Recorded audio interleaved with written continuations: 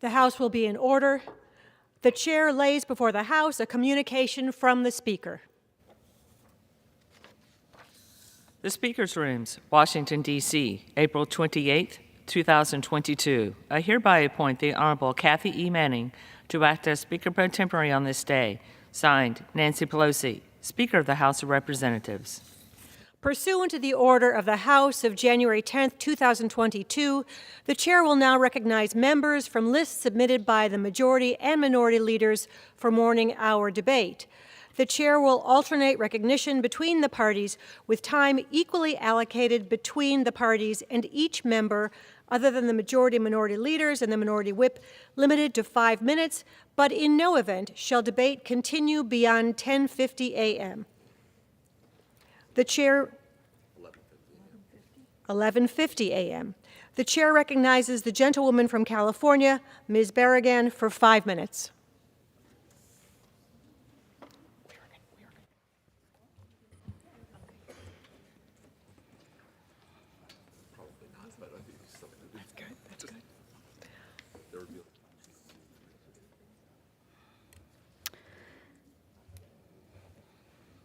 Madam Speaker, I rise today to speak in support of the millions of Americans living with Alzheimer's disease and their family members and caregivers.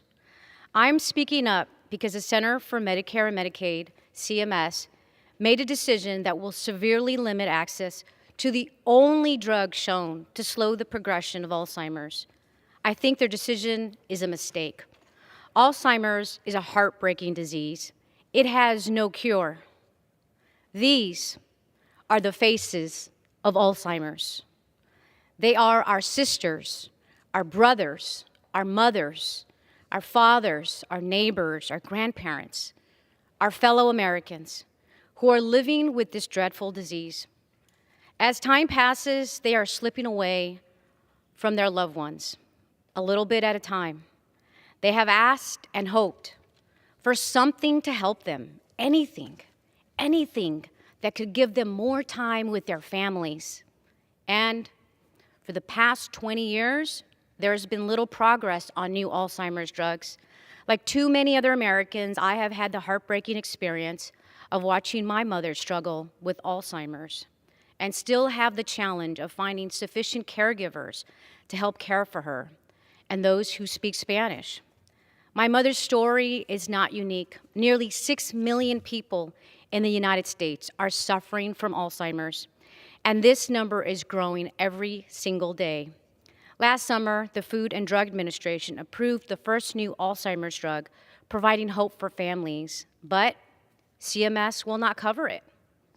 They finalized a coverage policy that will tightly restrict access to the entire and only known class of drugs that has shown promise to slow the progression of Alzheimer's disease.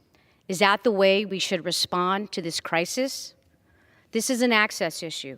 People who have money and can pay for it will get the drug. People who are under a CMS program will not.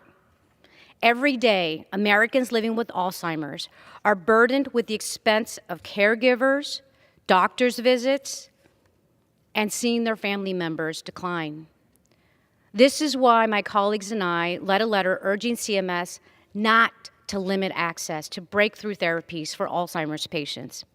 And as a representative of over 150,000 Angelenos who are living with Alzheimer's disease, I am deeply disappointed with CMS's decision.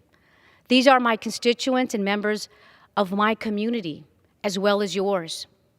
Time is not on our side in this fight. To all the patients, families, and caregivers out there who are struggling with Alzheimer's, I am not done. I stand with you, and I will continue to fight for you. I yield back.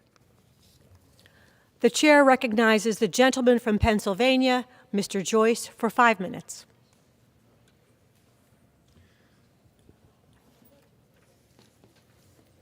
Thank you, Madam Speaker. I ask unanimous consent to address the House and revise and extend my remarks. Without objection. Madam Speaker, today I rise to congratulate the men and women from Pennsylvania's 13th Congressional District who have received appointments to our nation's service academies. through their academic work, their commitment to physical fitness, and their readiness to serve, these students have demonstrated that they are ready to begin the training that will ultimately lead to their commissioning as officers in our armed services. This morning, I'm proud to recognize Elizabeth Firsterer of Adams County, who will attend the United States Military Academy at West Point. Brian Johnson of Blair County, who will attend the United States Naval Academy at Annapolis. Eli Bertner of Somerset County, who will attend the United States Military Academy at West Point. Nathan Kirkwood of Franklin County, who will attend the United States Naval Academy in Annapolis. And Megan McHale of Franklin County, who will attend the United States Merchant Marine Academy in Nassau County, New York. Thanks to these excellent young men and women, their commitment to our nation and to our military must be recognized.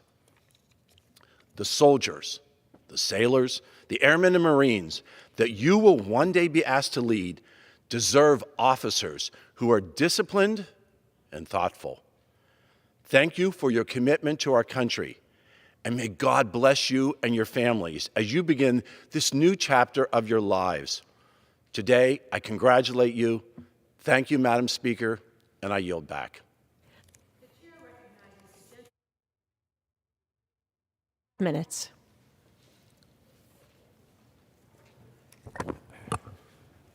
Thank you, Madam Speaker.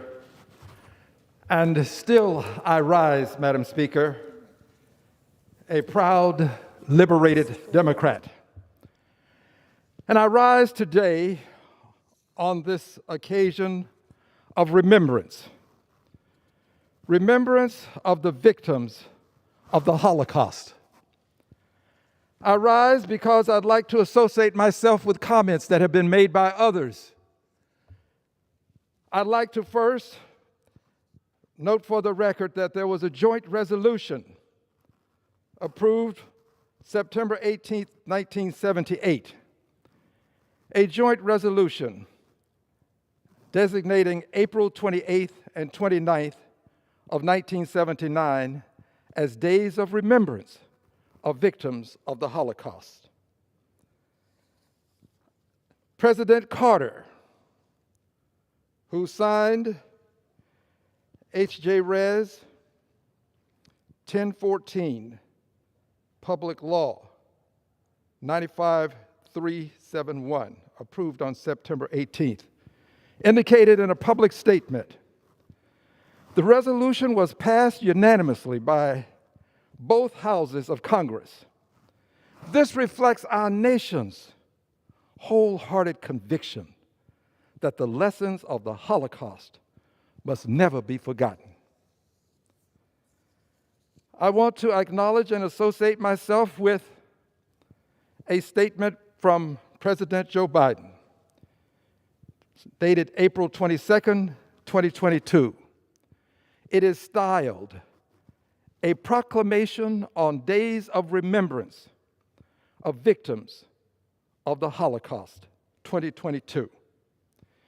In this statement, he indicates, among many other things that I associate myself with, the world must never forget the truth of what happened across Europe during the Holocaust, or forget the horrific crimes and suffering the Nazi regime inflicted on millions. I underscore it by saying it twice, millions of innocent people. I rise to place in the record a statement from Speaker Pelosi, styled Pelosi Statement on Holocaust Remembrance Day. Among the many things said that I agree with is this statement. This occasion serves as a reminder of the profound danger posed by hateful violence when met with indifference. Hateful violence when met with indifference. I rise and desire that the statement from Majority Leader Hoyer be acknowledged. And I associate myself with many of the things in this statement, but the thing that I want to associate myself with most is this. These are his final words in his statement. His statement is styled Holocaust Statement on Holocaust Remembrance Day. But his final words are, never forget and never again. I associate myself with his statement. I have Jewish friends, as I believe most people do, and I have spoken to them about the horrors of the Holocaust. I've been to Israel and I've been to Yad Vashem. I assure you, Yad Vashem can become a seminal moment in your life, a visit to Yad Vashem, because of what it shows with clarity about the horrors of the Holocaust. I am so proud that our leadership has gone on record in remembrance. And I'm proud that this Congress passed a resolution signed by President Carter initially for Days of Remembrance. And I yield back the balance of my time. Thank you. The chair recognizes the gentleman from North Carolina, Mr. Rouser, for 5 minutes. Madam Speaker, I rise today in honor of the National Day of Prayer next week on May the 5th. The United States has always been a nation of prayer.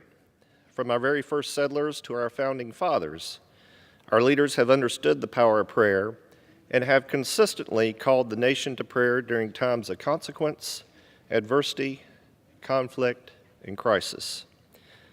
Since the first call to prayer in 1775, when the Continental Congress asked the colonists to pray for wisdom as they worked to form a nation, the call to prayer has continued through our history. First officially established by an act of Congress and signed into law by President Harry S. Truman in 1952, the National Day of Prayer is a vital part of our country's heritage, and prayer remains very important in strengthening the fabric of our society today. I would venture to say that 90% of our country's challenges, everything from drug addiction to suicides to infidelity to the breakdown of the family to fraud to the coarseness and vulgarity of the language we see every day on television and witness in our own communities, and even political divisiveness, all are a direct result of a moral and spiritual decline that can only be reversed by our willingness to come before God, acknowledge our sinful nature, and turn our hearts back to Him. Only then will healing begin and divisions subside. For the hubris of sin distorts our views of truth and creates divisions even among those with whom we agree most of the time. Our founding fathers understood the sinful nature of man. That is, in fact, why they devised a government designed to disperse power by creating 3 equal branches. Even the U.S. Congress, which is one of those branches, the legislative branch, has 2 very different bodies with different rules and different aims to help ensure that the minority voice is not trampled, that it is at least heard if it cannot be accommodated. Now, many ask me when we are going to fix Washington. My reply is always this: when we fix our home life, when we fix our churches, when we fix our communities, Washington will fix itself. Those of us who have the honor of serving in Congress are, after all, a reflection of our constituency, as designed by our founders, and therefore, the 2 bodies of Congress are no more and no less than a microcosm of society. So on the National Day of Prayer, let us all join in prayer for our families, our communities, our state, and our nation. May we pray for forgiveness, to seek the face of God and to turn from our inherently sinful ways. For when we do, we will hear, we will learn, we will communicate, and unhealthy traps of division of all stripes will fall away. Through the power of prayer, we will achieve a renewing of our mind, a renewing of our commitment to that which is honorable and virtuous, a renewing of the family, our societal structure, and a renewing of this great nation we call the United States of America, the greatest lamp of liberty and beacon of freedom, prosperity, and generosity ever known to mankind. I yield back. The chair recognizes the gentlewoman from North Carolina, Ms. Fox, for 5 minutes. Thank you, Madam Speaker. Madam Speaker, I rise to recognize Gavin Christopher Deal, a native of Alexander County in the 5th District. Gavin has served over a decade in the military and is currently a surface-to-air ballistic missile specialist on the USS Fitzgerald. Recently, he joined 12 other petty officers in representing the United States in the Milan 2022 multinational naval exercise and the International City Parade. He also successfully launched 2 Harpoon ballistic missiles in the previous war games near the Philippines. These are terrific accomplishments indeed. Gavin, thank you for your continued service to both North Carolina's 5th District and our great country. You are a shining example of the best that the 5th District has to offer. Madam Speaker, I rise to recognize Maura Schaefer Greer, a social studies teacher, assistant swim coach, and percussion instructor at South Caldwell High School. As you can tell, she's a true Renaissance woman. Recently, her class participated in a project where class members wrote letters to me about different pieces of legislation and asked for my thoughts. In doing so, her students learned a truly invaluable lesson. Becoming an informed citizen is one of the most important duties we have as Americans. Madam Speaker, after talking with Ms. Schaefer Greer and learning about her love of teaching, it's clear to me that she leaves an indelible mark on the lives of her students. May she continue to do so for many years in the future.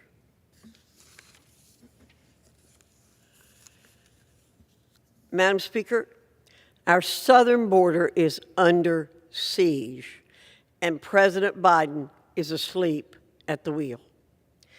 Over 40 illegal aliens on the terror watch list have been arrested at the southern border since President Biden took office. In March of this year, 220,000 illegal aliens were encountered at the southern border, and 62,000 of them evaded Border Patrol agents. Madam Speaker, that averages out to roughly 2,000 people per day escaping into our country. So who did Border Patrol agents not catch? Who else is on the terror watch list that escaped into our country? Madam Speaker, border security is national security. And it's clear that this administration fails to recognize that most basic fact and do its duty. I yield back. The chair recognizes the gentlewoman from New York, Ms. Tenney, for 5 minutes.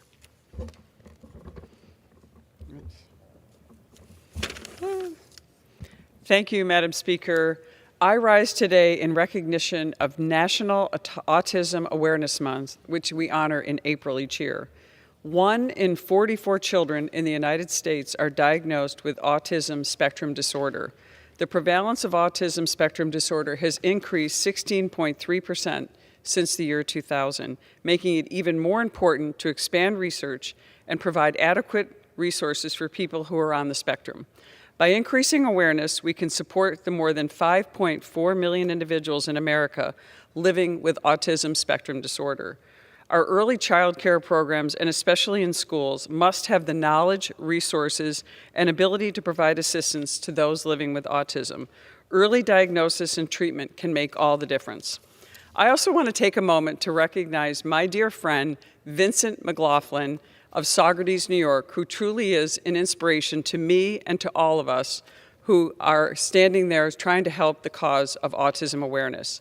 Vincent is an active and dedicated member of his community with full-time employment and constant work with doing volunteer work for the fire department and numerous other not-for-profit agencies in his community. He constantly strives for increased awareness for autism through his selfless service and tenacious advocacy.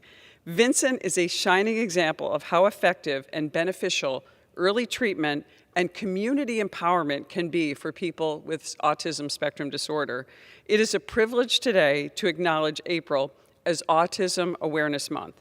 May all Americans living with autism receive the tools, resources, and support necessary to live fulfilling lives. Autism should never be a barrier for preventing Americans from achieving success or pursuing happiness. My good luck to all of them, and especially my dear friend, Vincent McLaughlin. Thank you so much for keeping me aware, and thank you for inspiring all of us. With that, Madam Speaker, I yield back. The chair recognizes the gentleman from Texas, Mr. Gonzalez, for 5 minutes. Madam Speaker, I rise today to honor and recognize Texas National Guard Specialist Bishop Evans. Bishop Evans is a hero. He is a name that we all should learn, should know, and should be speaking. Bishop Evans, this young gentleman, was a National Guardsman. He was stationed in Eagle Pass, Texas.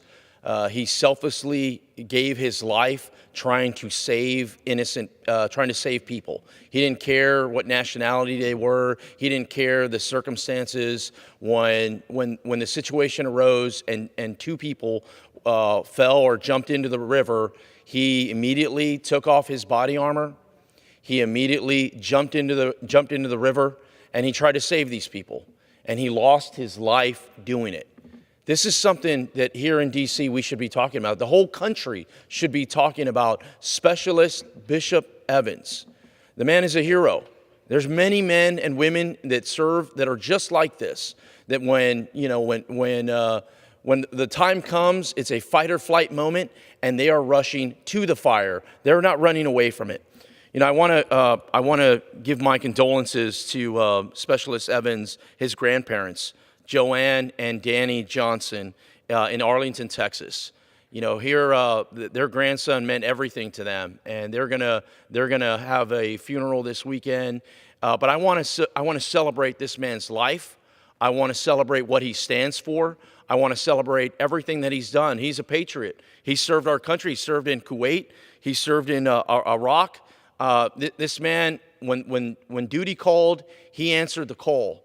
And here he was stationed in Eagle Pass, Texas, in my district, in District Texas 23, and he jumped into the river. He didn't have to do that, and he lost his life doing that. This border crisis has impacted everybody, all parts, all walks of life. Texas, every state in America has become sucked up into this crisis, and this gentleman here gave his life. He is a hero that we all should remember. Bishop Evans is a hero that we should all remember.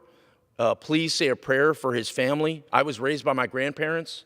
He was raised by his grandparents. Not all families are traditional families per se, and his grandparents, they lost a part of them when they lost Specialist Bishop Evans. Madam Speaker, I thank you for the time, and I yield back. The chair recognizes the gentlewoman from South Carolina, Ms. Mace, for 5 minutes. Thank you, Madam Speaker. Today, I rise to recognize and commend two of my young constituents from Daniel Island, South Carolina, Ella and Owen Rogers. Ella is 14 and Owen is 17. And their efforts to support of Ukraine and standing in solidarity with the Ukrainian people during one of the toughest times in Ukraine's history. They are both descendants of their great-great-grandfather Joseph, who was born in Galicia, Ukraine. Joseph was forced to flee to the United States during the early 20th century due to the armed conflict between Austrian and Russian empires trying to occupy the region. The story of their family history shows similarities to what the world has witnessed in the last few months during the beginning of the unconscionable and illegal invasion of Ukraine by Russian forces in late February. As Ella and Owen Rogers have witnessed these atrocities, as my teenage kids, who are very similar in age, these kids have seen these atrocities, have witnessed these war crimes. They've seen it all over social media and television, but they've spoken with their uncle recently who'd been providing humanitarian and military intelligence aid in Warsaw, Poland at the time. And they decided the best way to make a difference was through providing nourishment to mothers and children who are fleeing their home country of Ukraine. And I was recently in Warsaw and in Poland a few weeks ago, witnessing the women and children fleeing Ukraine and coming into the country. There are millions of families, particularly women and kids, who've been displaced because their fathers and husbands and partners are staying back home in Ukraine to fight this war. But they have rallied their relatives, their friends, their neighbors, the amazing community of Daniel Island and the Low Country.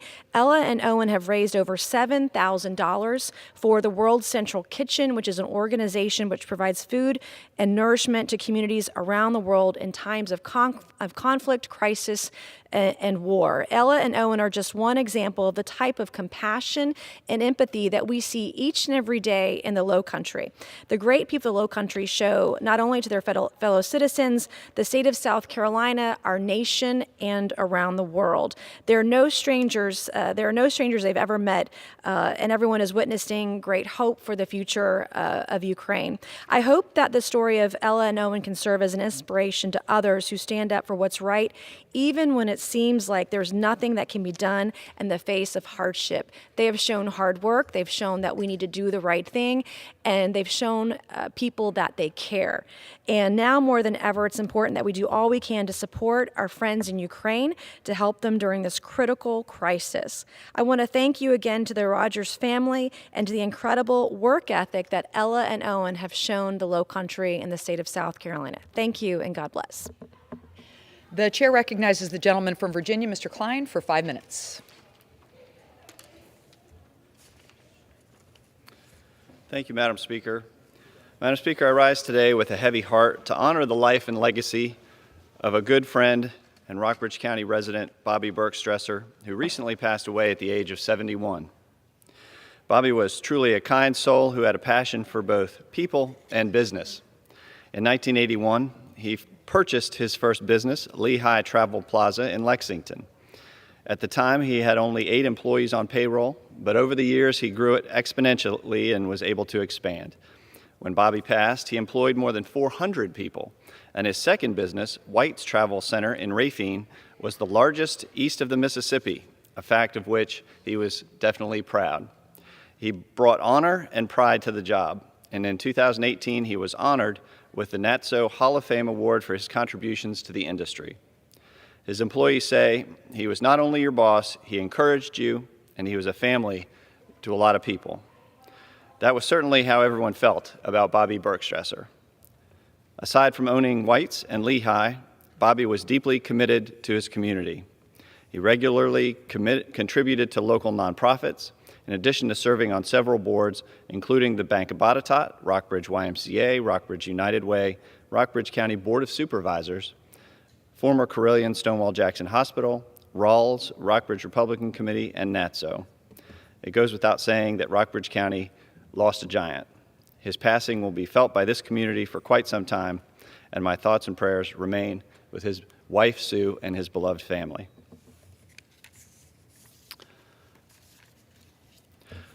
Madam Speaker, as Americans face the worst rate of inflation in 41 years, President Biden's proposed budget does nothing to help ease the burden on our country's struggling families. Despite experts predicting that a recession is coming, the president's proposed budget would further exacerbate high inflation by spending $73 trillion over the next decade and would be funded by the highest sustained tax burden in our nation's history.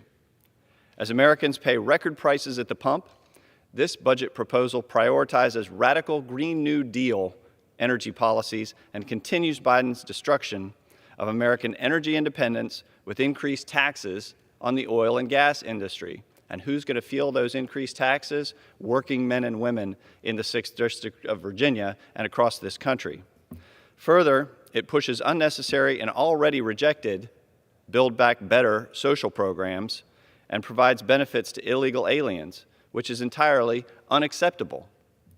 For my constituents in the 6th District, I'll continue to hold the Biden administration officials accountable and demand justifications for this spending spree that is this budget when they come before the committees on which I serve.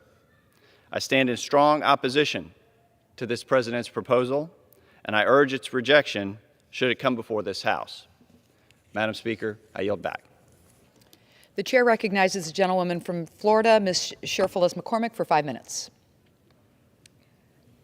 The Americans Compete Act of 2022 includes bold, smart, and strategic investments to power the success of America's workers, business, and economy, based on bipartisan bills, many of which have already passed the House with bipartisan support. Madam Speaker, for generations, America's innovation from electricity to automobiles, robotics, and from plastics have shaped the course of history. We prevailed because of our early investments and in science, research, and technology. But today, America's preeminence is being challenged. Other countries have followed our lead in research, science, and technology. As a result, more of the technology that we are relying on today are made abroad, driving up the cost in the United States, contributing to inflation, threatening our workers' financial security, their jobs, and eroding our nation's competitiveness. The House's America's Competes Act is precisely what is needed to ensure America's might in manufacturing and innovation, while creating good-paying jobs and lowering the cost for our nation. Our bill brings American manufacturing back to our shores, including $52 billion for chips, which are crucial for making cars, cell phones, and more. Our bill will help reinvigorate America's industry, securing $45 billion to strengthen our supply chain and reduce dependence on foreign nations and lowering costs. And our bill will invest in research and education so we diversify our STEM workforce with apprenticeships. And our bill will promote the U.S. global leadership. These are investments that all Americans need so desperately in order to obtain prosperity. My colleagues and I look forward to swiftly going to conference with the Senate so we can put forth a strong bill that will help all Americans and put it on the President's desk to sign. Madam Speaker, I yield back. Thank you. The chair recognizes the gentleman from Kansas, Mr. Mann, for 5 minutes. Madam Speaker, in preparation for reauthorizing the Farm Bill in 2023, I rise today to deliver the 8th installment of my Farm Bill Impact Series, where I am highlighting various aspects of the Farm Bill that deserve Congress's awareness and support. The food aid programs within the Farm Bill not only support the nutrition of millions of Americans struggling with hunger, but they also help to stop the global conflicts before they start. Kansas is the wheat state, and wheat is the #1 commodity used in U.S. donations for international food aid. If you combine all the aid destinations, they amount to a top 10 market for U.S. wheat. The last 2 Farm Bills have granted USAID flexibility in implementing aid programs, which has resulted in the U.S. purchasing from other countries more than half of the total food we give out. That's a noble thing to use our resources to help hungry people overseas, but our government should prioritize the commodities of American farmers, ranchers, and agricultural producers as we carry out this good work abroad. International food assistance programs work alongside legislation to help stabilize countries ravaged by famine and war, reduce terrorism, and give people an alternative to fleeing their homeland just to find food. For instance, I introduced a resolution condemning and prohibiting the use of hunger as a weapon, which some bad actors do in countries suffering from war and natural disasters. Food aid programs work alongside the legislation to avert food shortages in such countries, making it more difficult for anyone to use hunger as a weapon in the first place. The Farm Bill has some excellent programs for international food assistance that I believe should be reauthorized. The Bill Emerson Humanitarian Trust is a special authority in the 2018 Farm Bill that allows USAID's Bureau for Humanitarian Assistance to respond to unanticipated food crises abroad. I just sent a bipartisan letter earlier this month asking the President to release BEHT. Food for Peace is another great program through which our country responds to humanitarian crises and food security problems globally. The idea for this program actually came from a meeting of the Southwest Kansas Farm Bureau that first appeared in 1954 when President Eisenhower signed the American Trade Development and Assistance Act into law. Today, USDA and USAID partner with organizations to implement Food for Peace and other food aid programs, stopping global conflict from escalating into humanitarian disasters. The McGovern-Dole International Food for Education and Child Nutrition Program, named in part for Kansas' own Bob Dole, helps support education, child development, and food security in low-income, food deficit countries around the globe. The program provides for the donation of U.S. ag commodities, as well as financial and technical assistance to support school meal programs, as well as maternal and child nutrition programs. I supported this program in FY22 and FY23 appropriations because it was a proven track record for reducing hunger and improving literacy in children and helping provide nutrition for pregnant and nursing mothers, infants, and preschoolers. Early this month, Nicole Berg, president of the National Association of Wheat Growers, spoke to the House Ag Committee Subcommittee on Livestock and Foreign Agriculture. In her testimony, she gave us her eyewitness account of how international food assistance helps those people in most need from her 2019 trip to Kenya and Tanzania. She visited a refugee camp where the World Food Program is feeding 98% of the 200,000 people there who hail from 9 countries. She said that witnessing U.S. food shipments saving lives firsthand changed her life. I want to make sure that going forward, we use U.S. commodities while we carry out this good work abroad. And if America is going to conduct international food assistance in an effective way, the Biden administration is going to have to get a grip on the agriculture impact of its trade and foreign policies. Sadly, on an international scale, the Biden administration is turning a blind eye to agriculture. Russia's assault on Ukraine is one of the most horrifying humanitarian crises in recent memory, and it has grave food security implications for Europe. Ukraine is known as the breadbasket of Europe. It's the 3rd largest grain exporter in the world. You would think that this administration would want a point person to develop a strategy for addressing this looming problem, but President Biden still hasn't appointed either a USDA Undersecretary for Trade and Foreign Agriculture or a chief agriculture negotiator for USTR. The Biden administration has also sat back and done nothing to hold China accountable for stiffing American farmers out of $16 billion in the Phase 1 trade deal. And the president left agriculture out of his Indo-Pacific strategy entirely. I, along with American farmers, ranchers, and agriculture producers, am appalled at this short-sightedness. You cannot take food for granted, which is why the Biden administration needs to wake up and why Congress must think carefully about the reauthorization of the international food assistance programs in the Farm Bill. I'll be back on the floor soon to deliver another installment on my Farm Bill Impact Series. America's farmers, ranchers, and agriculture producers are American heroes who are bearing the responsibility of feeding hungry people around the world. Their efforts deserve the full support of Congress because the food security and therefore national security of America hangs in the balance. Thank you, and with that, I yield back. Pursuant to Clause 12A of Rule 1, the chair declares the House in recess until noon today.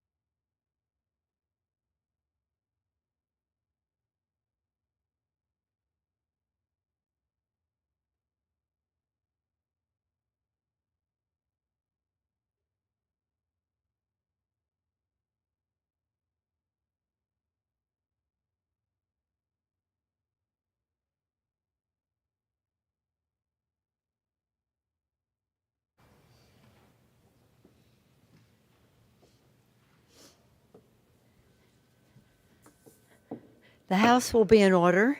The prayer will be offered by our chaplain, Chaplain Kippen.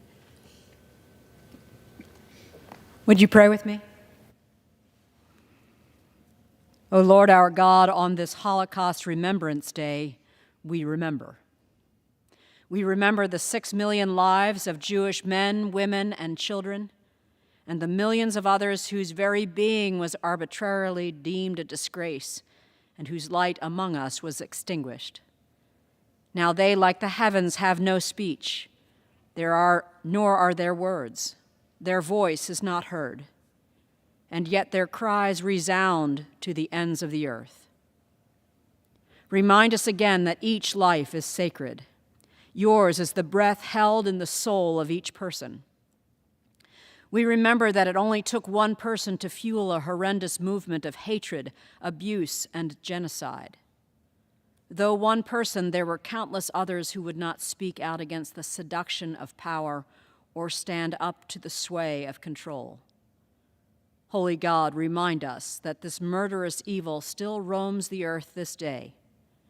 Convict us who remain silent and shield our eyes from the raging fire of inhumanity. Then inspire us from remembrance to action, from indifference to indignation, from silence to speech. May the words of our mouths be effective in your sight, the meditations of our hearts be worthy of your blessing, that never again would we allow the catastrophe of the Holocaust to touch your children. In your merciful name we pray. Amen. Pursuant to Section 11A of House Resolution 188, the Journal of the last day's proceedings is approved. The Pledge of Allegiance will be led by the gentlewoman from Pennsylvania, Ms. Houlihan.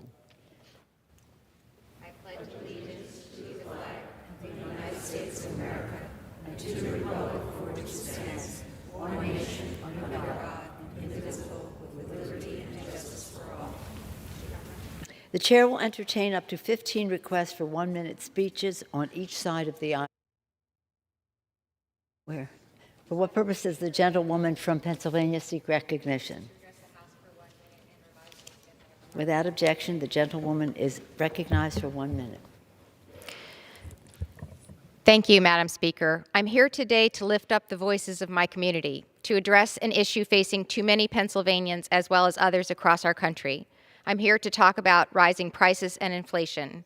When Sidney from Malvern tried to renew an essential prescription, it was on back order, and he doesn't know when it will be back in stock. Andrew from Moton is a small business owner affected by supply chain issues, making it difficult for him to employ his staff and keep his equipment running. And Dennis from Downingtown had to sell his car because he could no longer afford the high financial burden of other expenses. Our communities deserve support in facing these challenges, and it is vital that we do everything that we can to confront them. I helped establish an inflation working group to find policy solutions to lower costs for Americans, reinforce supply chains, and fight inflationary pressures. Simply put, we must use every tool in our toolbox to support our families. We live in an increasingly globalized world, which is why I, along with a bipartisan group of my colleagues, traveled to Australia and India to speak with our international partners about cooperation on trade, investments, and shoring up our supply chains. I promise to continue to make this issue a priority, working with all of my colleagues to find substantive solutions for my constituents and for all Americans. Thank you, Mr. Speaker, and with that, I yield back. Gentlewoman's time has expired. For what purpose? Oh, sorry. The chair will receive a message. Mr. Speaker, a message from the Senate. Mr. Speaker, Madam Secretary. I have been directed by the Senate to inform the House that the Senate has passed S-895, an act to amend the Internal Revenue Code of 1986 to provide an exemption from gross income for mandatory restitution or civil damages for trafficking in persons, in which concurrence of the House is requested. For what purpose does the gentlewoman from Iowa seek recognition? I ask unanimous consent to address the House for 1 minute and revise and extend my remarks. Gentlewoman's recognized. Thank you, Mr. Speaker. I rise today to recognize the achievements of a small business in Iowa's 2nd District. Jefferson County Cider Works of Fairfield recently won 4 awards at the annual New York International Cider Competition.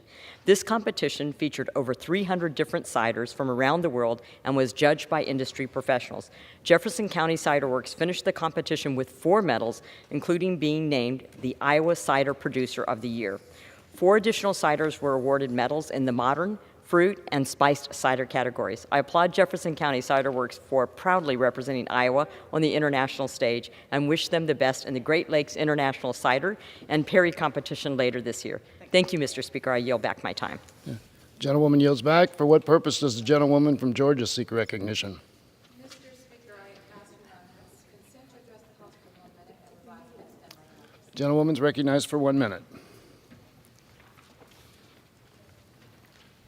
40 years ago, live from Atlanta, Georgia, households across America were introduced to the Weather Channel. For the first time, Americans could get safe, reliable, trustworthy information about the weather 24 hours a day. Since its first broadcast, the Weather Channel has done far more than just provide up-to-date information about weather forecasts. With the help of friendly, familiar faces, the Weather Channel's reporting has inspired countless young people to wonder and care about the natural world around them, motivating them to study weather and our climate. And through their constant innovation, the Weather Channel's award-winning breakthroughs in weather reporting have undoubtedly saved countless American lives. I am proud to lead a House resolution with my colleague from Georgia, Congressman Loudermilk, to commemorate the anniversary, and I wish the Weather Channel continued success as they document and broadcast vital weather and safety information to millions of households across the country. And I yield back the balance of my time. Gentlewoman yields back the balance of her time. For what purpose does the gentleman from Pennsylvania seek recognition? To ask unanimous consent to address the House for 1 minute. Gentleman's recognized for 1 minute. Mr. Speaker, in fiscal year 2021, Customs and Border Patrol seized 11,000 pounds of fentanyl at our southern border. During the same period, opioid deaths jumped 75,000, up from 56,000 deaths the prior year. This is no coincidence.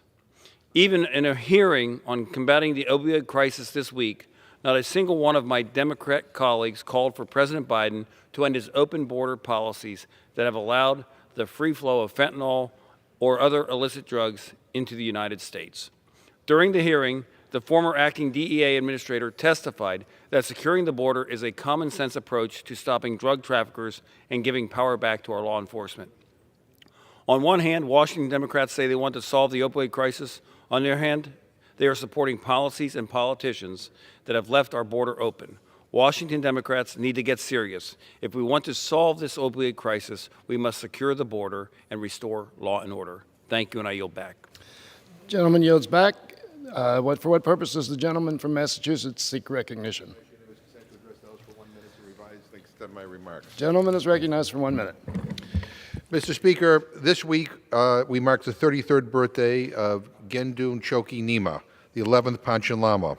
Born in central Tibet, at the age of 6, he was recognized by His Holiness the Dalai Lama as the reincarnation of the Panchen Lama, one of the most important figures in the Gelug school of Tibetan Buddhism and a senior figure across all of Tibet. In May of 1995, just 3 days after he was recognized, Gendun Choki Nyima and his family were taken away by the Chinese government, disappeared, kidnapped. For 27 years, Tibetan Buddhists have asked of his well-being.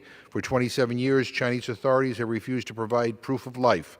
The most they have said is that he is well and wants to be left alone. Tibetans deserve an answer. The world deserves to know. Gendun Choki Nyima remains one of the world's longest-held prisoners of conscience. His enforced disappearance is an egregious example of the Chinese government's violation of the religious freedom of Tibetan Buddhists who have the right to choose their own religious leaders, including the Dalai Lama, without government interference. In honor of his birthday, I again call on the Chinese government to free the true Panchen Lama immediately and to uphold its international obligation to respect the religious freedom of all persons. I yield back my time. Gentleman's time has expired. For what purpose does the gentleman from South Carolina seek recognition? Speaker, I ask for unanimous consent to address the House for 1 minute, revise and extend my remarks. Gentleman is recognized for 1 minute. Mr. Speaker, yesterday, Washington welcomed President Salami Zurabishvili of the Republic of Georgia, who has come to attend the funeral of former Secretary of State Madeleine Albright. During an interview with the Washington Post, President Zurabishvili explained that along with Ukraine, Georgia, and Moldova were the two countries closest to Russia wanting to join NATO and the European Union, but not protected by either. Georgia should not be forgotten. If so, they might be a temptation for the Russian leadership. President Zurabishvili reviewed that Georgia also had a history of war with Russia, most recently in 2008, as well as 1991, shortly after declaring independence. It is reassuring, the President said, the Georgian population is 100% in solidarity with the people of Ukraine.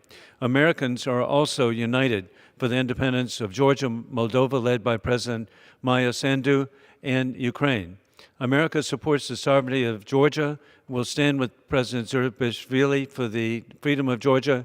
God bless Ukraine. God save Ukraine. Long live President Vladimir Zelensky. Gentleman's time has expired. For what purpose does the gentleman from Rhode Island seek recognition? Mr. Speaker, I ask unanimous consent to address the House for 1 minute to revise and extend my remarks. Gentleman's recognized for 1 minute. Mr. Speaker, I rise today to commemorate the 107th anniversary of the Armenian Genocide. On April 24, 1915, the Ottoman Empire embarked on a genocidal campaign to wipe out more than 1.5 million innocent Armenians. For too long, the world denied the Armenians' plight. But thankfully, leaders like President Biden and this House of Representatives have recognized the Armenian genocide for the tragedy that we all know to be true. My home state of Rhode Island boasts one of the largest Armenian communities in the country, and I've been proud to represent them for the last 22 years. Yet, as Winston Churchill famously said, those who fail to learn from history are condemned to repeat it. Mr. Speaker, another genocide is unfolding before our eyes in Ukraine. The scenes from Bucha, Mariupol, and the villages across the country are heartbreaking and haunting. But like the Armenian people, Ukrainians are strong, and they have shown their unmatched bravery to the world. I strongly reiterate my harsh condemnation of Vladimir Putin's war crimes. We must do all that we can to support the Ukrainian people in their battle for freedom. The consequences of failure are far too dreadful to imagine. I yield back the balance of my time. The gentleman's time has expired. For what purpose does the gentlewoman from California seek recognition? Mr. Speaker, I ask unanimous consent to address the House for 1 minute. The gentlewoman is recognized for 1 minute. Thank you, Mr. Speaker. Every day, we see more and more illegal crossings at the southern border. March was the worst month yet, with over 221,000 migrants encounters. Instead of securing our border and empowering law enforcement, this administration continues to make this crisis worse every day. I am a proud immigrant and first-generation American. I came here legally. There are 4.4 million people waiting their turn to legally come to the greatest country in the whole world. Meanwhile, this administration continues to allow millions of illegal migrants to take advantage of our weak border policies. We are a nation of laws, and enough is enough.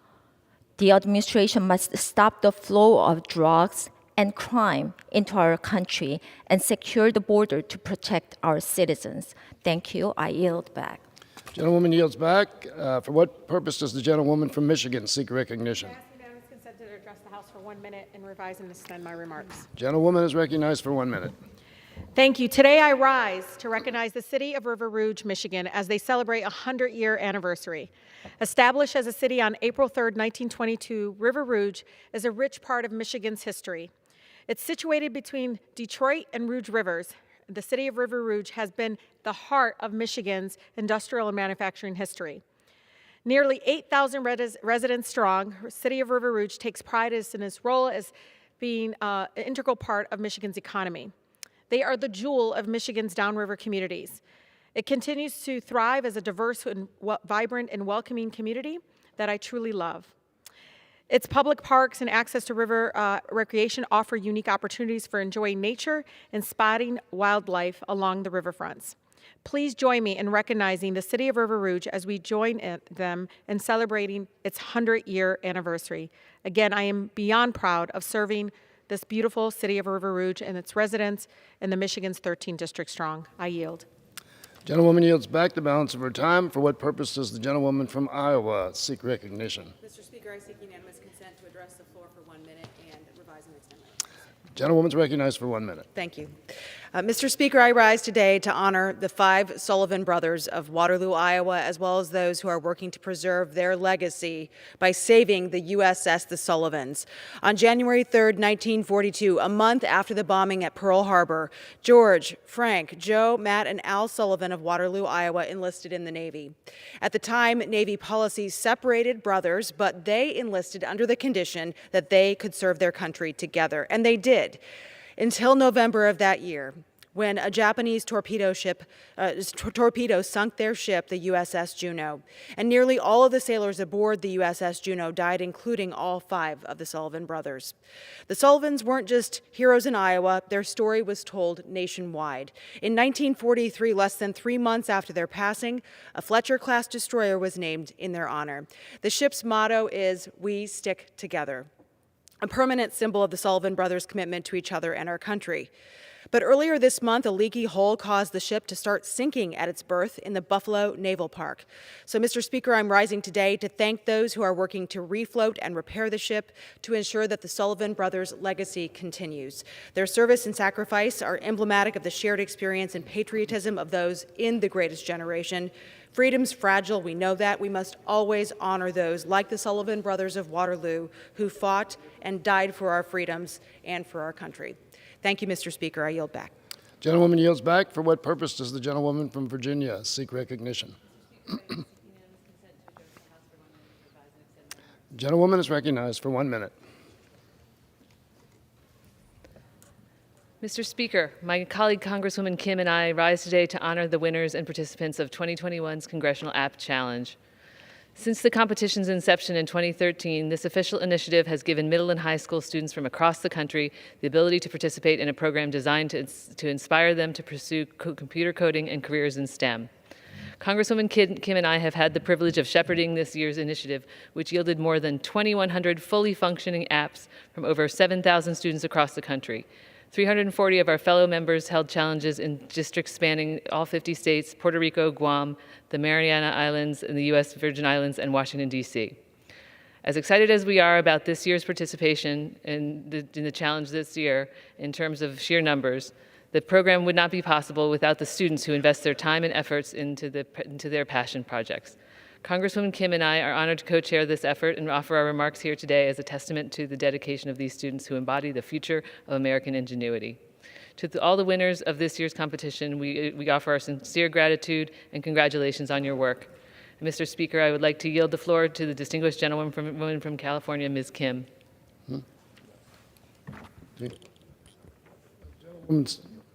For what purpose does the gentlewoman from California seek recognition? Mr. Speaker, I rise to address the House for 1 minute. Gentlewoman's recognized. Thank you. And I want to thank my colleague and co-chair from Virginia, Ms. Jennifer Waxton. I rise to recognize the participants and winners of the 2021 Congressional App Challenge. This is the largest app challenge to date. The App Challenge gives students of all backgrounds and from communities across the nation the opportunity to move from passive consumers of technology to active creators of technology. Coding and technological skills will only become more important in the economy of the future. These students blew us away by creating apps that would make a difference, tackling real-world challenges, and reflecting their commitment to making our world a better place. I want to thank and offer my congratulations to all the students that participated this year, and I wish every single one of them best luck in their future endeavors. Thank you, and I yield back. Gentlewoman yields back her time. For what purpose does the gentleman from California seek recognition? A request to address the House, or I seek unanimous consent to address the House for 1 minute. Gentleman's recognized for 1 minute. Thank you, Mr. Speaker. Under the American Rescue Plan passed by Democrats and signed by President Biden, more than 7.4 million jobs were created in the first 14 months of the Biden administration, the most in U.S. history. During that time, unemployment dropped to its lowest in over 50 years.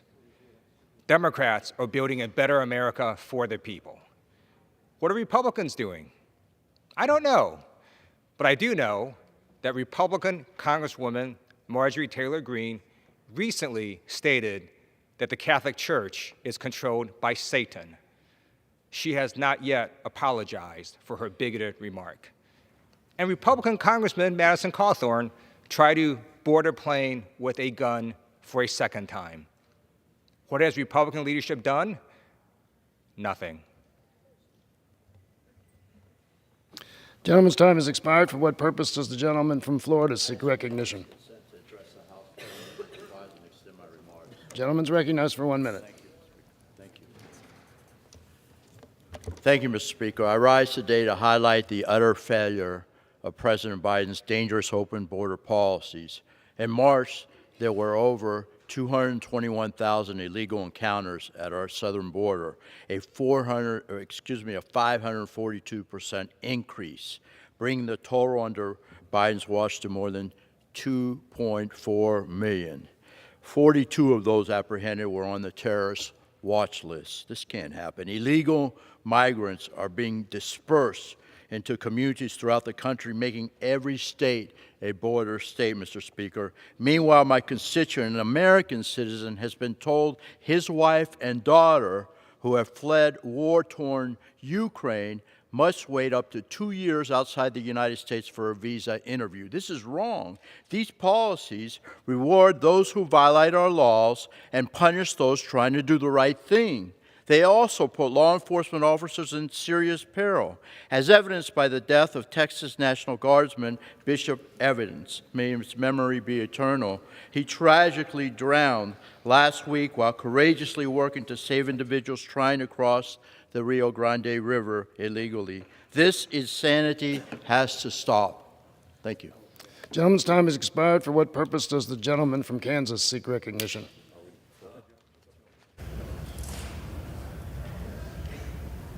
For what purpose does the gentlewoman from Florida seek recognition? Mr. Chair, I ask for unanimous consent to address the floor for 1 minute. The objection. The gentlewoman's recognized. Today I rise to recognize the recent freedom of Thomas Raynard James and the crucial work of his attorney Natalie Figures. One of the most paramount pillars of our legal system is the concept that everyone is innocent until proven guilty. But how does the system react when even those who are innocent are deemed guilty? This Wednesday, the nation was able to witness the legal system right one of these wrongs. Thomas Raynard Jones was wrongfully convicted of murder and sentenced to life due to the case of mistaken identity in 1991. His preliminary conviction was based on eyewitness account. 3 decades later, this wrongful conviction has been overturned based on a revised testimony, new evidence, and lack of physical evidence. Due to the persistence of the faith leaders and Ms. Figures' success in freeing Mr. Jones, who is an innocent man, we applaud the work of all his attorneys and all the leaders who continuously fight the good fight to reform criminal justice and to make sure that everyone has a chance at justice. Mr. Chair, I yield back. Gentlewoman yields back. For what purpose does the gentleman from Kansas seek recognition? Gentleman's recognized for 1 minute.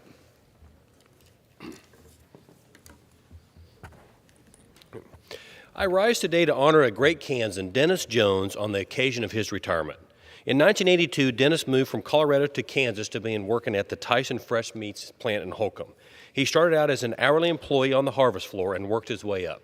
Soon after proving himself to be knowledgeable and committed to his job, he moved up to the role of department head.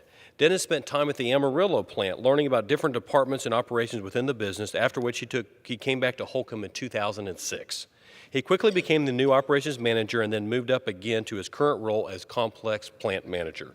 I love Dennis' story because it exemplifies hard work, tenacity, looking for open doors, and staying committed to a calling that requires skill, intuition, attention to detail, and relationship building. Dennis is the type of guy that embodies grit, agriculture, and conservative Kansas values. On his last day at Tyson, Dennis plans to return his computer in the morning and then spend the rest of the day with the hourly employees on the harvest floor. This is a great man whose career and legacy I'm proud to honor here today. Congratulations on your retirement, Dennis. With that, Mr. Speaker, I yield back. Gentleman yields back. For what purpose does the gentleman from California seek recognition? Thank you, Mr. Speaker. Unanimous consent to address the House for 1 minute. Advise and accept my remarks as necessary. Without objection, the gentleman is recognized for 1 minute. I rise today to recognize those who participated in the National Day of Silence. This day allows students and allies to take a vow of silence as a way to speak out against any harassment and discrimination experienced by LGBTQ people in our schools. In my district on the Central Coast of California, Luca Chavez, who attends Watsonville School of Arts, took his vow last week. Luca told me that he wanted to take the vow so that he can make all the difference for all of those who don't have a voice in our own community. Luca felt that his silence for one day is the least that he can do to speak up for those who feel isolated and excluded every day. Luca, you may have taken your vow last week, but this week, on this day, on this floor, your voice is not only heard, but more importantly, your message is received by teachers, by counselors, by administrators, by parents, and all who support you, but also, most importantly, those who don't. Luca, your vow of silence allows me to speak for you and inspires Congress to continue its fight for LGBTQ students in our community and equal rights for our democracy.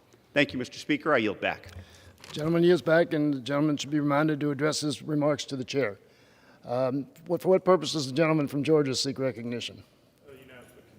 Unanimous consent to address the House for 1 minute. Revise and extend my remarks. The gentleman's recognized for 1 minute. Thank you, Mr. Speaker. I rise today to recognize the Weather Channel for 40 years of exceptional weather journalism, public service, and high-quality educational content. Since 1982, the Weather Channel has provided accurate, by-the-minute live coverage of weather events ranging from the mundane daily rain shower to catastrophic hurricanes and tornadoes.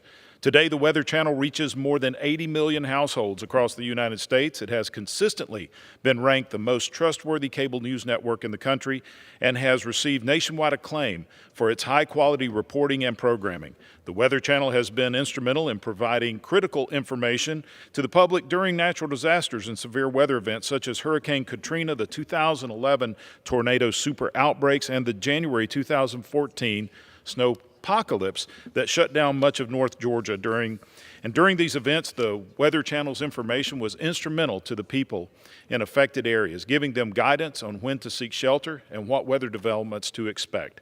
Today, I'm proud to co-lead with Representative McBath a newly introduced resolution recognizing the Weather Channel on its 40th anniversary for its outstanding contributions to broadcast news and meteorology and for its role as a long-standing American institution. And Mr. Speaker, I yield back. Gentleman yields back. For what purpose does the gentleman from Pennsylvania seek recognition? Mr. Speaker, request unanimous consent to address the House for 1 minute and to revise and extend my remarks. The gentleman is recognized for 1 minute. Well, thank you, Mr. Speaker. Today is Take Your Son or Daughter to Work Day. And while my 3 sons are grown, I have the privilege of having a friend of mine, Seth Parrish, with me today. Seth is 12 years old and hails from Maryland. He is actively involved in baseball, playing center outfield, ice hockey, and has recently joined the Civil Air Patrol, where he learns about aerospace and survival skills.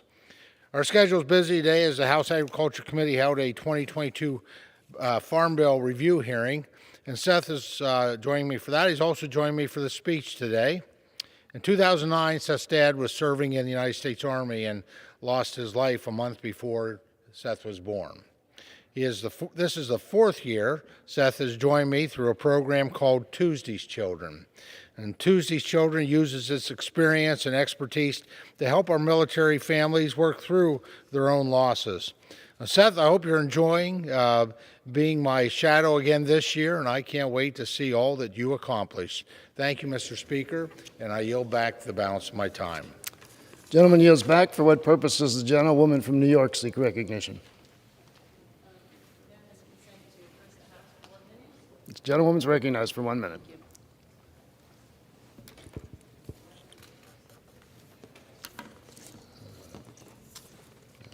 That does it. We think. Okay, thank you. Thank you, Mr. Speaker. I rise today to celebrate the life and legacy of Nicholas Trianello, a true American hero from Staten Island, New York. After graduating Port Richmond High School in 1944, Nicholas joined the New York State Guard, where he served for 1 year before enlisting in the Marine Corps during World War II. On February 19, 1945, Nicholas was one of 30,000 brave Marines to land on the island of Iwo Jima for a battle that lasted 5 weeks and was one of the bloodiest battles during World War II. Nicholas was awarded the Purple Heart and the Conspicuous Service Award for his service to our great nation. Following his service, Nicholas returned to Staten Island to serve once again, this time as a member of the New York City Fire Department. He served for 4 decades until he retired with the esteemed title of lieutenant. Sadly, Nicholas passed away last year at the age of 94. But this weekend, I was honored to join local colleagues and Nicholas's family at a street naming ceremony last week to remember his life, legacy, and dedication to our community. Nicholas was a true American hero who loved our country and our city, and I'm proud to recognize his service today. Thank you. Gentlewoman yields back the balance of her time.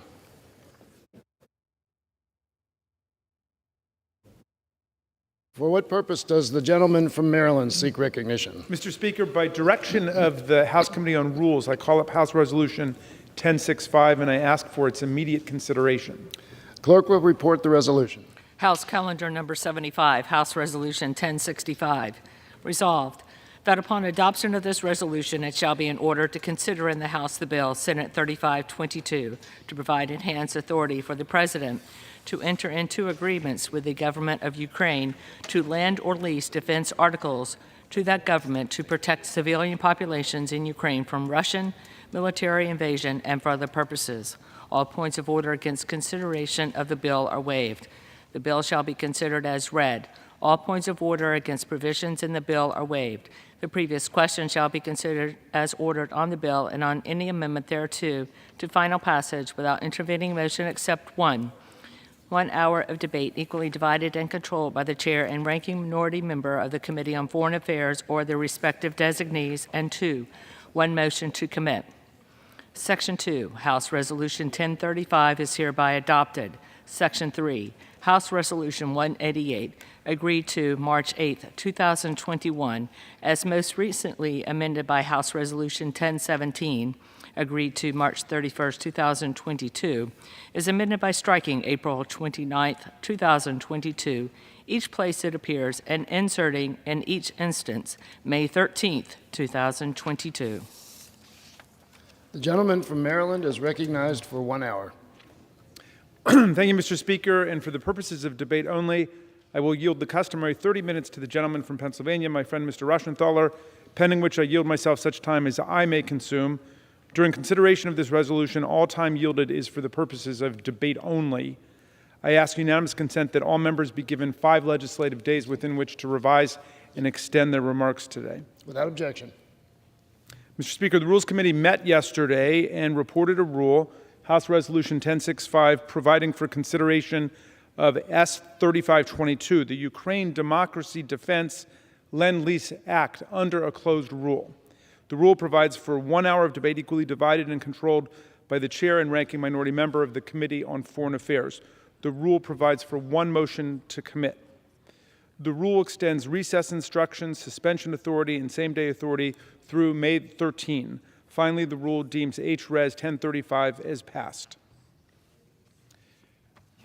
Mr. Speaker, Vladimir Putin's criminal war of aggression and atrocity against the sovereign nation of Ukraine has dismembered the second largest country in Europe.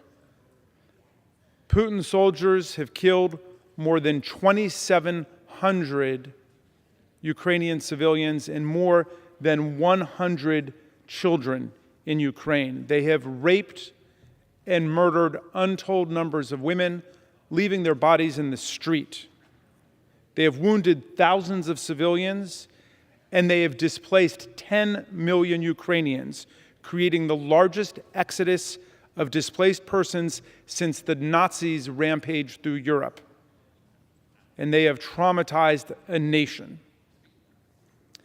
It is a sobering thing to canvass the damage on today, which is Holocaust Remembrance Day. Putin's invasion is intended to deal a fatal blow to democracy in Ukraine and around the world. But Putin's lurch into fascist aggression has actually unified and galvanized the democratic world, the democratic nations and peoples and movements of the world. I concede that Putin still has his cheerleaders for his homophobia, his corruption, and his white nationalist racism around the world. I concede that some people, even in this body, continue to chant the filthy words Russia hoax to describe what we know from our own intelligence community of Putin's unceasing efforts to subvert democracy all over the world. And I concede that Vladimir Putin has been called a genius by a former twice impeached president for his assault on a sovereign democratic nation. But the vast majority of Americans and the vast majority of democratic societies around the world reject Putin's atrocities against democracy. And President Zelensky and President Biden have rallied the world against Putin and in defense of the heroic people of Ukraine standing strong against this aggression. People who have more courage in their pinky than Vladimir Putin and his thugs will ever be able to understand. Mr. Speaker, NATO members have sent or promised at least $8 billion in weapons to Ukraine. The billions we have sent from the United States of America has made a key difference in allowing the people of Ukraine to defend themselves. The people of America have paid for anti-tank and anti-air systems, for helicopters, for drones, for grenade launchers, for 50 million rounds of ammunition, and more. Today, the Ukraine Democracy Defense Lend-Lease Act of 2022 comes before Congress as an important part of the effort to defend Ukraine. This act is rooted in the Lend-Lease program of World War II, which President Roosevelt proposed in January of 1941, and which allowed our government to lend or to lease war supplies and equipment to any nation whose security was defined as vital to the defense and the security of the United States. Passage of that act enabled Great Britain and Winston Churchill to keep fighting and to survive the fascist Nazi bombardment until the United States could enter the war. President Zelensky has said that Ukraine needs weapons to sustain themselves, and President Biden has answered that call with billions in military assistance since Russia's full-blown invasion began on February 24th, a day that will live in infamy in the freedom-loving world. On April 21, last Thursday, President Biden announced that we will be sending an additional $800 million in military aid to Ukraine, the 8th such installment, which will include 72 howitzers, 144,000 artillery rounds, 72 tactical vehicles, and more than 120 Phoenix Ghost tactical drones. And today I understand President Biden has asked for an additional aid package for the next several months. But S-3522 will streamline current legal authorities under the Arms Export Control Act that allows our government to lend defense articles needed to defend civilian populations. So we will eliminate red tape to make it easier for our government to lend or lease necessary military equipment in this struggle to defend Ukraine. The legislation requires the Biden administration to establish expedited procedures for delivering military equipment to Ukraine and other affected Eastern European countries to defend populations made vulnerable by Vladimir Putin's aggression. It also facilitates the provisioning of loaned and or leased defense articles to Ukraine, easing a myriad of administrative regulations and processes. Mr. Speaker, I urge everyone to support this legislation, and I reserve the balance of my time. Gentleman from Maryland reserves. The gentleman from Pennsylvania is recognized. Thank you, Mr. Speaker. And I want to thank the distinguished gentleman, my good friend from Maryland, for yielding me the customary 30 minutes. I yield myself as much time as I may consume. Gentleman's recognized. Thank you, Mr. Speaker. The rule before us today provides for consideration of S-3522, the Ukraine Democracy Defense Lend-Lease Act of 2022. Mr. Speaker, let me start by saying that I strongly support this bill, which streamlines existing defense authorities to enable the President to enter into a Lend-Lease agreement directly with Ukraine and Eastern European countries. I know I speak for my Republican colleagues in expressing my wholehearted support for the people of Ukraine as they defend themselves and their democracy against Vladimir Putin's atrocities. And that's why I look forward, and so do so many of my colleagues look forward, to voting for this bill later today. However, I have to urge my colleagues to oppose this rule as it continues Speaker Pelosi's authoritarian lockdown of the House of Representatives. For over 2 years, the Speaker has used COVID-19 as an excuse to deny members the ability to advocate on behalf of the people they represent. This rule keeps those oppressive procedures in place, despite the fact that even blue states, the bluest of states, are easing their COVID restrictions. Just further proof that my colleagues across the aisle care only about political science, not about real science.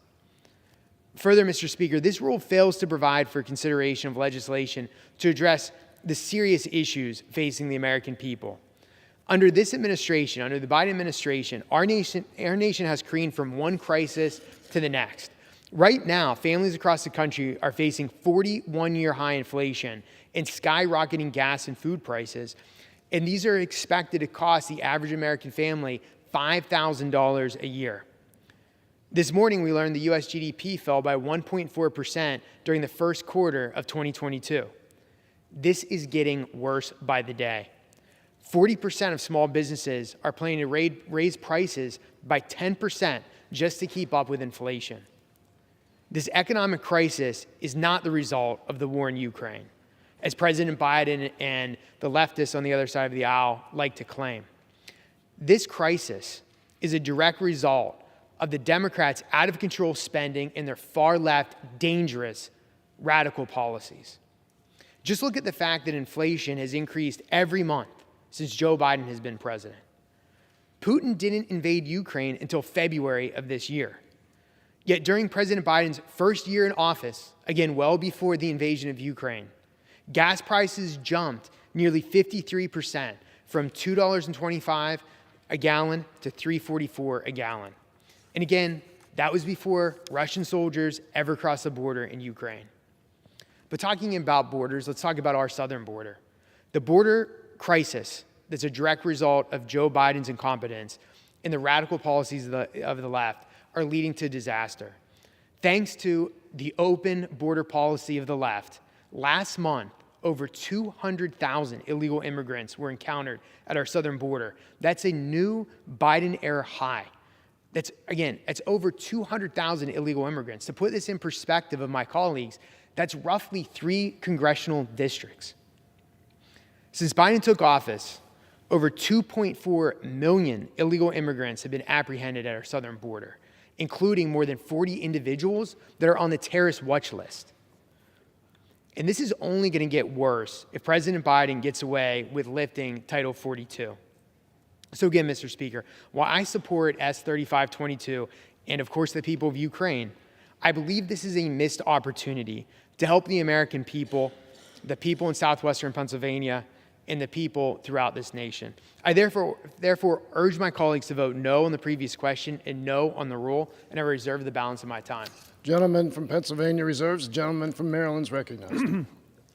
Thank you, Mr. Speaker. I'm delighted to hear from my friend from Pennsylvania that he supports S-3522, the Ukraine Democracy Defense Land Lease Act. This is a moment of grave emergency in Ukraine as Putin's army continues to bomb hospitals and schools, rape and assault women, and murder the civilian population. I'm, of course, disappointed that even when we agree the minority caucus insists upon disagreeing and bringing up matters that are utterly extraneous to this resolution. But my friend mentioned authoritarian lockdowns, oppressive procedures, dangerous and radical policies. I didn't know if he was referring to Vladimir Putin or to the prior president whose dangerous radical appeasement of Vladimir Putin empowered and emboldened him, as Vladimir Putin has tried to undermine NATO, and the last president did everything in his power to undermine NATO and to weaken NATO. But at this point, we have the opportunity to rally the democratic world, the democratic nations of the world, the democratic societies and peoples and movements against Putin's bloody imperial invasion of Ukraine. That's what is on the table right now. That's what's on the table in the world today. That is where democracy is on the line. I'd like to yield 2 minutes to the distinguished gentleman from Rhode Island, Mr. Langevin. Gentleman from Rhode Island is recognized for 2 minutes. I thank the gentleman for yielding. Mr. Speaker, I rise in strong support of the Ukraine Democracy Defense Lend-Lease Act.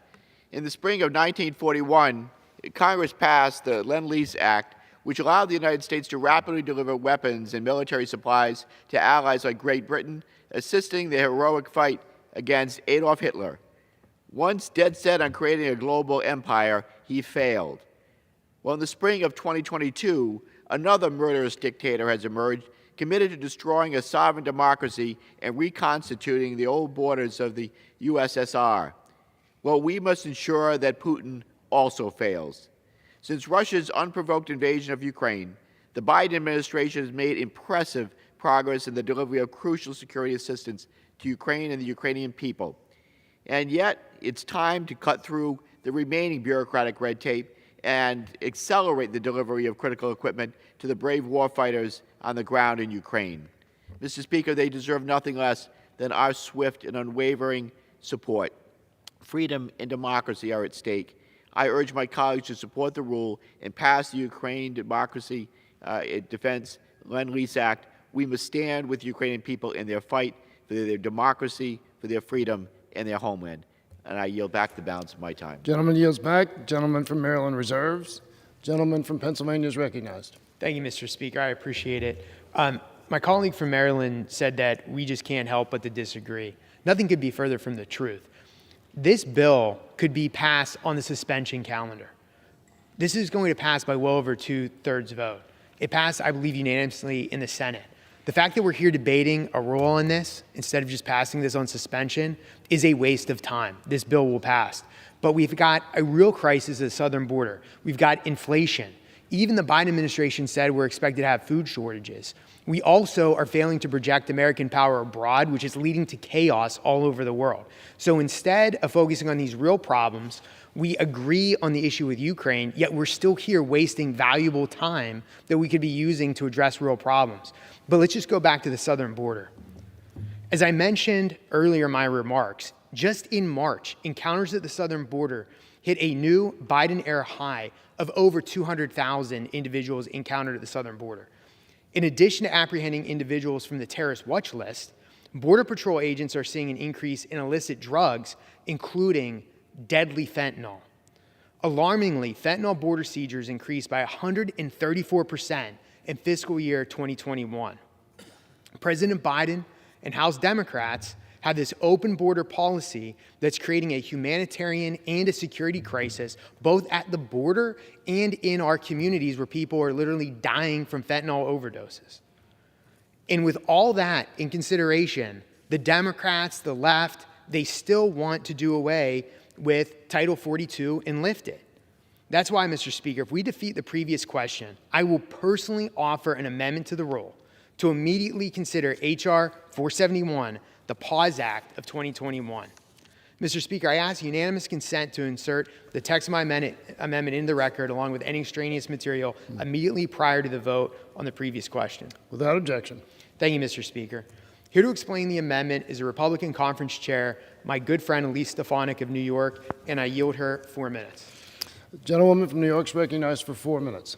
Thank you, Mr. Speaker. I rise to oppose the previous question so that we can immediately consider H.R. 471, the Pause Act, introduced by the gentlewoman from New Mexico, Yvette Harrell, to ensure Title 42 remains in place. Mr. Speaker, since Joe Biden took office and started implementing his radical open border policies, over 2.4 million illegal immigrants have been apprehended at our southern border. We just had the highest number of border encounters in the past 20 years, over 220,000 in March alone. In FY 2022, CBP seized hundreds and hundreds of thousands of pounds of drugs and thousands of pounds of illicit fentanyl, the leading cause of death for adults aged 18 to 45. And what's worse, over 40 people on the U.S. terror watch list were encountered at our U.S. southern border. And just today, Secretary Mayorkas, when asked if those individuals on the U.S. terror watch list had been released into the United States of America, he could not answer that question. That should stun every American. That is unacceptable that the Secretary of Homeland Security cannot answer a question about whether those dangerous terrorists have been released into the United States of America. In fact, just yesterday, in previous testimony, Secretary Mayorkas claimed that the Biden administration has, quote, effectively managed the crisis at the southern border and delusionally believes that the southwest border is somehow secure. Let me tell you something, the American people are smart. There is nothing effective about this border crisis. No good management has come from the Biden administration when it comes to the southern border. This has been an invasion. Just look at the numbers. President Obama's own Secretary of Homeland Security, Jay Johnson, said 1,000 apprehensions a day would be a crisis. We're already at the 7,000 mark, and we could see upwards of 18,000 a day if Title 42 is lifted. I just came back with my colleagues on a congressional delegation from Eagle Pass, Texas, in the Del Rio sector of our southern border.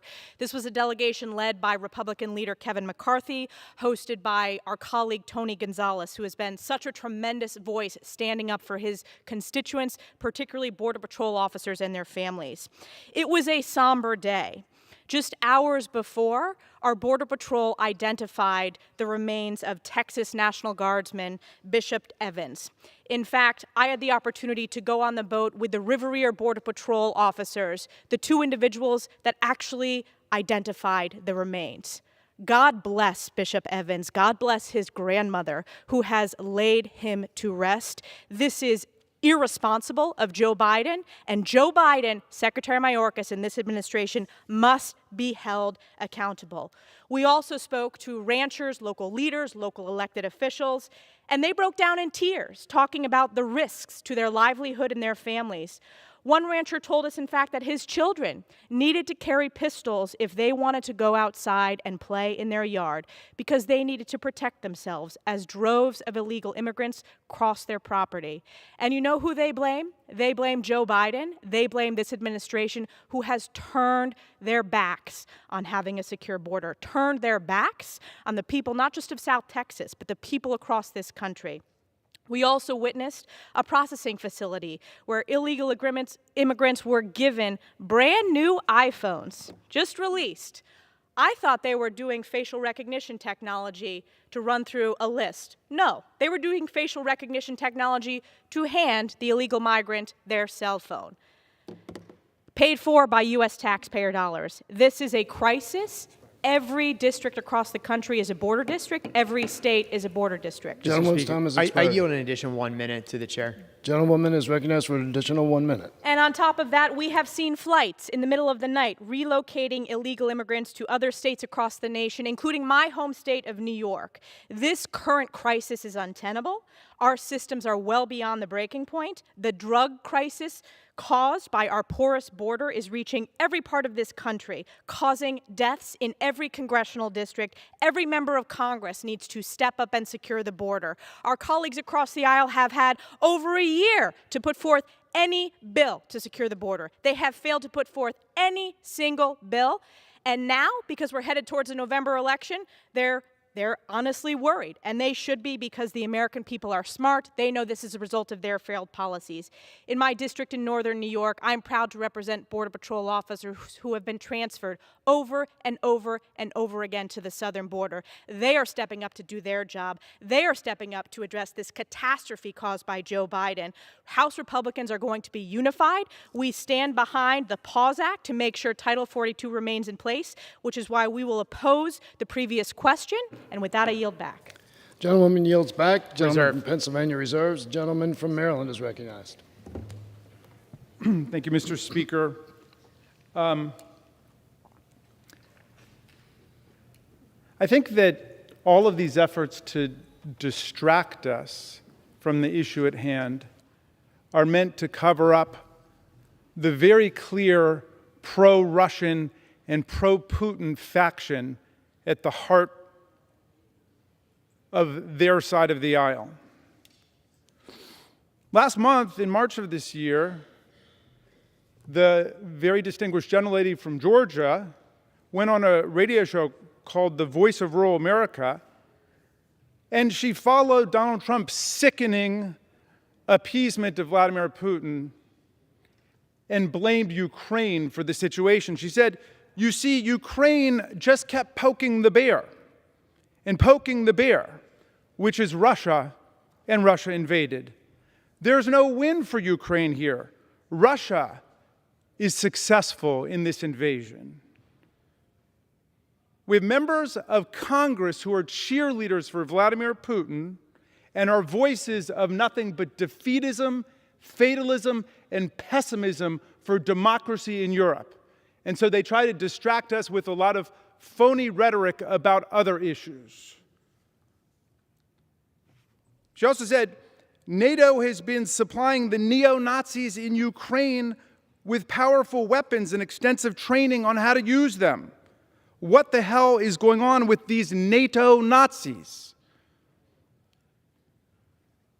My friends, we've got to decide which side we're on. When Franklin and Eleanor Roosevelt and the Americans looked at what was happening in Europe during World War II and they saw Nazis marching down the street, they did not see very fine people on both sides of the street. They did not start cheerleading for Mussolini and Hitler and Franco. And yet we have people here who go out and speak on the side of Vladimir Putin and on the side of Russia. Let's pass this Ukraine Democracy Defense Land Lease Act to show where America is. We are not cheerleaders for Vladimir Putin. We are not going to follow the Trump-Putin axis down the road towards autocracy and kleptocracy and sedition and insurrection and corruption and coups in the United States. That's not where we're going. This is the land of the free, the home of the brave. We stand for democracy here, not Vladimir Putin. I'd like to yield 2 minutes to the gentlewoman from Pennsylvania, the distinguished member of the Rules Committee, Ms. Scanlon. Gentlewoman from Pennsylvania is recognized for 2 minutes. Thank you, Mr. Raskin. You know, many people say ours is a nation of immigrants, but our nation also has an unfortunate history of political opportunists who attack the latest wave of immigrants and seek to stoke fear and chaos in order to gain or cling to power. Whether those attacks were against my ancestors, the Irish, those at the southern border today, or the many other groups in between, we've heard the same language and scare tactics year after year, generation after generation. But then, as now, those attacks are a sham, the attention seeking to divide and distract us from their proponents' lack of seriousness, their lack of solutions, and at times their own misconduct. Now, I rise today in support of the Ukraine Democracy Defense Land Lease Act and hope to send it quickly to President Biden's desk. The Senate acted quickly to pass this bill and send it our way. 80 years ago, the U.S. created the Lend-Lease program to provide military and humanitarian aid to Great Britain and our allies in Europe as they stood on the front lines to oppose the Axis powers that threatened democracies around the world, including our own. Today, the Ukrainian people are standing on the front lines in the fight for democracy and against tyranny, and the U.S. needs to provide them with every possible measure of humanitarian and military aid. To date, Congress and President Biden have led the world in supporting the Ukrainian people, sending nearly $14 billion in food, medical supplies, and military assistance to Ukraine, and working in close collaboration with our allies. With this aid, the Ukrainian armed forces have been incredibly effective in opposing Putin's unlawful and unprovoked invasion. But the Ukrainian success is dependent on them having the equipment and supplies to continue fighting, and this bill will ensure that they do. This is a bill that every freedom and democracy-loving member of the House should support, and I look forward to its swift passage on the floor. I yield back. Gentlewoman yields back. Gentleman from Maryland reserves. Gentleman from Pennsylvania is recognized. Thank you, Mr. Speaker. Just 2 quick points in rebuttal from my friend from Pennsylvania. First off, if there is concern about the humanitarian crisis in the southern border, the best thing you can do is try to bring order on that southern border. The trek that these individuals have to take is incredibly dangerous. Women and children are often exploited.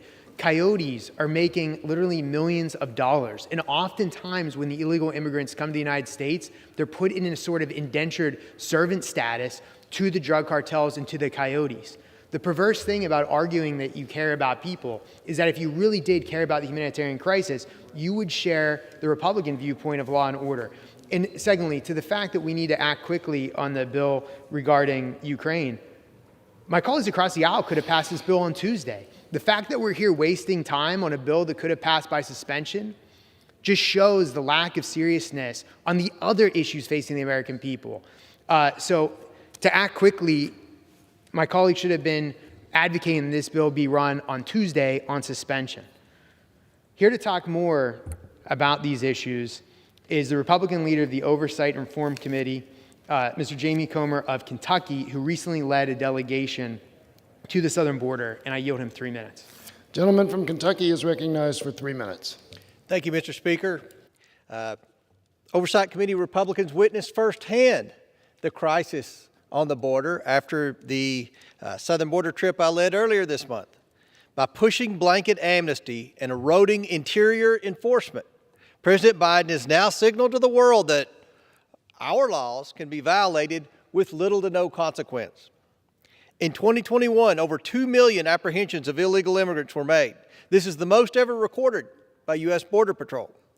In fact, I want to quote Punchbowl News because they really put it into perspective yesterday morning when they reported, according to U.S. Customs and Border Protection, during the past 3 weeks, the agency has encountered an average of 7,800 migrants per day across the southern border.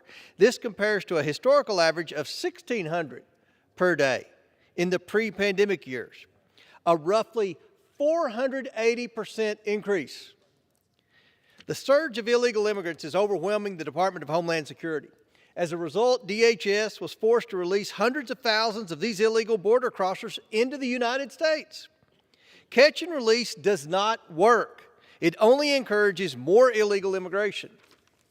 The numbers we have don't even account for illegal immigrants who have evaded capture entirely, which that number is estimated to be in the hundreds of thousands. The situation only gets worse when we look at how much fentanyl and other deadly drugs are being smuggled across the border by cartels. On our trip, we witnessed hundreds of discarded backpacks littering the ground, backpacks that once carried illicit narcotics. The Biden administration's border policies have only boosted the human smuggling industry and empowered drug cartels. Now, President Biden's decision to terminate the CDC's public health order under Title 42 on the 23rd of May will turn this national security and humanitarian crisis into a catastrophe. Former Obama administration Secretary of Homeland Security Johnson once said that only 1,000 apprehensions per day was, quote, a relatively bad number that overwhelms the system. He described 4,000 apprehensions per day as a crisis. The Department of Homeland Security now predicts that as many as 12,000 to 18,000 illegal migrants per day will attempt to cross the border because of President Biden's policies when the Title 42 order terminates, overwhelming the congregate processing facilities in ports and Border Patrol stations that we toured along the border in California and Arizona. And this administration's plan to address this catastrophe boils down to simply speeding up the release of even more illegal border crossers. Mr. Speaker, that is no plan at all. Placing illegal immigrants over Americans is unacceptable. Oversight Committee Republicans have been at the forefront of this crisis, demanding answers and seeking to hold this administration accountable to the American people. Gentleman's time has expired. 30 seconds, the gentleman to close. Gentleman from Kentucky is recognized for 30 Thank you, seconds. gentlemen. The American people should know this. We will persist in exposing the waste, fraud, abuse, and mismanagement by this administration that has led to this current crisis. And we will do everything in our power to stop the flow of fentanyl across President Biden's broken border. Mr. Speaker, I yield back. Gentleman from Kentucky yields back. Gentleman Reserve. from Pennsylvania reserves. Gentleman from Maryland is recognized. Mr. Speaker, I find this astounding. We're here to talk about aid to Ukraine, how to streamline and expedite aid to defend the people of Ukraine, and they will talk about anything but. And I was willing to believe that the distinguished gentlelady from Georgia and several other members were isolated in their conference. Now I'm starting to think that maybe they're speaking for the whole conference. I wonder if my good friend from Pennsylvania would explicitly repudiate some of these statements made by the gentlelady from Georgia. Does the Minority Conference agree that NATO has been supplying the, quote, neo-Nazis in Ukraine with powerful weapons? Does the distinguished gentleman from Pennsylvania support or dissociate himself from the argument that the aid that we send to Ukraine falls, quote, into the hands of Nazis, a statement made by the gentlelady from Georgia, echoing Putin's filthy claim that his war on the sovereign democracy of Ukraine is in fact an attempt to denazify the country. And of course, we hear distinct echoes in everything that we get from the erudite gentlelady from Georgia. Does the minority agree that Putin invaded because Ukraine repeatedly poked the bear? I mean, I can't understand why they won't talk about defending Ukraine. That's what this legislation is about. That's what this rule is about. And they want to talk about anything other than that. And we can debate all of those other important issues in other contexts at the right time. This is how the House of Representatives works.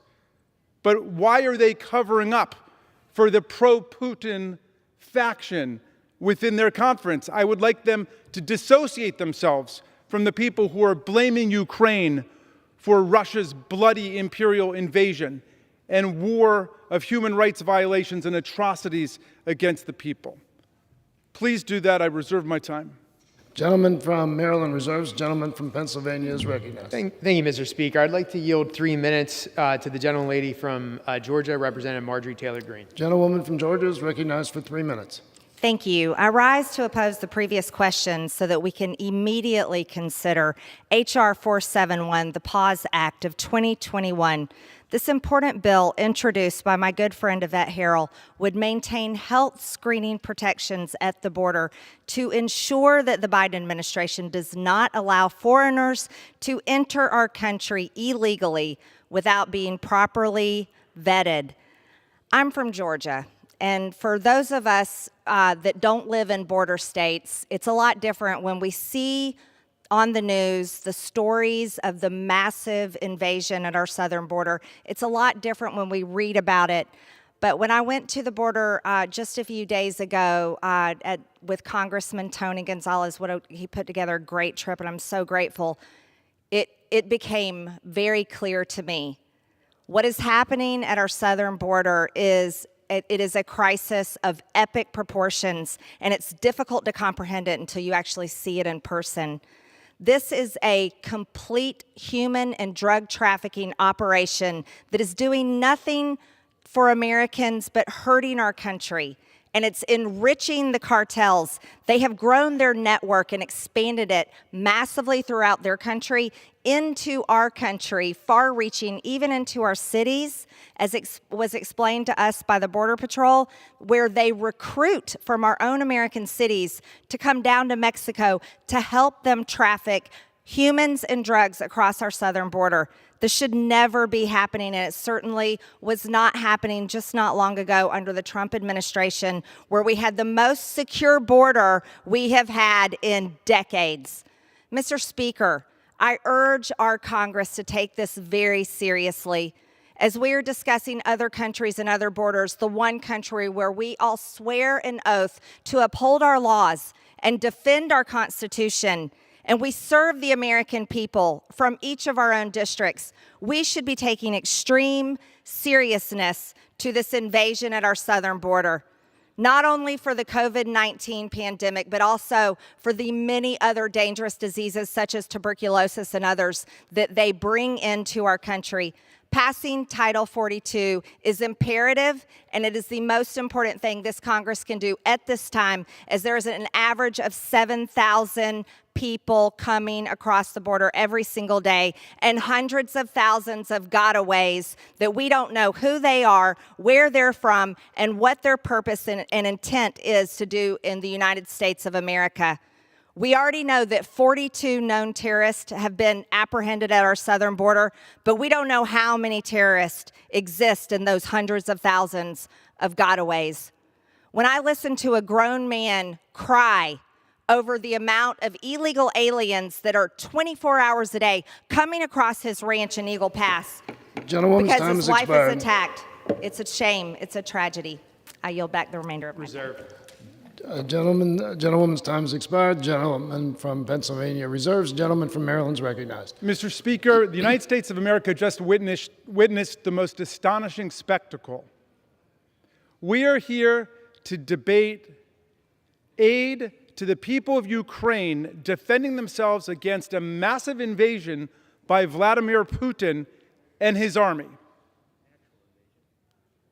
Then the minority puts up the distinguished gentlelady from Georgia who does not mention Ukraine once. She does not mention the thousands of Ukrainian civilians who've been slaughtered by Putin's army. She does not mention more than 100 Ukrainian children who've been shot and killed by the Ukrainian army. Instead, she talks about a massive invasion at the border, a massive invasion which their own speakers have said today hundreds of thousands of people have been apprehended in. That's very different from a military invasion. The one in Ukraine, of course, the gentlelady is not going to talk about that. She had a lot to say the other day when she heckled me continuously. When I came to the floor, it was like the Rocky Horror Picture Show in here, with her chanting about the Russia hoax and Russia this and Russia that. Now she had the opportunity to tell the world what her views about Russia are. I put them out there, exactly what she has said. She said that the aid that the taxpayers of America are sending to the people of Ukraine to defend themselves against Vladimir Putin and the Russian army falls into the hands of Nazis. I want to see her proof. Where's her evidence? She talks about NATO Nazis. Does the minority believe that our allies in NATO who are trying to defend the people of Ukraine are Nazis? Has it come to this? Gentlelady talked about a massive invasion. We had a massive invasion of our own chamber. And she continued to be a cheerleader for the insurrection and deny what happened here. Mr. Speaker, I'd like those words to be taken down.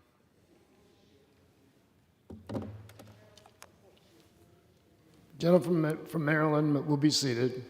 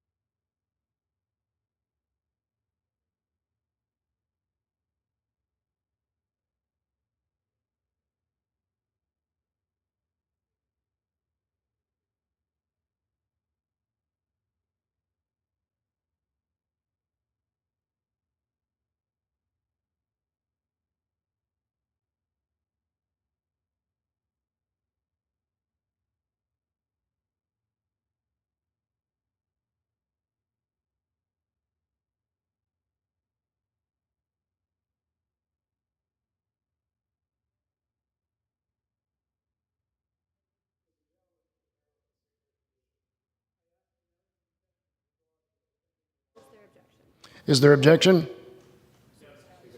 Without objection, so ordered. The gentleman from Maryland is recognized. Thank you, Mr. Speaker. You know that the House rules do forbid engaging in personalities, and I accept the advice of the parliamentarian that I used unparliamentary language to make my point, and I certainly respect the necessity for parliamentary decorum. And I'm prepared to close when my friend from Pennsylvania is prepared to close.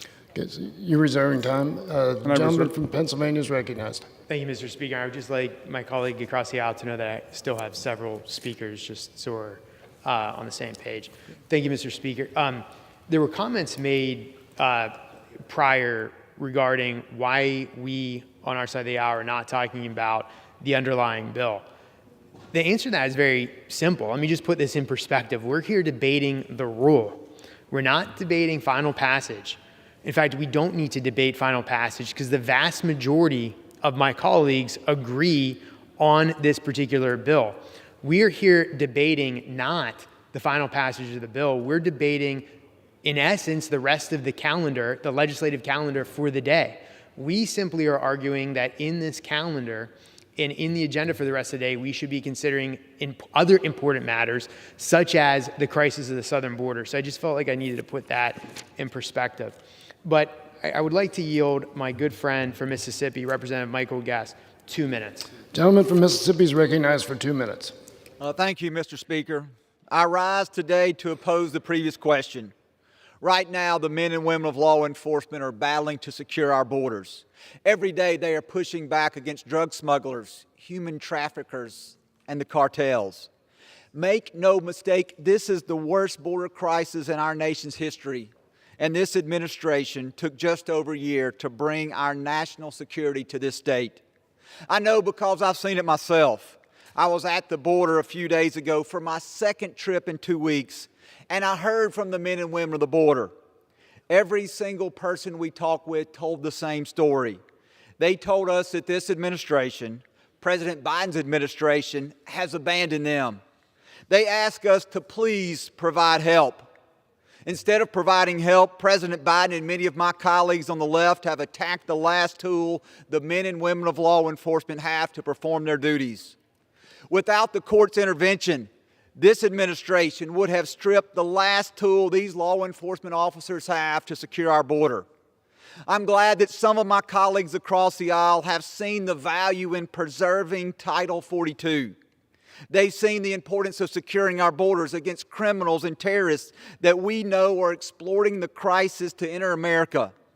They see the devastating impact that 18,000 encounters a day would have on communities across our nation if Title 42 is removed. Most importantly, they see the hard work of the men and women of law enforcement on the border, and like Republicans, they want to help. I hope the rest of the Democratic caucus will join them and support these men and women who are risking their lives to secure our nation. Thank you, and I yield back. Gentleman yields back. The gentleman from Pennsylvania reserves. The gentleman from Maryland is recognized. Thank you, Mr. Speaker.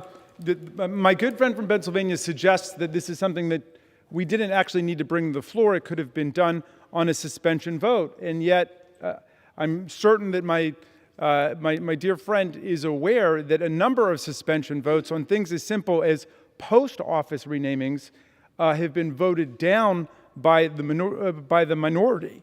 There was a distinguished judge who a post office was going to be named after, and that was sabotaged on a suspension vote. There have been multiple votes like that.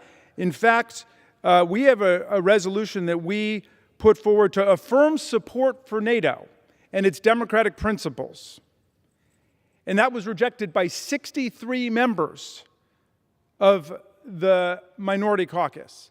63 members voted against a resolution expressing unequivocal support for a strong NATO and for the democratic principles underlying it. So I would love if it were as simple as he was suggesting, that we could all agree to this, but they're not agreeing, Mr. Speaker, with the things that we're putting forward about the need to unite for democracy around the world. And that's why we are precisely in the situation we're in. And even when we're trying to talk about the importance of this new Lend-Lease expediting program to allow the U.S. government to lend military equipment, to lease military equipment to Ukraine to get it done quickly, it seems like our friends keep on wanting to change the subject to talk about anything other than that.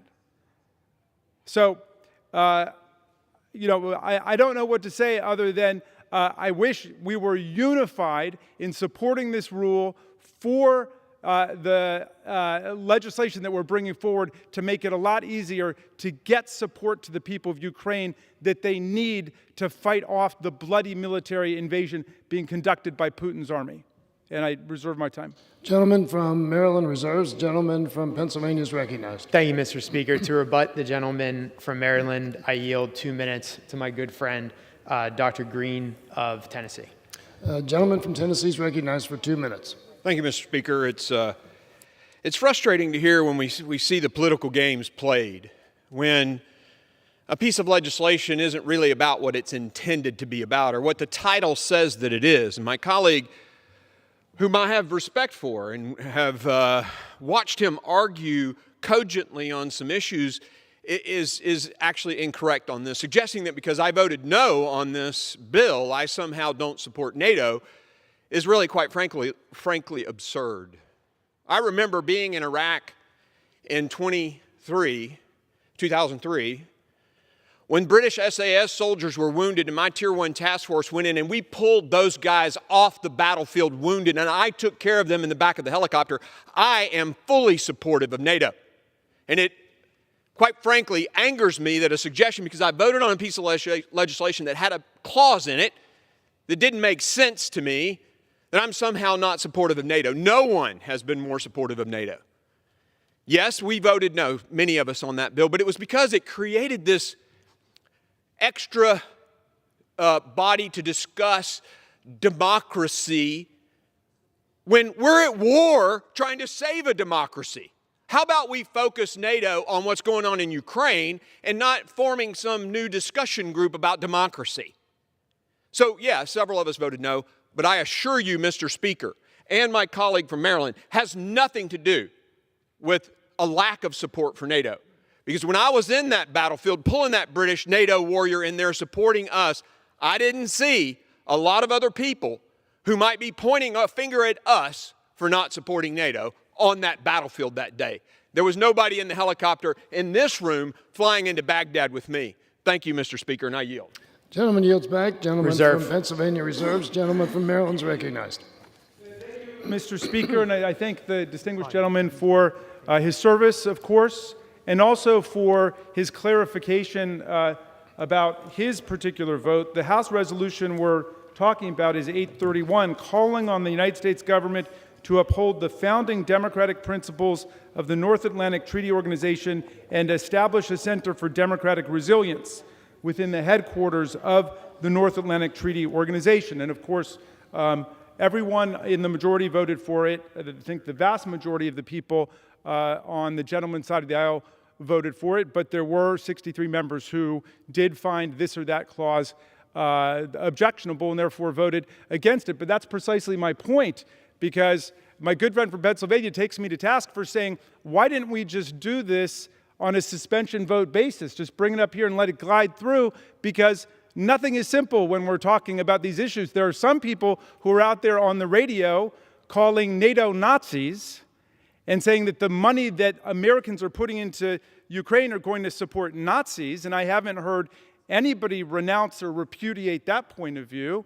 And then there are others who find far more substantive and defensible problems with what we're doing. But in any event, they've been voting against it, and so we were not able to do it as a suspension resolution. So we bring it up to have a discussion about Ukraine to see if we can get unity, and then they take us off in 50 other directions. And it's a sad thing to see that when President Zelensky and the people of Ukraine have demonstrated democratic courage, bravery, and valor to the entire world, and the democratic societies are trying to get together to mobilize behind democracy to oppose what Vladimir Putin and his gang of thugs in Moscow and their allies in different places like Orban in Hungary and Well, I don't want to get into the whole rogues gallery of tyrants and bullies that they've gathered to support them.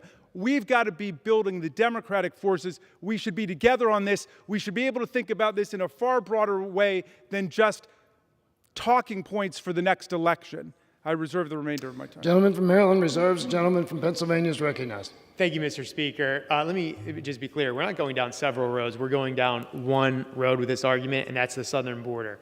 I am willing to bet that this vote will pass, the underlying bill will pass with over a 2/3 vote. We could have tried to run this on Tuesday. Even if it did fail, we could have been here running it today. We've delayed this when we have serious business to discuss, particularly the southern border. And that's what we're debating, the fact that the legislative business for today should include the crisis of the southern border. Mr. Speaker, to talk more about the crisis is my good friend, the good pharmacist from Georgia, Mr. Buddy Carter, and I yield him 2 minutes. Gentleman from Georgia is recognized for 2 minutes. I rise to oppose the previous question so that we can immediately consider H.R. 471 to reinstate Title 42 and protect our nation from the influx of drugs and illegal immigrants flocking across our southern border. It's no coincidence, Mr. Speaker, that a 480% spike in border encounters combined with a 68% drop in deportations has led to the most deadly year on record for opioid overdoses. This administration must answer for its atrocious public health record. The fentanyl that is invading our schools and killing our children is coming across the southern border. No mask is going to protect them from the dangers hiding in what appears to be an everyday painkiller. And this administration isn't going to protect them either. Unlike President Biden and border czar Harris, I have been to the southern border. In fact, I've been there 4 times. I've seen the gaping holes where a wall should be, the vast areas of land where smugglers can walk into our country virtually unchecked. Lifting Title 42 will open the floodgates even further. Like pouring hot water into a cold glass, the rule of law at our southern border is shattering. Right now in America, your child is forced to be vaccinated and wear a mask in order to attend school. But illegal immigrants are bussed around the country without so much as a COVID test. Explain to me how a president can justify extending pandemic-era student loan pauses, advocate for mask mandates on airplanes, and insist on vaccine mandates for healthcare workers, but when it comes to protecting our immigration system, suddenly the pandemic is no longer a concern. If you're worried about contracting COVID, I suggest spending time at the southern border because apparently you can't contract it there. Title 42 is a necessary rule that is preventing our border crisis from becoming a full-blown catastrophe. Removing it now would shackle our Border Patrol agents and threaten our immigration system Gentleman's as time we has know. expired. And I So yield- 30 seconds to... Gentleman from Georgia is recognized Reserve. for an additional 30 seconds. Oh, gentleman yields back. Gentleman from Pennsylvania reserves. Gentleman from Maryland is recognized. I will reserve. Gentleman from Maryland reserves. Gentleman from Pennsylvania. Thank you, Mr. Speaker. I have no further speakers at this time. I'm prepared to close, and I'd like to yield myself the balance of our time. Gentleman's recognized. Mr. Speaker, let me just start by reiterating that I and the vast majority of my colleagues support S-3522. And we look forward to voting on that bill later today. We need to bolster Ukraine's defense capability and protect vulnerable civilian populations in Ukraine. However, we are debating the rule right now.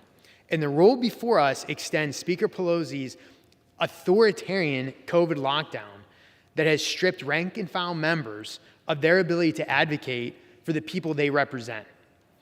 Let's just look at the stats. 90% of the country is in low-risk community level. That's according to the CDC, over 90% of the country. So why is the Speaker so afraid to let the House get back to work?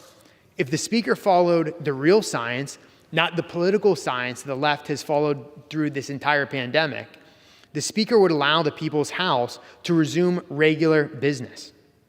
Further, this rule is a missed opportunity to address the serious issues that are facing American families. American families are getting hammered by inflation. Gas prices are out of control. The border crisis is raging. And we're being told by President Biden that we are expected to face food shortages in the future months. On top of all that bad news, just this morning we learned that GDP decreased at an annual rate of 1.4% in the first quarter of 2022. Our GDP is decreasing. This is the weakest showing since the pandemic recovery began, and this falls well below the projections of economists. So instead of passing legislation to address the serious economic crisis we're facing and the serious security issue we're facing at the southern border, Democratic leadership is sending the House home a day early. We were supposed to be here tomorrow, yet we're getting sent home early despite all these issues facing the American people. We can do a lot more for this country and the American people. For that reason, I urge my colleagues to vote no on the previous question and no on the rule, and I yield back the balance of my time. Gentleman from Pennsylvania yields back the balance of his time. The gentleman from Maryland is recognized.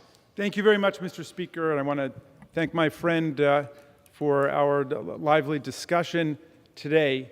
And I'm glad to hear again that he supports the Ukraine Democracy Defense Lend-Lease Act of 2022, S3522. I wish we could have focused on the meaning of this legislation rather than for them to fight about the rule and to raise subjects that are not part of this legislation. More than 10 million Ukrainians have been forced out of their homes, have been forced to flee in the worst mass exodus of refugees since World War II. Thousands of Ukrainian civilians have been killed. More than 100 Ukrainian children have been murdered by Putin's army. And I've heard the word authoritarian uttered on the other side of the aisle today, and it applies to whom? Not Vladimir Putin. They used it to apply to Nancy Pelosi, to the Speaker of the House of Representatives, because they disagree with some interpretations of the rules of the House. Well, this is a serious moment for people who are serious about democracy in the new century. If allowed to continue, Vladimir Putin will spread his rampage beyond Ukraine into neighboring countries in Eastern Europe. And then other authoritarian and autocratic leaders around the world will decide they will be able to do to their neighbors what Vladimir Putin was allowed to do to his neighbor. This legislation is named after what President Roosevelt made happen during World War II, the Lend-Lease program, that without declaring war, America would come to the aid of its allies by lending and leasing military equipment to our allies in order to secure the democratic world. And that's where we are again. So we need to streamline all of the red tape. We need to expedite the delivery of equipment to our allies in Ukraine. And I hope we will hear the end of the constant statements of defeatism and pessimism and surrender that we get from so many people who are out there and continue to take the position of the former President Trump that Vladimir Putin's some kind of genius for invading his neighbor. He's not a genius, he's a mass murderer. He's not a genius, he's a human rights violator, and he's a perpetrator of war crimes. And the world needs to know where America stands. And we should stand, if we could, unified for the people of Ukraine, for democracy in Europe, and for democracy all around the world. I yield back. And I urge a yes vote on the rule and the previous question, and I yield back the balance of my time, and I move the previous question on the resolution. The gentleman yields back his time. The question is on ordering the previous question on the resolution. Those in favor say aye. Aye. Those opposed, no. In the opinion of the chair, the ayes have it. Request the yeas and nays. The yeas, pursuant to Section 3S of House Resolution 8, the yeas and nays are ordered. Members will record their votes by electronic device. Pursuant to Clause 9 of Rule 20, the chair will reduce to 5 minutes the minimum time for any electronic vote on the question of adoption of the resolution. This is a 15-minute vote.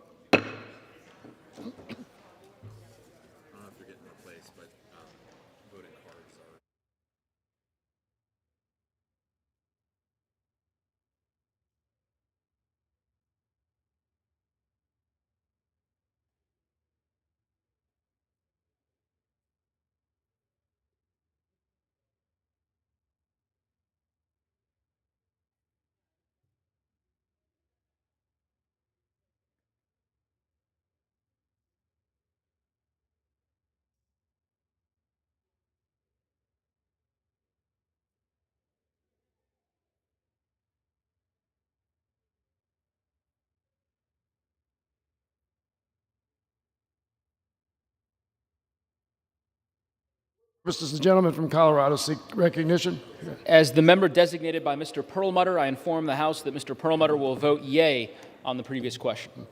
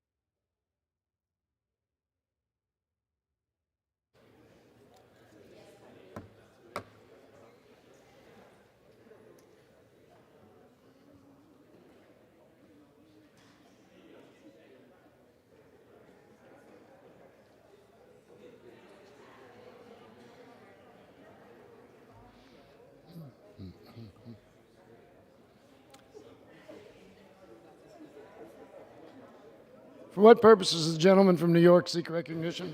As the member designated by Congresswoman Marilyn Strickland, Chairwoman Eddie Bernice Johnson, Congressman Morelli, Congresswoman Chantel Brown, Chairman Scott, I inform the House that these members will vote yea on the previous question. Did I get all five?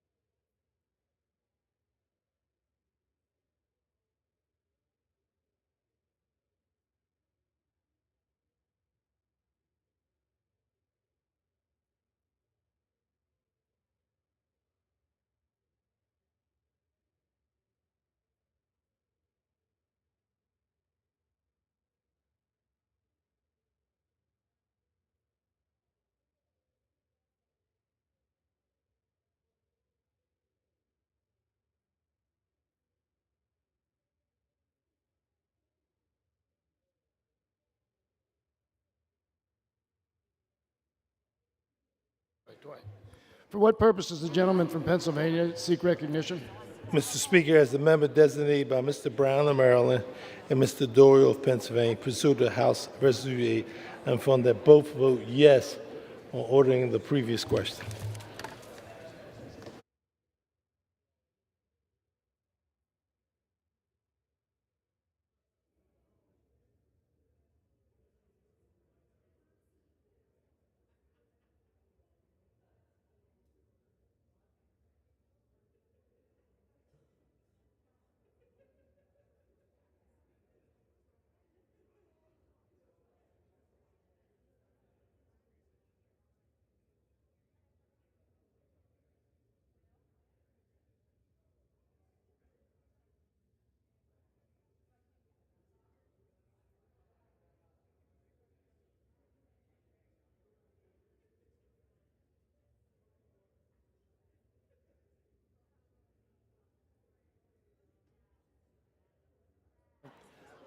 For what purpose does the gentleman from Florida seek recognition?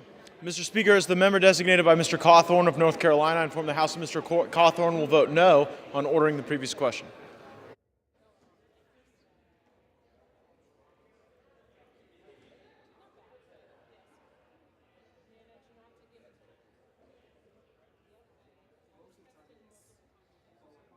What purpose does the gentleman from North Carolina seek recognition? As the member designated by Ms. Adams, I inform the House that Ms. Adams votes yea on the motion to move the previous question on H-Res 1065. What purpose does the gentleman from Ohio seek recognition? Thank you, Mr. Speaker. As the member designated by Mr. Carey from Ohio, I inform the House that Mr. Carey will vote nay on the previous question.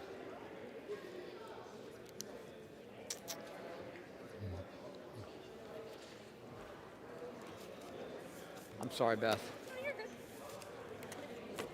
There's no rush, apparently. For what purpose does the gentlewoman from Texas seek recognition? Mr. Speaker, as the member designated by Mr. Van Taylor of the great state of Texas, I inform the House that Mr. Taylor will vote nay on the previous question.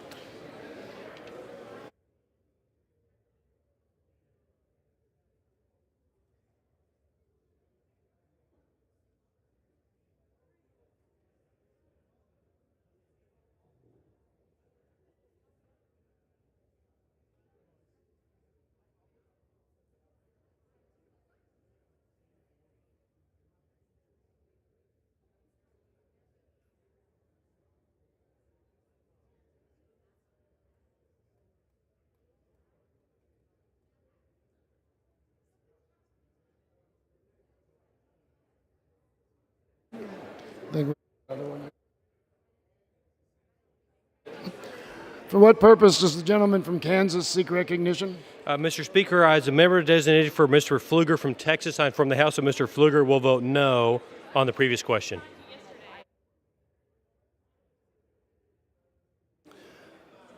For what purpose does the gentleman from Alabama seek recognition? As a member designated by Mr. Brooks of Alabama, I inform the House that Mr. Brooks will vote no on the previous question.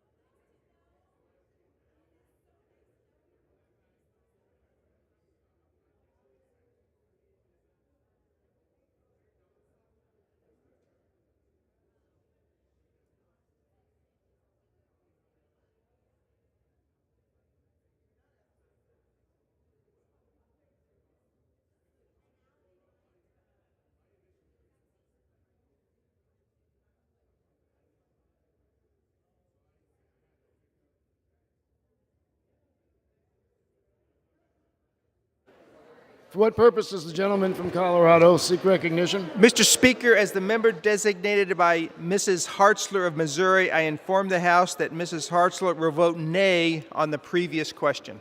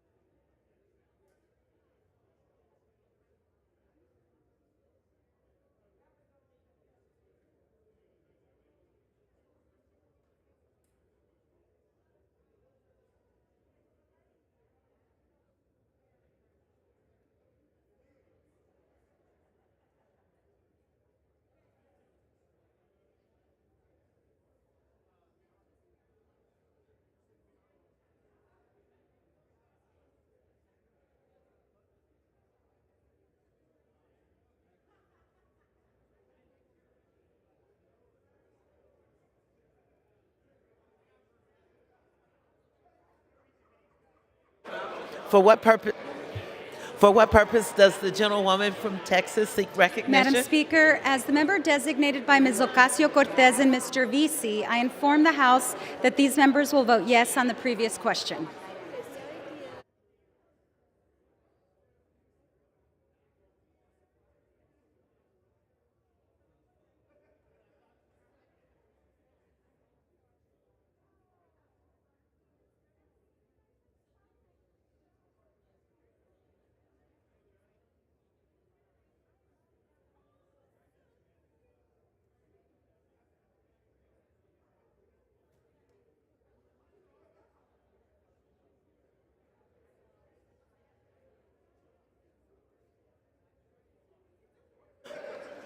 For what purpose does the gentleman from Arizona seek recognition? Madam Speaker, as the member designated by Mr. O'Halloran and Mr. Grijalva, I inform the House that these members will vote yes on the previous question.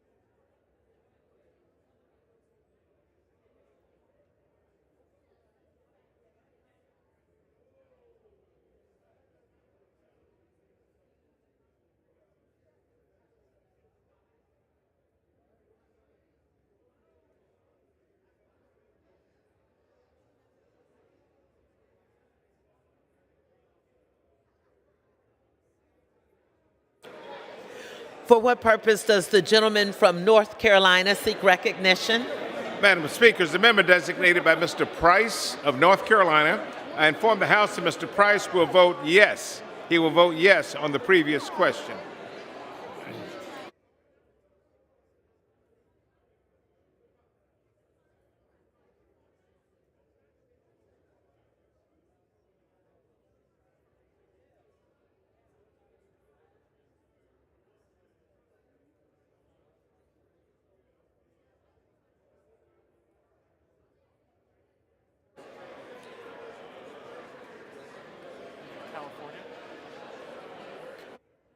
Purpose does the gentleman from California seek recognition?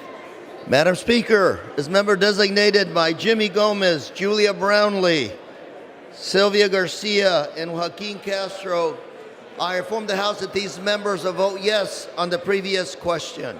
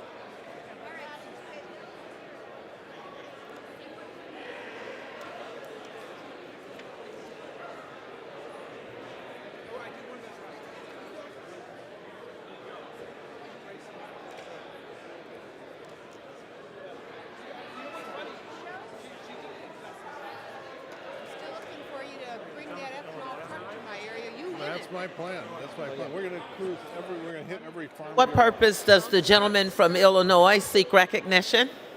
As the member designated by Mr. Sean Caston of Illinois, I inform the House that Mr. Caston will vote yes on the previous question.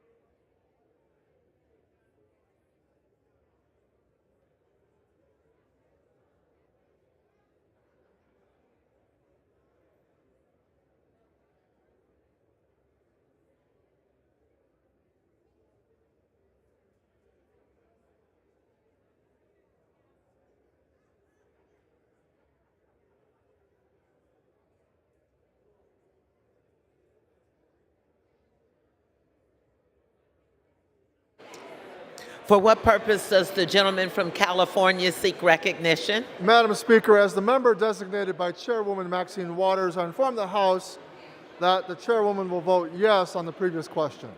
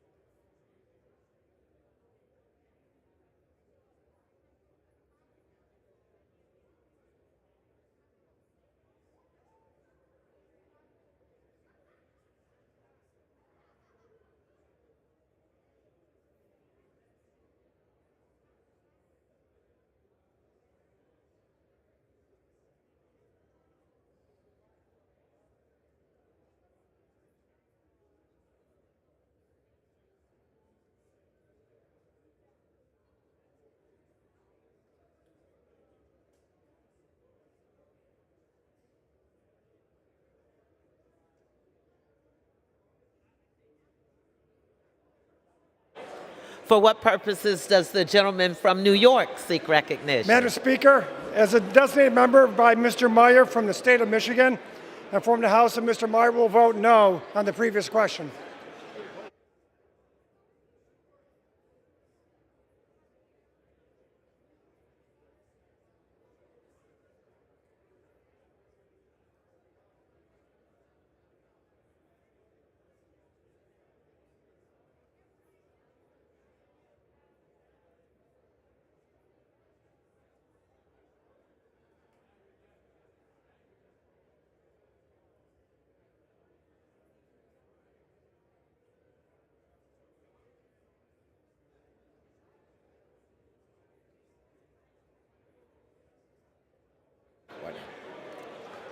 For what purposes does the gentlelady from Florida seek recognition? Madam Speaker, as the member designated by Mr. Lawson and Christ of Florida, I inform the House that both of these members will vote yea on the previous question.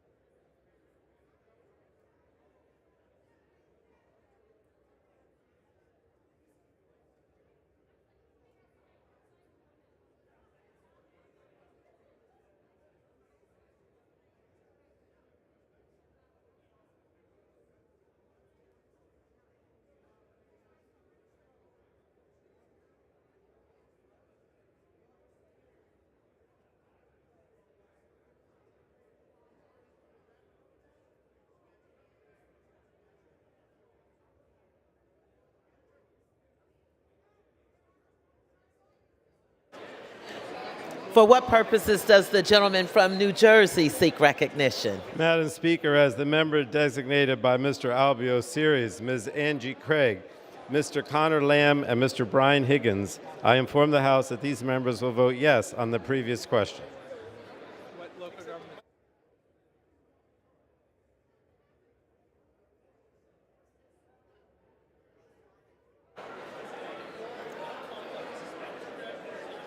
For what purposes does the gentleman from Virginia seek recognition? Madam Speaker, as a member designated by Mr. Lowenthal, Mr. DeSaulnier, Ms. Bass, Ms. Trahan, Ms. Ross, Mr. Swazi, and Mr. Levin of Michigan, I inform the House that these 7 members will vote yes on ordering the previous question.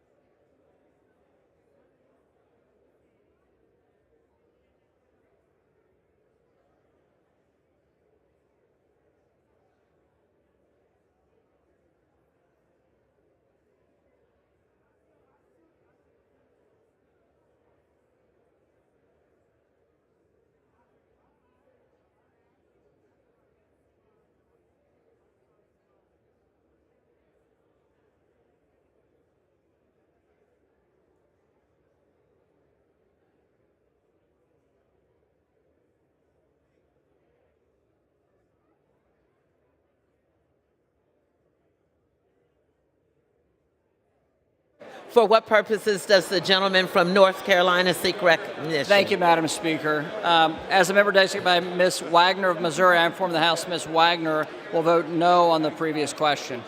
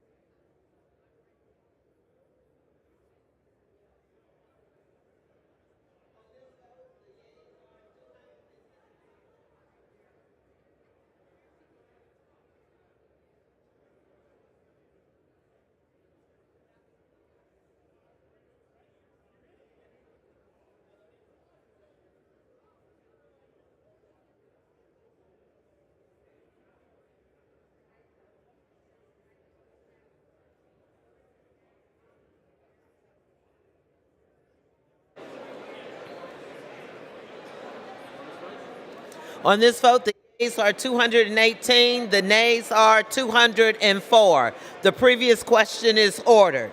The question is on the adoption of the resolution. Those in favor say aye. Those in favor say nay.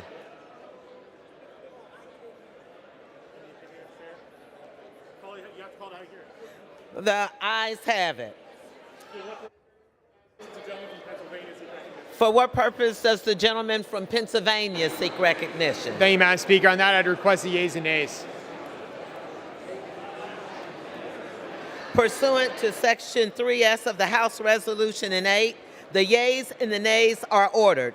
Members will record their vote by electronic device. This will be a 5-minute vote.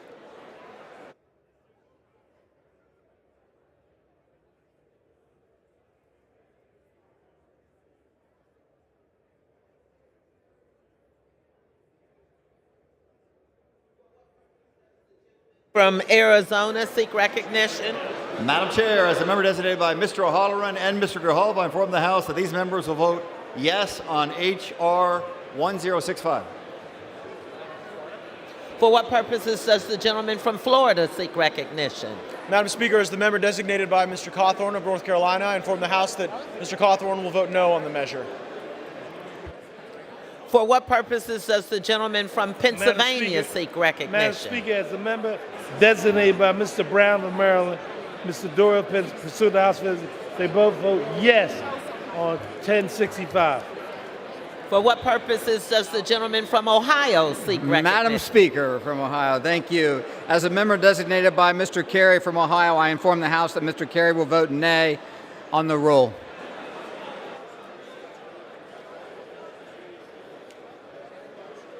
For what purposes does the gentleman from Virginia seek recognition? Madam Speaker, as the member designated by Ms. Ross of North Carolina, Mr. Hahn of Massachusetts, Mr. Swazi, Mr. Levin of Michigan, Dr. Lowenthal, Mr. DeSaulnier, and Ms. Bass, I inform the House that these 7 members will vote yes on HRES 1065.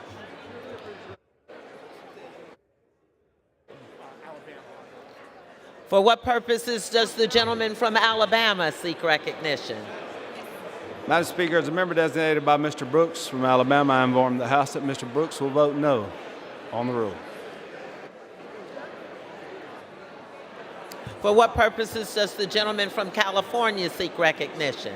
Madam Speaker, as a member designated by Chairwoman Maxine Waters, I inform the House that Chairwoman Waters will vote yes on House Resolution 1065. For what purposes does the gentlewoman from Texas seek recognition? Madam Speaker, as the member designated by Mr. Van Taylor from the great state of Texas, I inform the House that Mr. Taylor will vote nay on the rule. For what purposes does the gentlewoman from Florida seek recognition? Madam Speaker, as the member designated by Mr. Christ and Lawson of Florida, I inform the House that these members will vote yea on HRES 1065. For what purposes does the gentleman from Illinois seek recognition? As the member designated by Mr. Caston of Illinois, I inform the House that he will vote yes on HRES 1065. For what purposes does the gentleman from New York seek recognition? Madam Speaker, as a member designated by Mr. Meyer from the state of Michigan, I inform the House that Mr. Meyer will vote nay on the rule. For what purposes does the gentlewoman from Texas seek recognition? Madam Speaker, as the member designated by Ms. Ocasio-Cortez and Mr. Vesey, I inform the House that they will vote yes on HRES 1065.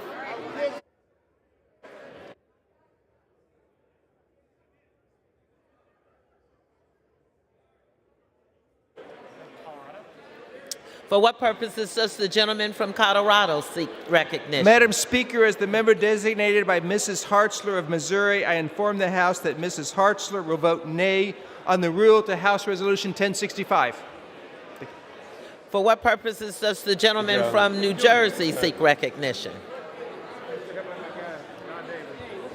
Madam Speaker, as the member designated by Mr. Albio Series, Ms. Angie Craig, Mr. Connor Lamb, and Mr. Brian Higgins, I inform the House that these members will vote yes on HRES 1065. For what purposes does the gentleman from North Carolina?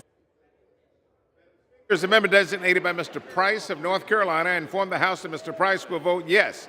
He will vote yes on HRS 1065.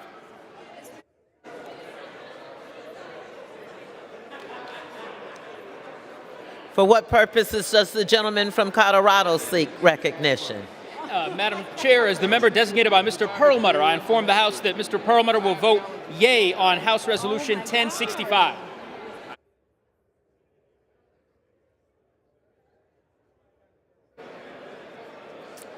For what purposes does the gentleman from California seek recognition? Madam Speaker, as member designated by Jimmy Gomez, Julia Brownlee, Sylvia Garcia, and Joaquin Castro, I inform the House that these members will vote yes on HRS 1065. For what purposes does the gentleman from New York seek recognition? As the member designated by Congresswoman Strickland, Congressman Morelli, Congresswoman Brown, Chairwoman Eddie Bernice Johnson, and Chairman Scott, I inform the House that these members will vote yea on HRS 1065.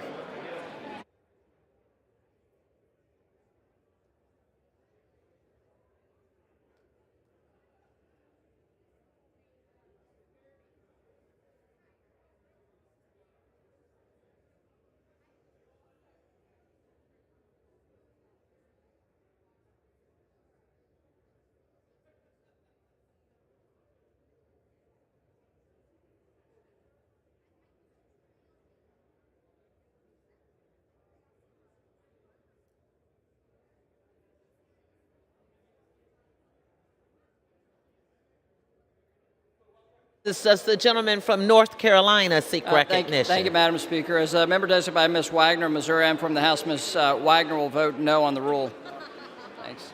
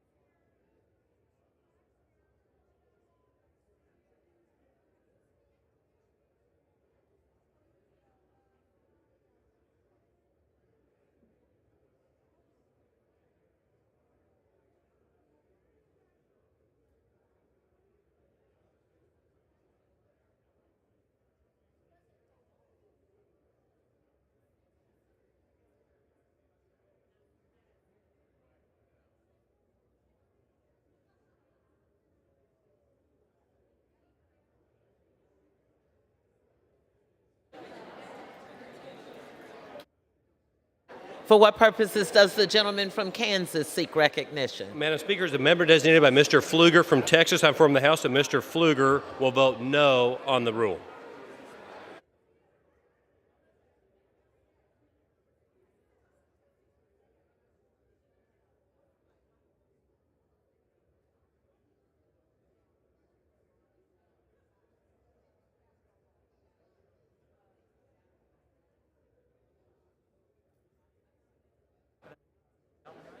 For what purposes does the gentlewoman from North Carolina seek recognition?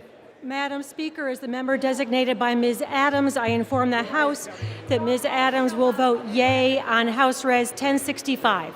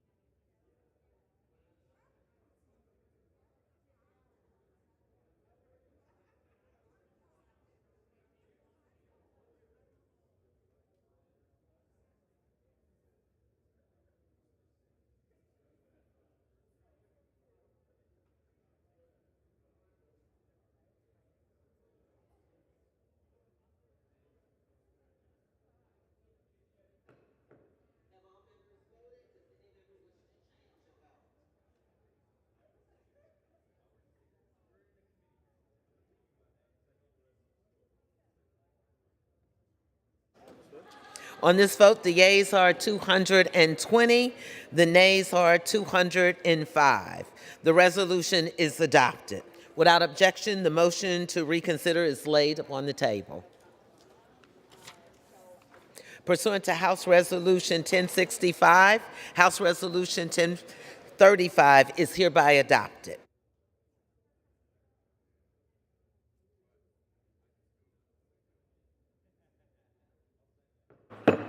The House will be in order.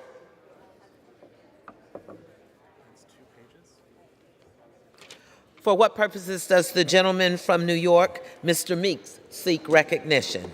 Madam Speaker, pursuant to House Resolution 1065, I call up S3522, the Ukraine Democracy Defense Lend-Lease Act of 2022, and ask for its immediate consideration in the House. The clerk will report the title of the bill. Senate 3522, an act to provide enhanced authority for the President to enter into agreements with the government of Ukraine to lend or lease defense articles to that government to protect civilian populations in Ukraine from Russian military invasion and for other purposes. Pursuant to House Resolution 1065, the bill is considered read. The bill shall be debatable for 1 hour, equally divided and controlled by the chair and the ranking minority member of the Committee on Foreign Affairs. The gentleman from New York, Mr. Meeks, and the gentleman from South Carolina, Mr. Wilson, will control 30 minutes. The chair recognizes the gentleman from New York, Mr. Meeks. I ask unanimous consent that all members have 5 legislative days in which to revise and extend their remarks, include extraneous material on S3522. Action. I yield myself such time as I may consume. The gentleman is recognized. Today I rise in support of S3522, the Ukraine Democracy Defense Lend-Lease Act of 2022. Madam Speaker, when Russia launched its renewed war against Ukraine, it thought Ukraine would fall in a matter of days. Putin and Russia thought the West would be divided, unable to offer Ukraine the support that it needed. They thought the world would believe their Russian lies. They thought that we would never stay together. Well, Madam Speaker, on all accounts, Putin has been proven wrong. 2 months ago, the people of Ukraine united in their defense of their home.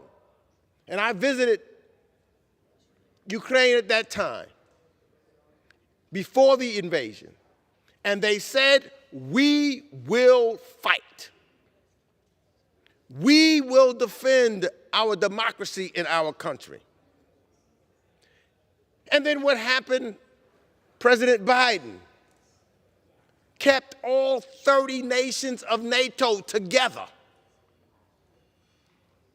joining with and bringing on other allies and other democracies from around the world, all united like never before. And we have jointly imposed devastating sanctions on Russia, provided Ukraine with billions of dollars of security, humanitarian, and economic assistance, and we have demonstrated to Putin and to the Russian government that their actions have left them isolated.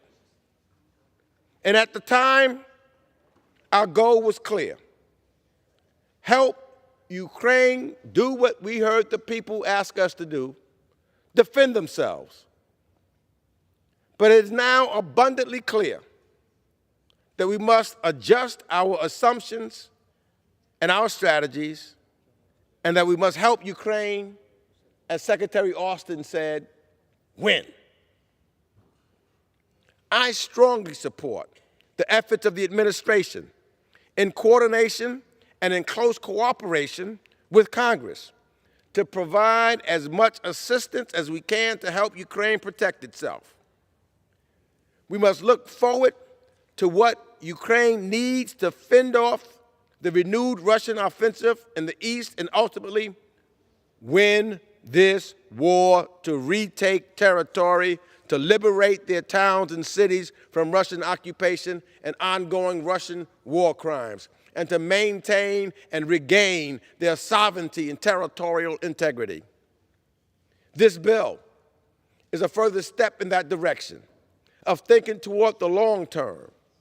It can and must be part of a strategy to not only continue providing Ukraine with the weapon systems its soldiers are well trained to use, including Russian tanks and planes, the United States and NATO origin anti-air and anti-tank missile systems, and drones, but also to step up our training efforts.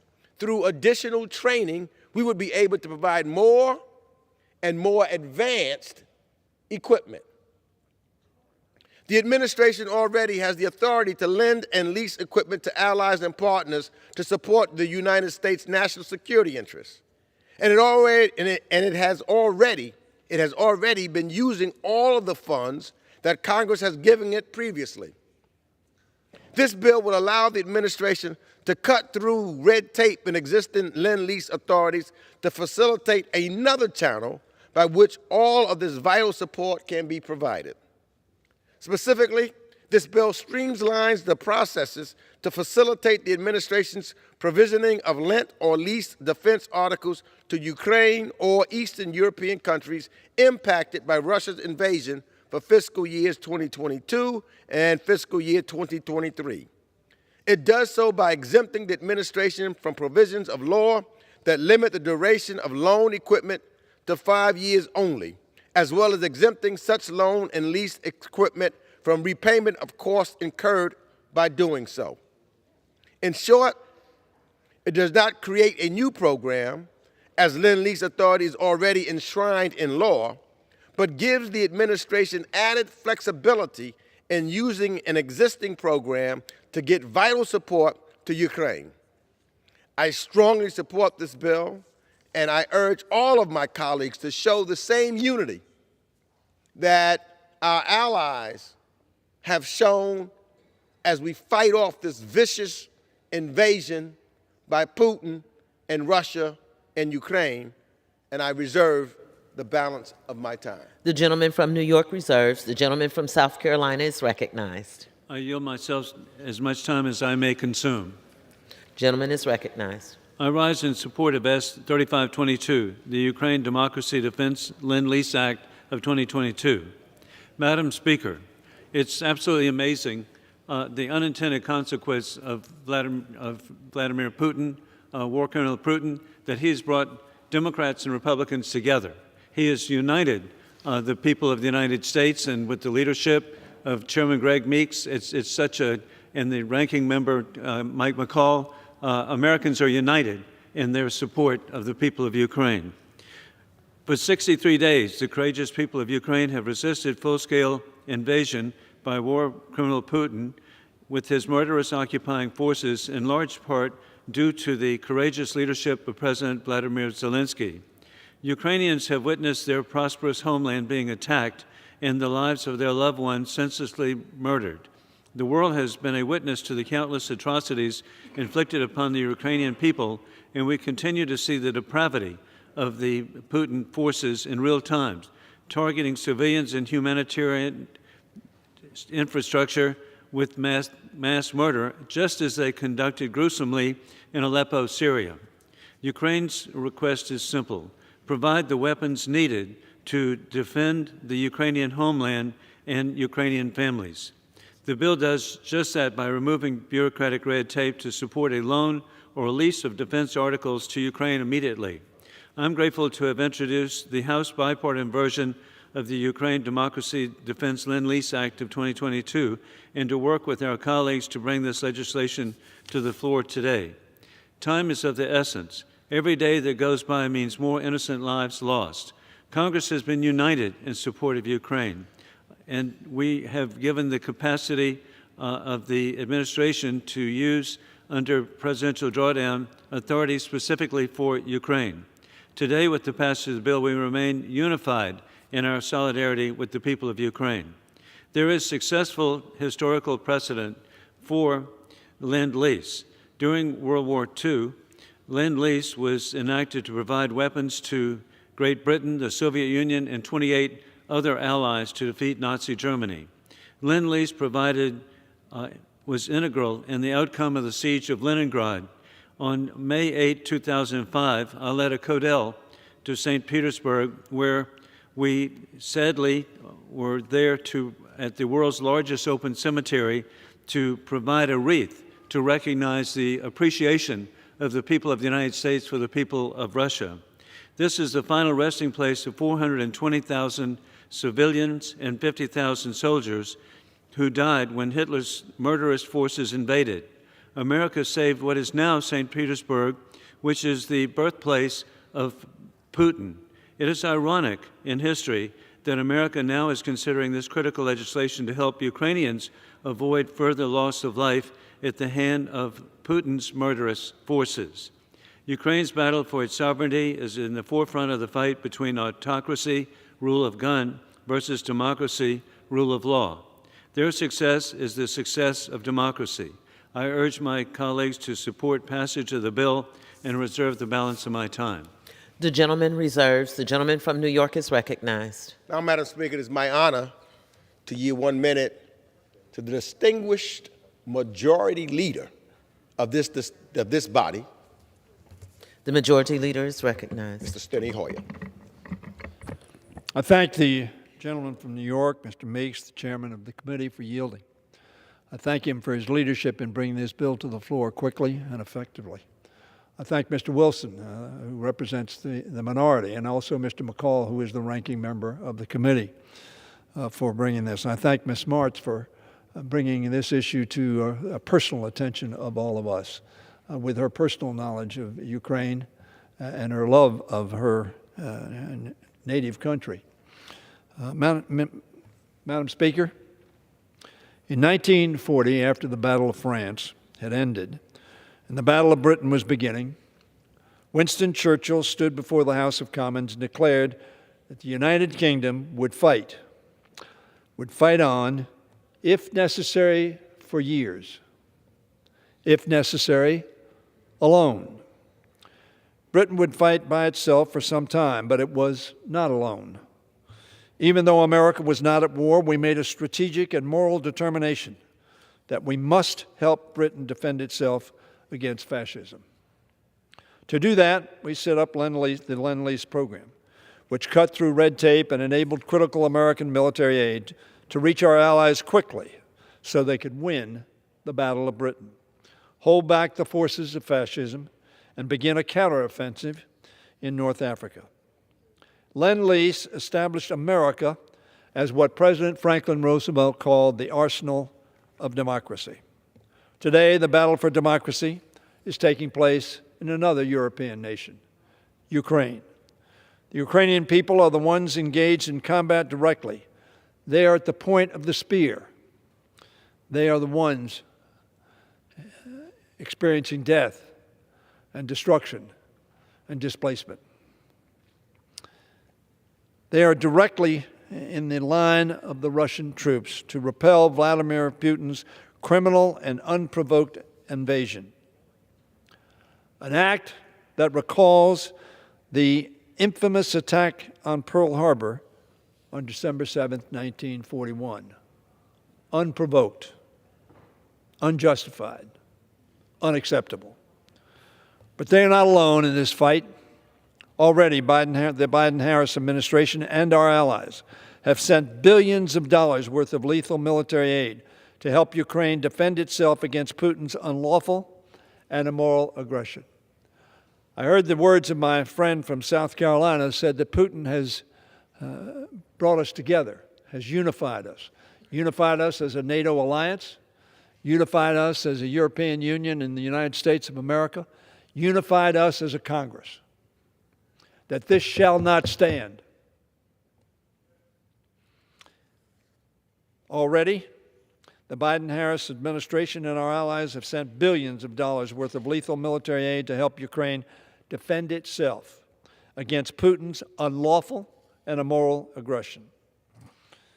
Putin, of course, meant the battle for Kiev to be short-lived, to last days and see Ukraine's democratic government overthrown and a quisling regime installed. The Battle of Kiev, however, was won by the forces of freedom, thanks to the extraordinary heroism and courage of Kiev's defenders and the anti-tank weapons and other equipment supplied by America and its NATO allies. They are not alone. Now, with the war raging in Ukraine's east, we are rapidly sending additional arms to the Ukrainians that will help them hold the line against Russian forces and engage in the kind of counteroffensive that will defeat Russia's invasion. How extraordinarily ironic it is that Putin urges us not to escalate the war,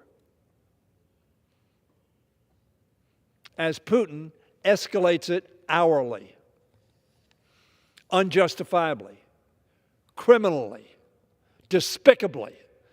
Every negative adjective you can find applies to the unwarranted, unprovoked, and unacceptable aggression Russia has made on its neighbors. As I told the Danish Foreign Policy Society when I was visiting with our allies earlier this month, the invasion of Ukraine must end in a strategic defeat for Putin and global criminality. Anything less would send a dangerous signal to other dictators around the world that wars of aggression could yield net gains. That must not happen.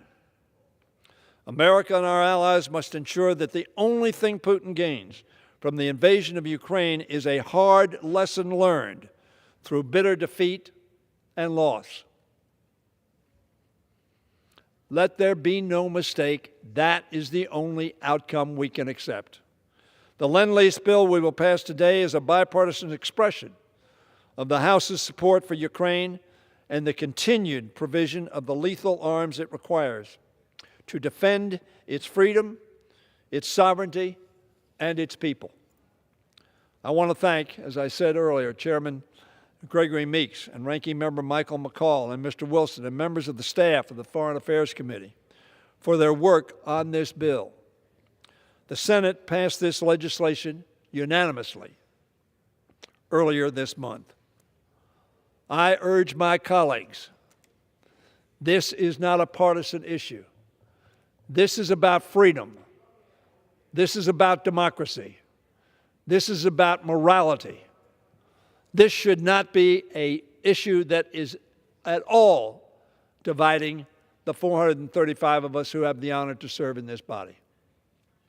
Once the legislation is enacted, the Biden-Harris administration will have another tool to ensure that military aid reaches Ukraine quickly and efficiently so that it can be deployed to the front lines and defend democracy. We owe freedom nothing less than that. The White House has already requested additional funding for military and humanitarian aid, and the House will stand ready to take action once there is agreement on the path forward. I tell the chairman of the committee, and I told the chairman, Mr. Smith, of the Defense Committee, as soon as that is ready to move, I will move it as soon as it is possible. The White House has urgently requested the resources that Ukraine needs. Can we do any less than that? In the meantime, I urge all of my colleagues to support this bill, as I said, unanimously. Let us show Vladimir Putin. Let us show the dictators and autocrats of the world. Let us show what happens when democracy is attacked. Hitler thought when he took Sudetenland and the free world did little, that he could then go to Poland, and he could go to Russia, and he could go to Africa, and he could go to France, and he could go someplace else. The free world, led by America, must make it very clear that it will not stand, that America will be part of an extraordinary alliance of free nations, moral nations, who believe in law, not might, makes right. I urge my colleagues to unanimously and decisively approve this legislation, and I yield back the balance of my time. The gentleman from New York reserves. The gentleman from South Carolina is recognized. I yield 4 minutes to the gentlelady from Indiana, Representative Victoria Spartz.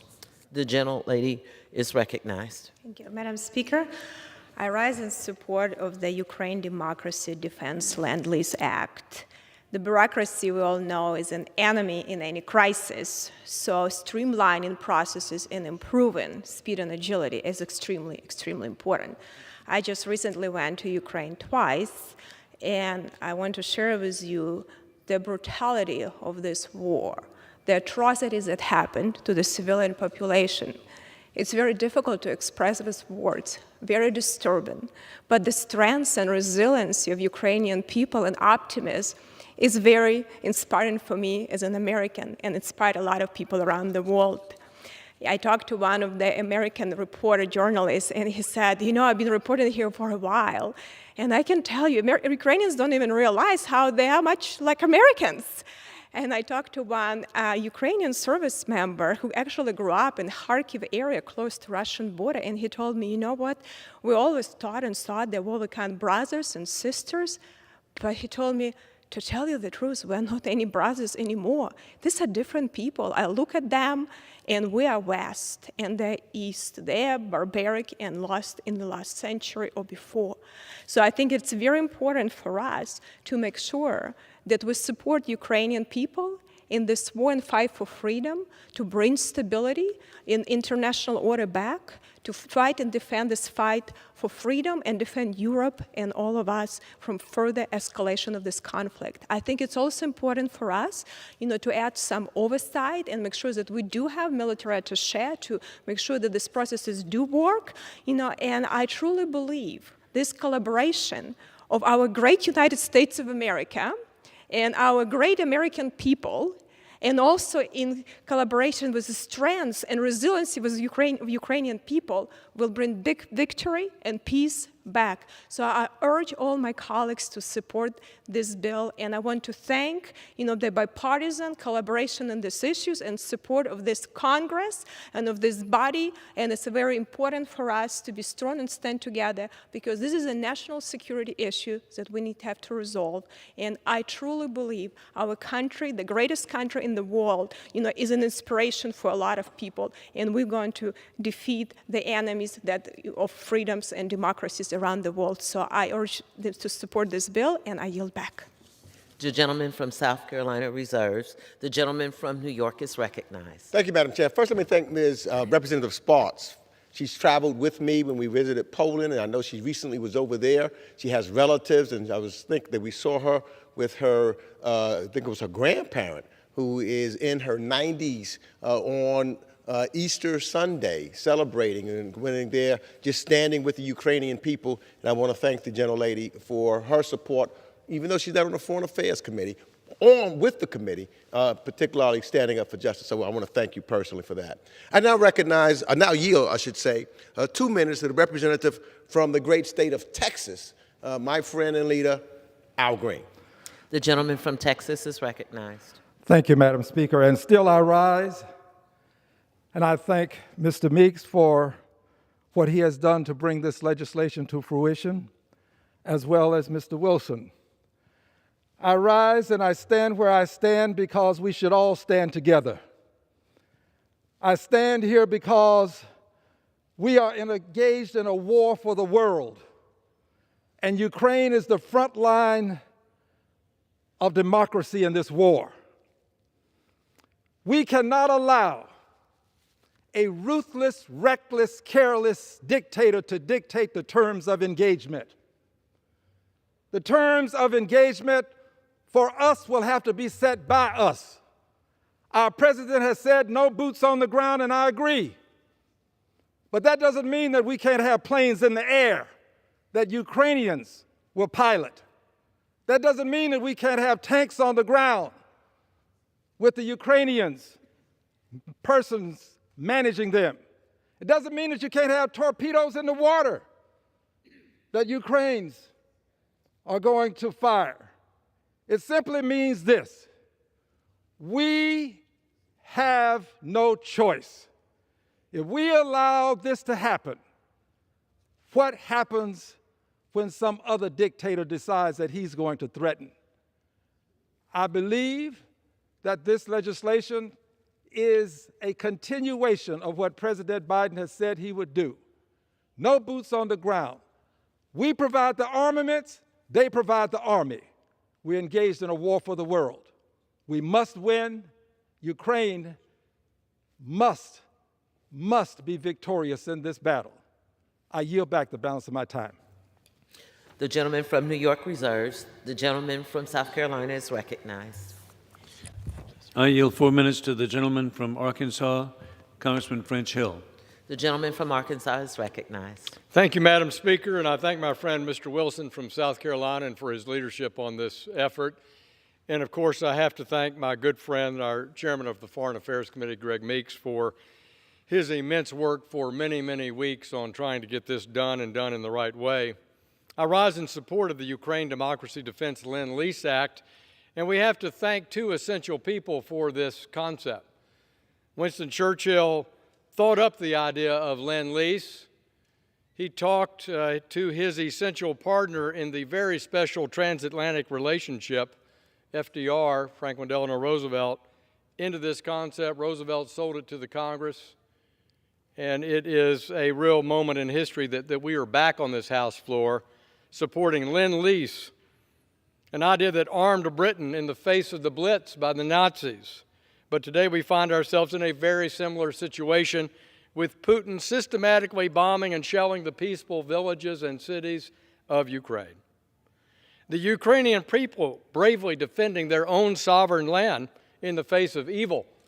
Or when I was in Romania 2 weeks ago, the Prime Minister there described their fighting spirit as the Ukrainian people fight with lions' hearts. This bill will expedite the resources needed for Ukraine to defend themselves against Russia's illegal, unwarranted, and brutal war in Ukraine. In every single meeting with our Ukrainian friends, parliamentarians, ministers, citizens, our own colleague, the answer is, while they appreciate the American response and the response of 30 other nations, they need weapons, and they need them now. In history, victory and defeat can come down to days and weeks, if not hours. There have been too many delays already in getting Ukraine the military equipment they need. That's why I'm pleased to see that we are enacting this Churchillian idea, born in World War II, a strategy now that will set the foundation for victory in this war, and the President's authority to get the weapons to the brave Ukrainians fighting for their own independence and freedom. I encourage all my colleagues to support this bill. I thank the members who worked on it so diligently, and I yield back the balance of my time. The gentleman from South Carolina reserves. The gentleman from New York is recognized. Now yield 2 minutes to the representative from New Jersey, Mr. Pascrell, member of the House Ways and Means Committee. The gentleman from New Jersey is recognized. Thank you, Mr. Chairman. To you, Mr. Meeks and Mr. Wilson, thank you. Now, the Lord works in strange ways. You get older, you can list the ways. The country is closer together in a most weird way for a common objective. We speak of unity more than we speak of division 8 months ago. Russia is bombing hospitals, war crimes. Russian soldiers are violating women and murdering children.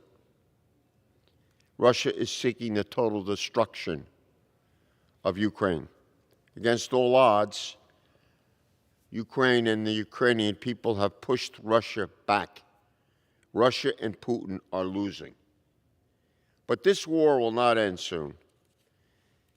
Putin is deranged and humiliated. the violence will only intensify.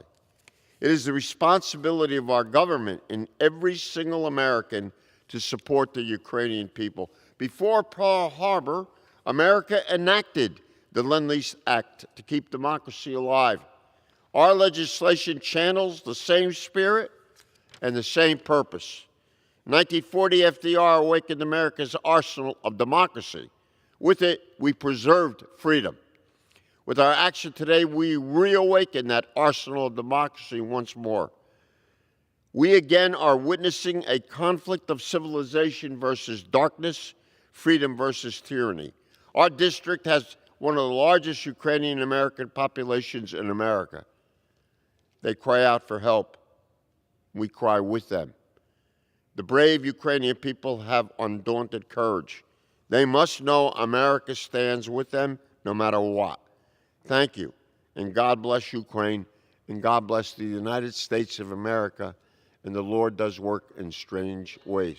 Thank you. I yield back. The gentleman from New York reserves. The gentleman from South Carolina is recognized. I continue to reserve my time. The gentleman from South Carolina reserves. The gentleman from New York is recognized. Thank you, Madam Chair. It's now my pleasure to yield 3 minutes to the representative also from the great state of Texas, the dynamic Congressmember Sheila Jackson-Lee.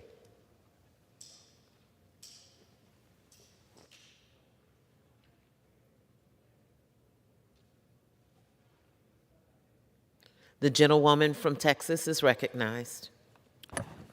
I thank the chairman of the Foreign Affairs Committee and to the manager, Mr. Wilson, who I've traveled with as well, and I know his heart, to rise and support the legislation that will provide the president with the authority, S3522, the authority to lend and lease defense articles to be able to help in the fight.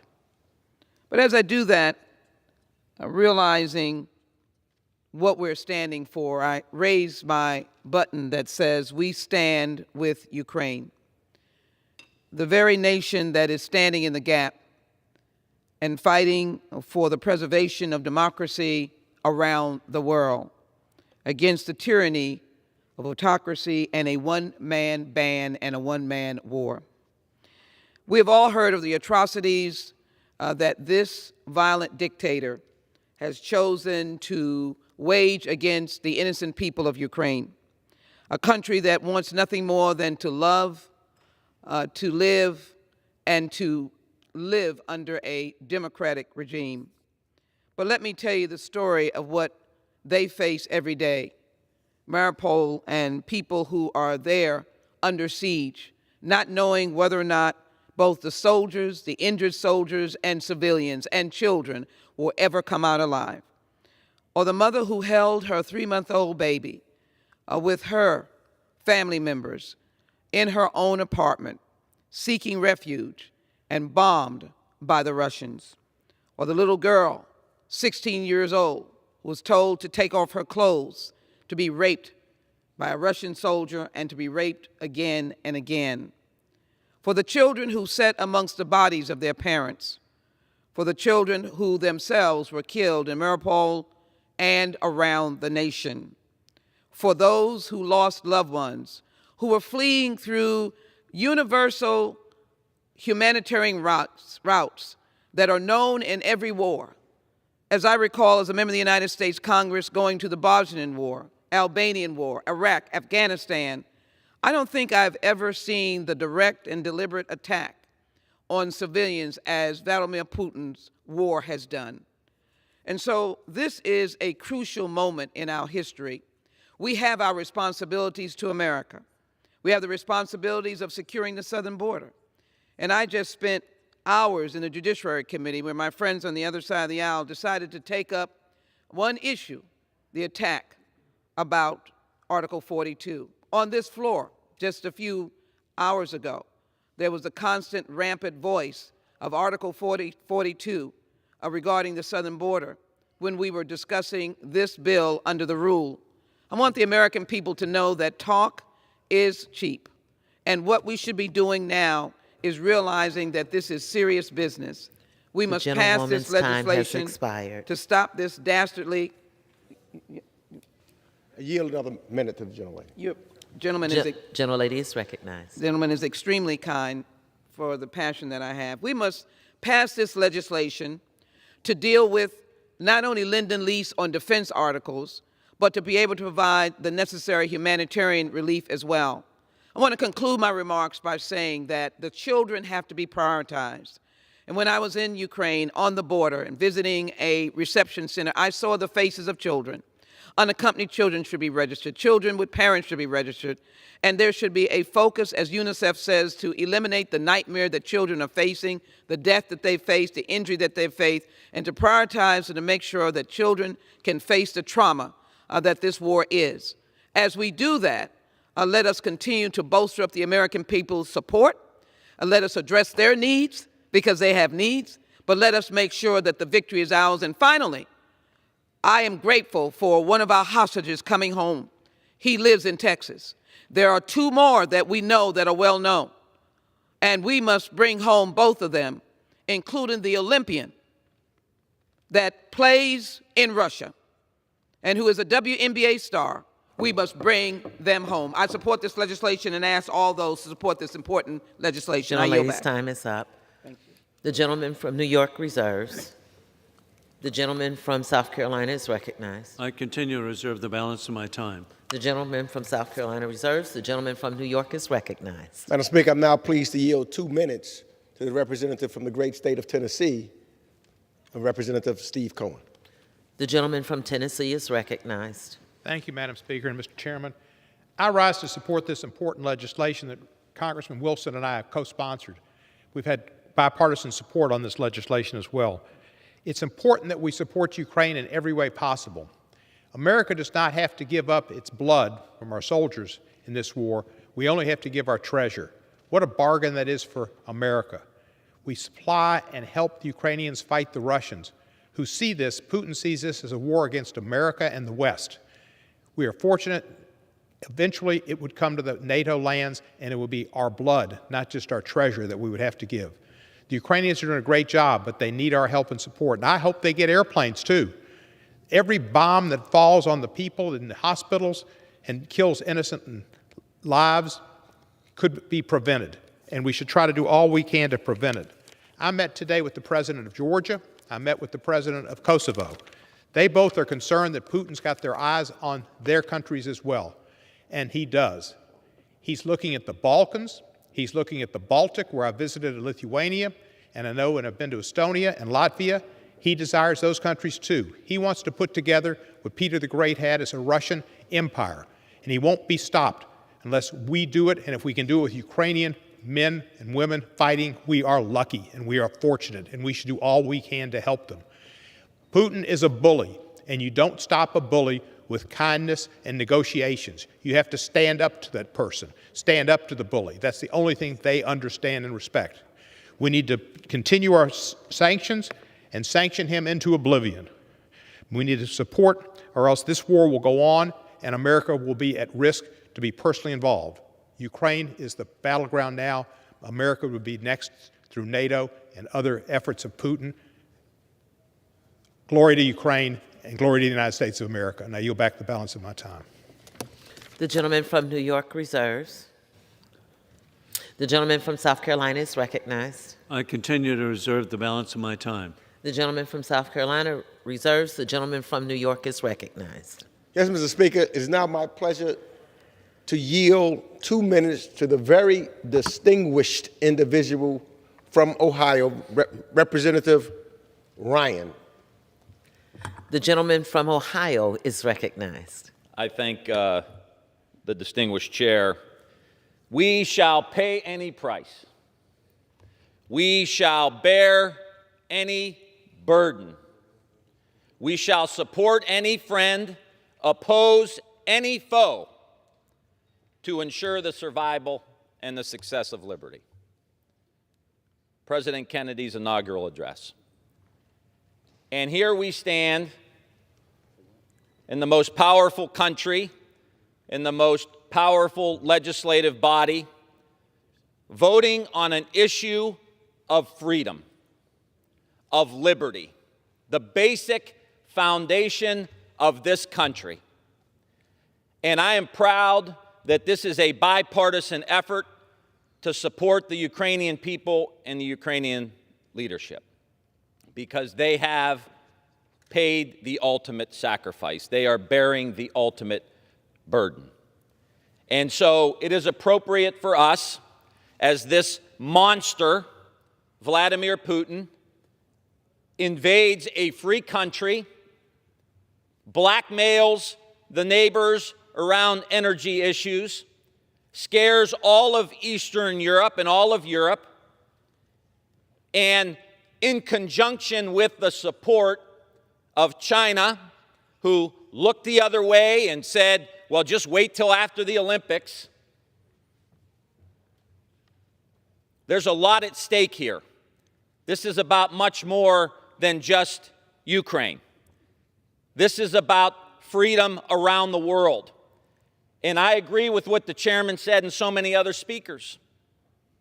We cannot let Vladimir Putin gain 1 inch of soil in Ukraine. Not 1 inch. You can't reward bad behavior. You can't reward violence. And that is what we will be doing. So I rise in support of this bill. I support the $33 billion that the president has proposed this morning. I support getting airplanes. I asked the gentleman, Chairman, Gentleman's time is up. I yield the gentleman another minute. The gentleman is recognized. So we need to continue this process, not 1 inch of soil. Because when you're in Ohio or you're in a lot of countries, like Mr. Pasquarello said, you're in New Jersey or states like New Jersey or Ohio, where we have people from Ukraine and from Poland and from Lithuania, and those ties run deep. There are family members, friends that they've lost, that have gotten killed, slaughtered by a monster. So we need to keep going. Planes, the $33 billion that the president wants, this process expedites all that. We should look at what we need to do to China if they continue to support Russia in this effort. And I think in a bipartisan way, we need to come together around a whole-of-government approach. We need to get natural gas from eastern Ohio to eastern Europe, from western Pennsylvania to eastern Europe, from West Virginia and New York to eastern Europe, and knock the legs out of Vladimir Putin. Whole-of-government approach, be aggressive, not 1 inch of territory, and make sure we ensure the survival and the success of liberty. The gentleman from New York reserves. The gentleman from South Carolina is recognized. I continue to reserve the balance of my time. The gentleman reserves. The gentleman from New York is recognized. Madam Speaker, I'm going to yield myself another minute. The gentleman is recognized. I think that it is important to note that S-3522 is a smart and critical step to give another piece of artillery to the administration so that it has flexibility as it needs to provide Ukraine the support that it needs so that it has the ability to win. It is also important to show, and that's why it's important for us to be on the floor today. As Mr. Wilson has indicated, the unity that we have here in the United States House of Representatives. And I will tell you that working with Mr. McCall and Mr. Wilson and Ms. Sparks on the other side of the aisle, as well as with all of my colleagues on the committee on the Democratic side of the aisle, and working with the Speaker and the majority leader, it is that unity is what's going to win this war. The gentleman reserves. The gentleman from South Carolina is recognized. I continue to reserve the balance of my time. I'm very grateful that we next will have the Speaker of the House. The gentleman reserves. The gentleman from New York is recognized.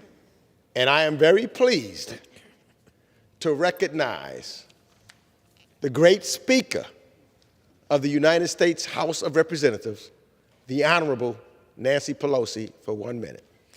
And the great Speaker is recognized. Madam Speaker, thank you for the recognition. I thank the gentleman for yielding, and I thank our distinguished Mr. Wilson for his yielding as well. I'm so pleased that this legislation has such strong bipartisan support on the floor of the House to remove all doubt in anyone's mind that we are all committed as a nation, as a Congress, and House and Senate in terms of this legislation. I thank you both for your leadership. I appreciate what you said, Mr. Chairman, about your working with your ranking member, Mr. McFaul, on this important issue as well. So thank you very much for affording us this opportunity today. Madam Speaker, 81 years ago, President Franklin Delano Roosevelt came here to the Congress of the United States, to the House of Representatives, where I'm proud to say my father, Thomas D'Alessandro, served as a member of Congress, and President Franklin Roosevelt delivered a bold and historic request. In his 1941 State of the Union address, President Roosevelt explained that democracy itself was under dire threat, not only in Europe, but around the world. And he called on Congress to lend a hand to our allies overseas, bolstering their defenses so they could defeat the evils of fascism. It was this initiative that would be enacted just 2 months later that undeniably turned the tide of the Second World War. And the Lend-Lease program would help propel the Allies to a victory that preserved the promise of democracy for generations to come. Today, we see an echo of that chamber in history as a murderous tyrant seeks to conquer its neighbor and dismantle its democracy. At this moment, and this moment demands we summon a commitment to respond. The Ukraine Democracy Defense Lend-Lease Act of 2022 revised this pivotal program, waiving time-consuming requirements on the President's authority to send critical defensive resources to Ukraine. It's important to note that it's about time. Time is very important when lives are at stake. In doing so, we enabled the administration to move faster to bolster Ukraine's security forces, empowering them to repel the Russian invaders, protect innocent civilians, and preserve their cherished democracy. As war rages in Ukraine, every minute matters. It's about time. This strong action could mean the difference between lives saved and lives lost. In any given battle, it could mean the margin between victory and defeat. It is with astonishing unity that the Senate sent us this important legislation after passing it with a unanimous vote. And as we hope to secure a strong bipartisan vote here in the House, let us salute the leaders of this legislation. Chairman Gregory Meeks, chair of the House Foreign Affairs Committee, he acknowledged his ranking member, Mr. McFaul from Texas, Congressman Joe Wilson of South Carolina, who's managing the bill on the Republican side today, and Congressman Steve Cohen, who helms the Helsinki Commission and played a role in this legislation. Madam Speaker, restoring the Lend-Lease Authority is just the latest action proudly taken by this Congress to strengthen Ukraine and to decimate Russia. We have delivered billions in humanitarian, security, and economic assistance for Ukraine, including the $13.6 billion in the latest supplemental, and more to come as our president has put forth a request earlier today that we will turn into legislation, turn into support to to support democracy in Ukraine and therefore democracy in the world. I salute the President for his leadership. These resources are already, of the 13.6, are already reaching communities on the ground and helping Ukraine repel Russian forces, but we need to do more. As we prepare to take up the President's new supplemental request, we're moving in lockstep with the administration and our allies to isolate Russia and devastate its economy. From severing normal trade relations to banning the import of Russian energy, our strong actions in the House and in the Senate have made Russia weaker in every way. And the House took its first steps to prosecute Russian war crimes so the perpetrators can be held accountable for their unthinkable, grotesque, diabolical atrocities. Later today, with the blessing of the Embassy of Ukraine, we will unveil in the Speaker's dining room, we invite people, our members to come and their guests, a photo exhibit that captures many of these atrocities. These haunting photographs show the horror and heartbreak of Russia's callous aggression of Ukraine and serve as an important reminder of our moral duty to continue to take swift, decisive action to help. Going back to Lend-Lease, upon the enactment of the historic Lend-Lease law in March of 1941, Franklin Delano Roosevelt called upon the conscience of our country when he declared, "The light of democracy must be kept burning. It is not enough for us merely to trim the wick or polish the glass. The time has come when we must provide the fuel in an ever-increasing amounts to keep the flame alive." Madam Speaker, our task today remains the same. I do want to acknowledge also another item, and thank you so much, Mr. Chairman, and others for your support of this. We're doing Lend-Lease today. We talked about what we did in the omnibus bill, the 13.6, the supplemental 13.6 billion. We've talked about severing our purchase of oil. We've talked about severing our trade, normal trade relations. But we also did something yesterday when we did what I call seize and freeze, seize the assets of the oligarchs and the Russian, that money, freeze it, and when it thaws, to use that money to help rebuild Ukraine after the victory over the Russians. So again, we're thinking at what we need to do on humanitarian assistance, what we need to do on economic assistance, what we must do in security assistance, weapons, etc. But we have to do some other aspects as well. Our task today, again, remains the same as it did with the original Lend-Lease. Make no mistake, Russia invaded with the stated goal of ending liberty and self-governance in Ukraine. Yet with unimaginable courage and determination, the Ukrainian people are putting their lives on the line for democracy, not only for their own nation, but for democracy writ large for the world. This is about freedom versus dictatorship, autocracy versus democracy. The Ukrainian people are making the fight for all of us. We must help them. So it is our duty to honor their heroism at the front lines of the battle for freedom by helping to fuel this righteous fight. It is with endless admiration for the Ukrainian people and their leadership, President just everybody, I won't start naming names, all of them, we've had visits from so many of them, and an unyielding commitment to keeping alight democracy's precious flame that I urge a strong bipartisan aye vote for this vital legislation. With that, I thank the gentleman for yielding, the gentlemen for yielding, and yield back the balance of my time. Thank you. The gentleman reserves. The gentleman from South Carolina is recognized. I yield 4 minutes to the gentleman from Michigan, Mr. Tim Walberg. The gentleman from Michigan is recognized. Thank you, Madam Speaker, and thanks to my friend and colleague. And thank you, Madam Speaker, for your statements. I agree wholeheartedly with you. America is having a fight undertaken for us by the Ukrainian forces.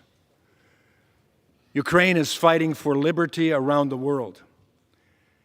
It is fighting for freedom-loving countries that want to push back against aggression from any nation, whether it be Russia or China or any other that would attempt to take away liberties from free citizens.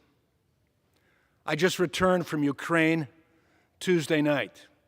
I spent the Easter weekend in Ukraine. I had the unbelievable privilege of speaking in 2 churches. Irpin, where the city had been impacted by missiles and bombs, homes blown up, lives taken. And a church that had not met since the beginning of the war met on Easter, Resurrection Sunday.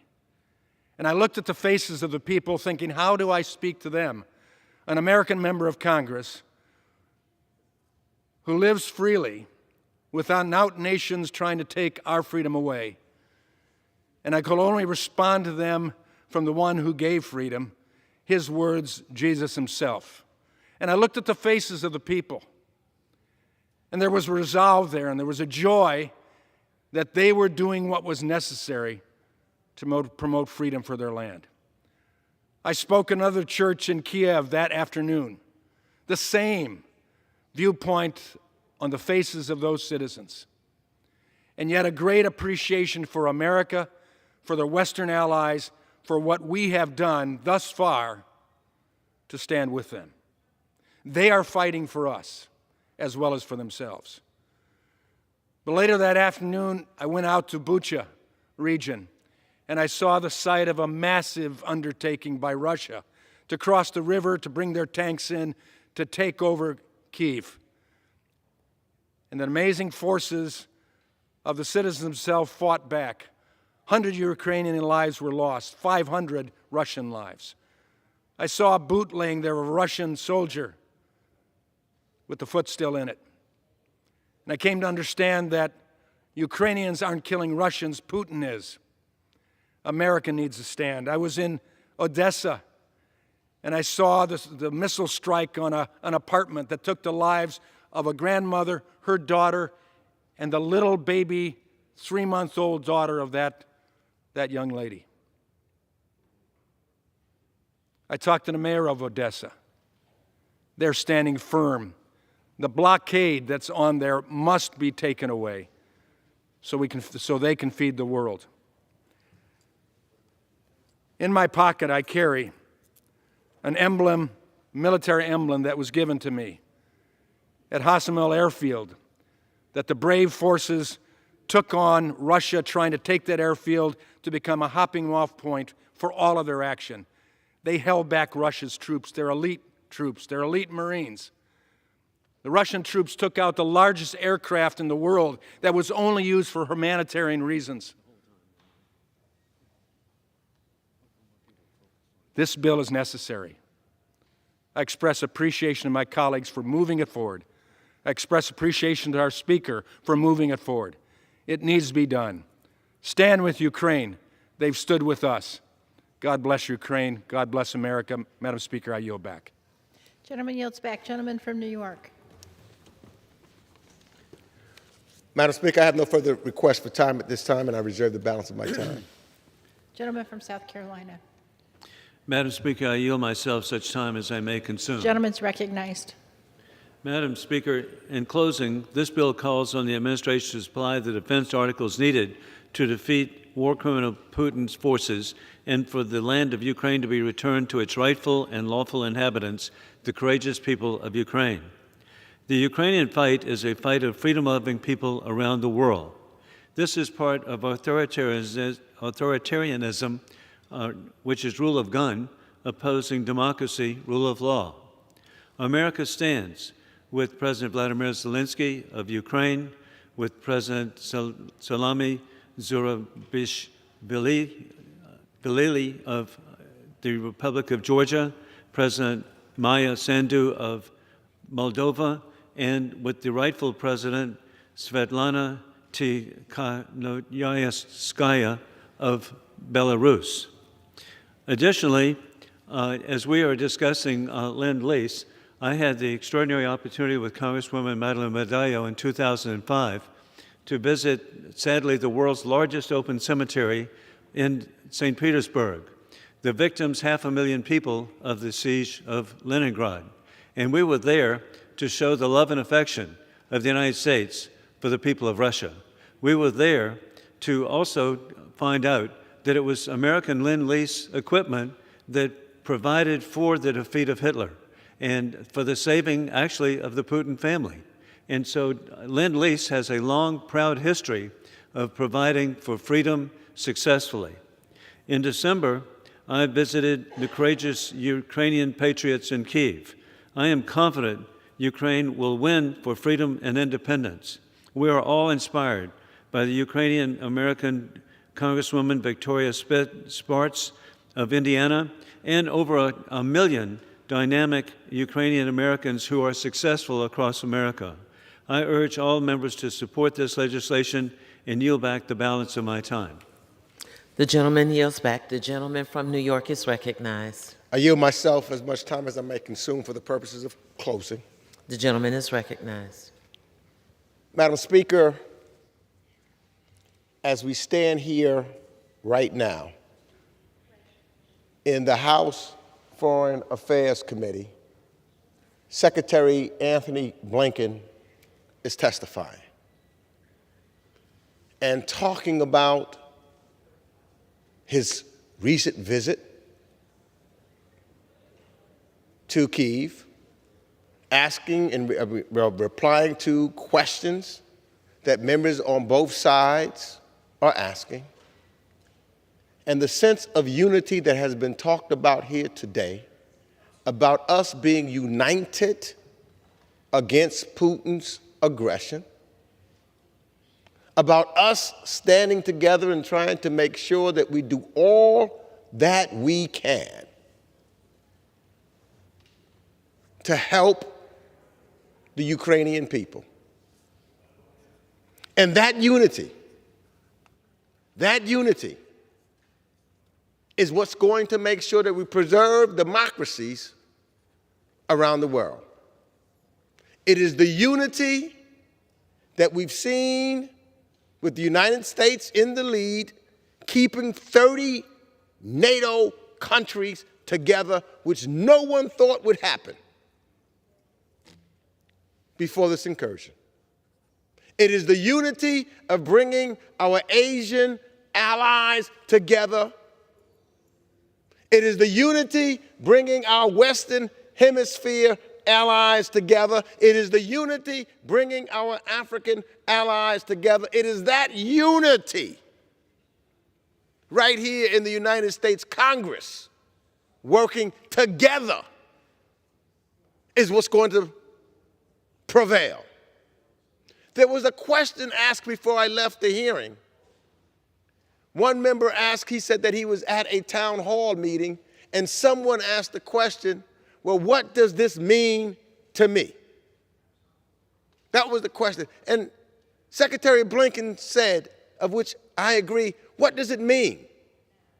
Well, when you look at what's at stake, number one, the world is asking what happens, are there any consequences to a country who decides just to go and invade someone else's sovereign property? If we allow that to happen, if it can happen there, it can happen anywhere. So the question of what we do, what we stand for, who we are, what our values are on the line right now.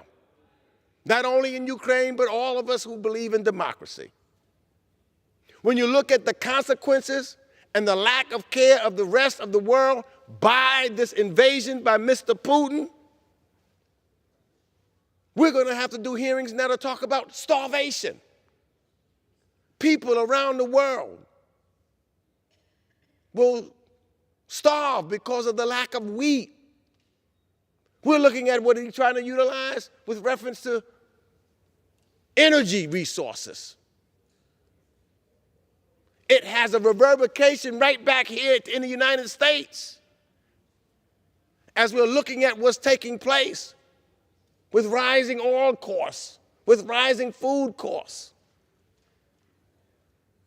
So this is about us around the world Some, yes, making sacrifices so that we can show the world that unity and together we will prevent evil from occurring.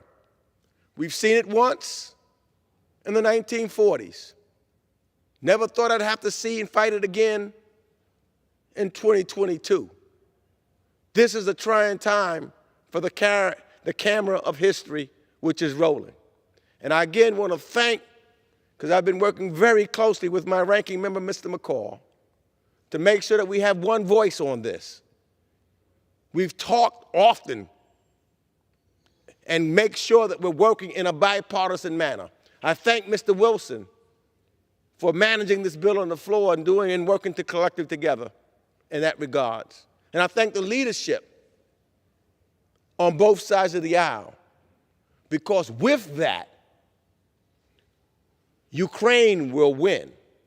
And when Ukraine wins, the American people win, the world wins, democracy wins. And with that, Madam Speaker, I yield back the balance of my time. The gentleman yields back. All time for debate has expired. Pursuant to House Resolution 1065, the previous question is ordered on the bill. The question is on third reading of the bill. Those in favor say aye. Those opposed, no. The ayes have it. The third reading. An act to provide enhanced authority for the President to enter into agreement with the government of Ukraine to lend or lease defense articles to that government to protect civilian populations in Ukraine from Russian military invasion and for other purposes. The question is on the passage of the bill. Those in favor say aye. Those opposed say no. The ayes have it. The bill is passed. Pursuant to Section 3S of the House Resolution 8, the yeas and nays are ordered. Members will record their vote by electronic device. This will be a 15-minute vote.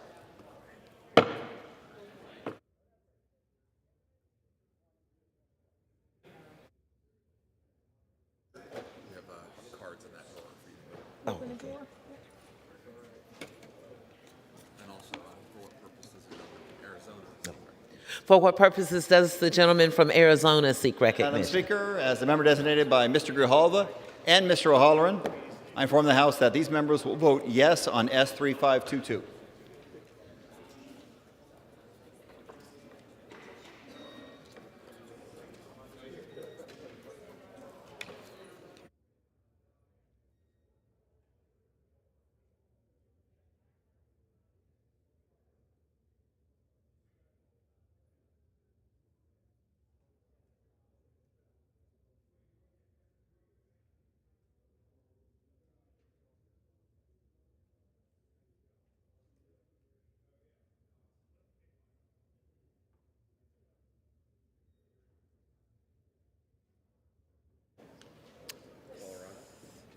For what purposes does the gentleman from Colorado seek recognition? Madam Speaker, as the member designated by Mrs. Hartzler of Missouri, I inform the House that Mrs. Hartzler will vote yea on Senate Bill 3522.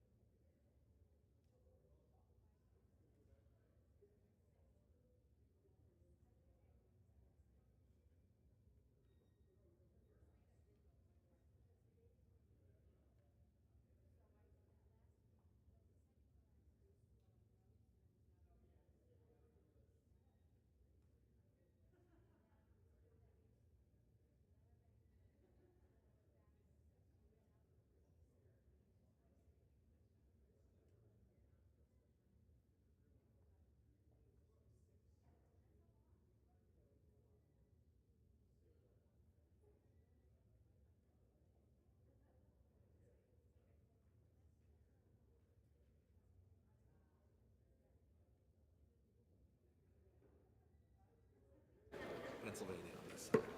For what purposes does the gentleman from Pennsylvania seek recognition? Madam Speaker, as a member designated by Kathy McMorris Rogers from Washington, I inform the House that Ms. Rogers will vote yea on S 3522. Thank you.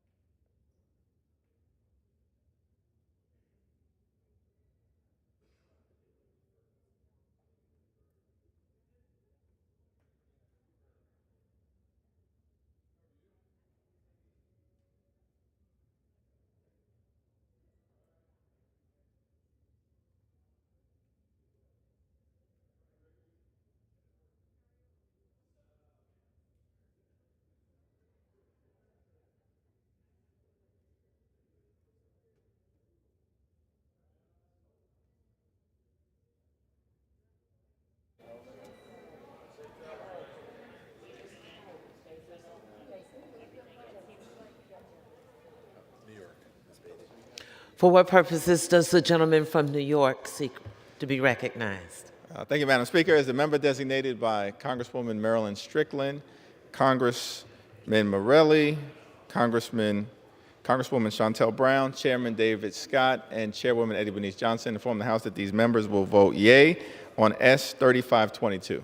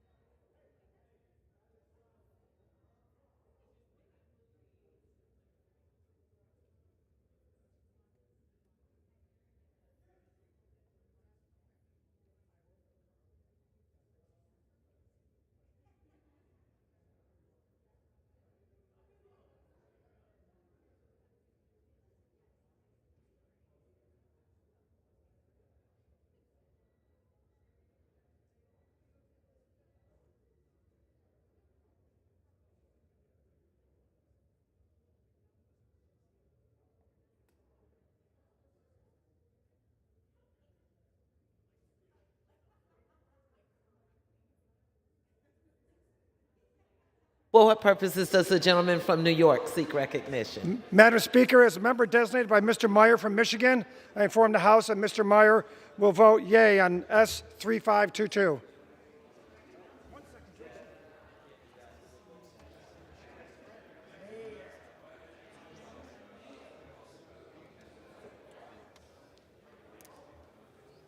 Mr. Kako, Yeah. I haven't told you yet. What? Today is my last day. Really? How come? Where are you going? I'm going to San Diego. I got a job out there, like defense contracting. Dick Stick would have got you something from Syracuse. Didn't have to give me. How would I? You've just been very nice. Oh, thank you. What are you going to do? It's like a defense contract, like a weapons contract. Really? Yeah. Is that where you want to be? Yeah. My boyfriend's stationed out there too. For what purposes does the gentleman from Pennsylvania ask to be recognized? Madam Speaker, as a member designated by Mr. Brown of Maryland, pursuant to House Resolution 8, I inform the House that Mr. Brown vote yes on final passage 3522.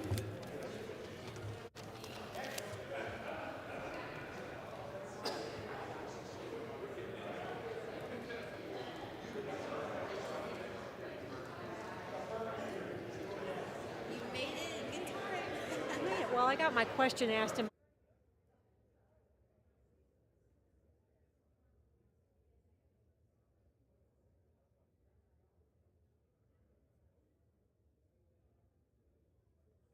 For what purposes does the gentleman from Kansas seek recognition? Madam Speaker, as a member designated by Mr. Pfluger from Texas, I inform the House that Mr. Pfluger will vote yea on S 3522.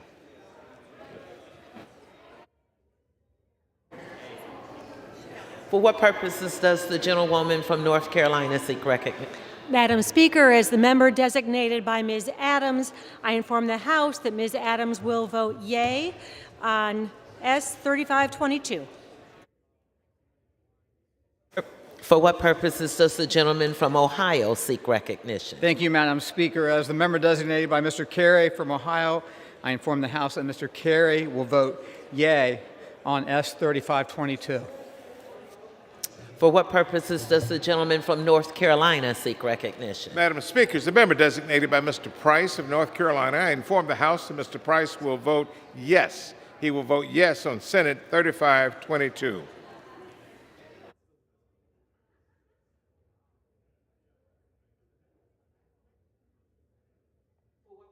Does the gentleman from Alabama seek recognition? Madam Speaker, as a member designated by Mr. Brooks of Alabama, I inform the House that Mr. Brooks will vote yea on S 3522.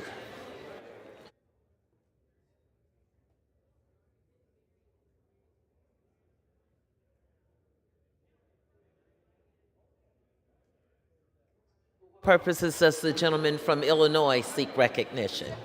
As the member designated by Mr. Caston of Illinois, I inform the House that Representative Caston will vote yes on S 3522.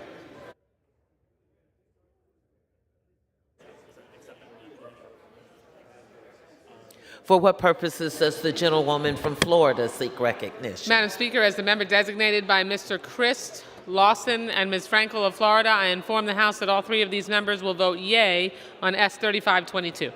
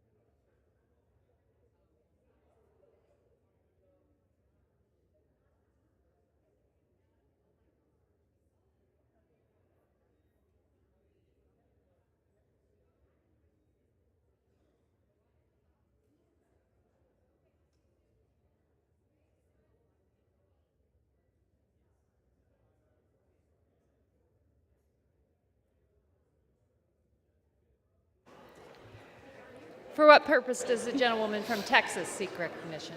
Madam Speaker, as the member designated by Mr. Van Taylor of the great state of Texas, I inform the House that Mr. Taylor will vote yea on S 3522.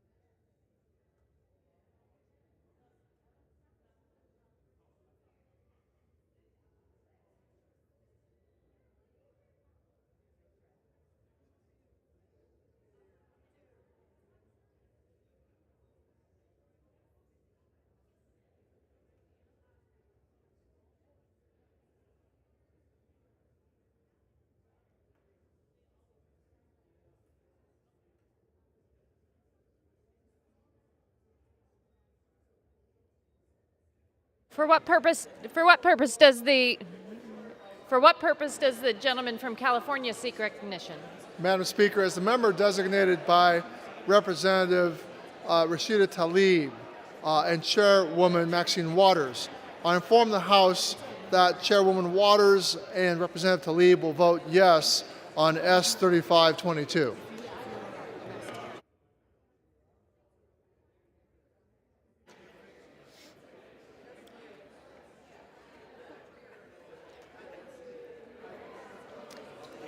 For what purpose does the gentleman from Virginia seek recognition? Madam Speaker, as a member designated by Mr. DeSagne, Dr. Lowenthal, Ms. Bass, Ms. Trahan, Ms. Ross, Mr. Swazi, and Mr. Levin of Michigan, I inform the House that these 7 members will vote yes on S 3522.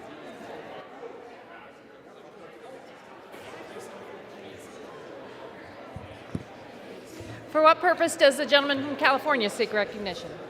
Madam Speaker, as member designated by Jimmy Gomez, Julia Brownlee, Sylvia Garcia, Joaquin Castro, and Henry Cuellar, I inform the House that these members will vote yes on S 3522.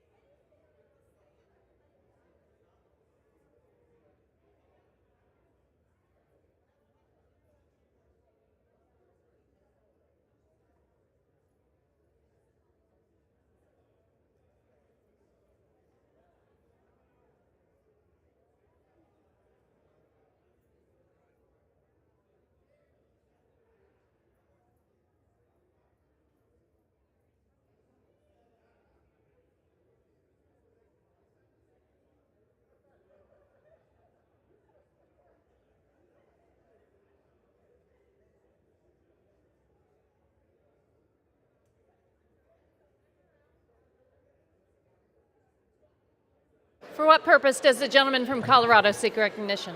As the member designated by Mr. Perlmutter, I inform the House that Mr. Perlmutter will vote yea on S 3522.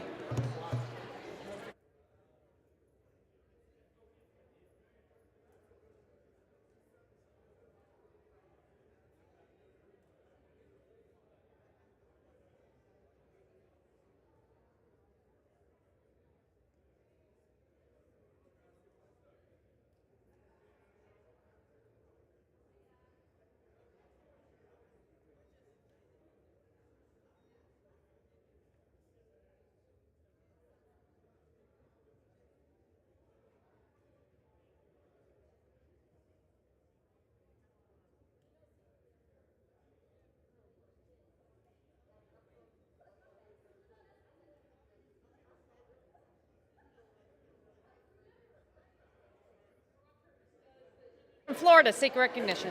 Madam Speaker, as the member designated by Mr. Cawthorn of North Carolina, I inform the House that Mr. Cawthorn will vote yes on the measure.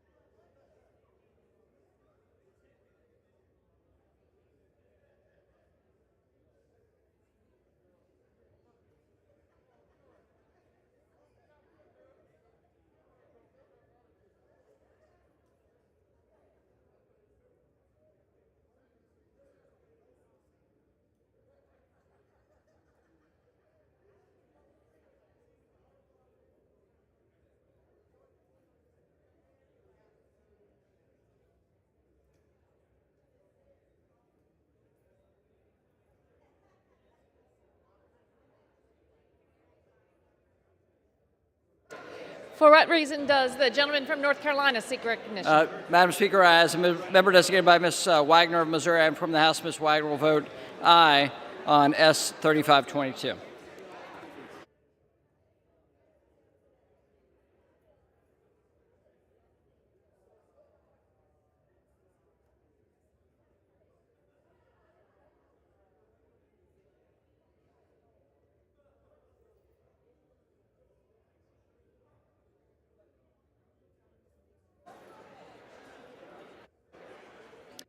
For what purpose does the gentlewoman from Texas seek recognition?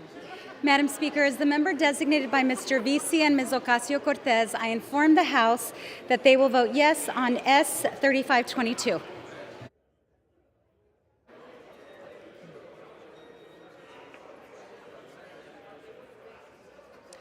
For what purpose does the gentleman from New Jersey seek recognition? Madam Speaker, as the member designated by Mr. Albio Series, Ms. Angie Craig, Mr. Connor Lamb, and Mr. Brian Higgins, I inform the House that these members will vote yes on S 3522.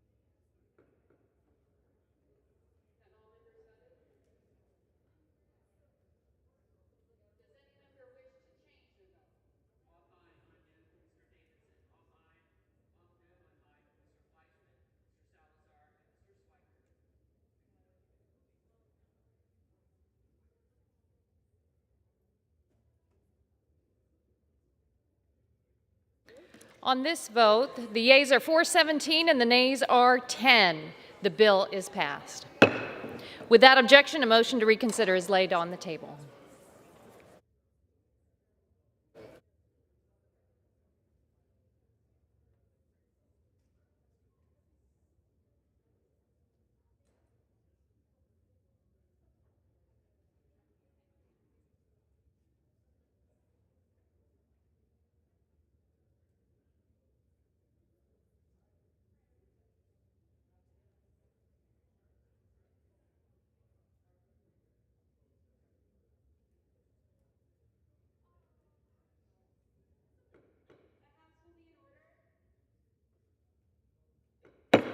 The House will be in order. For what purpose does the gentleman from Texas seek recognition?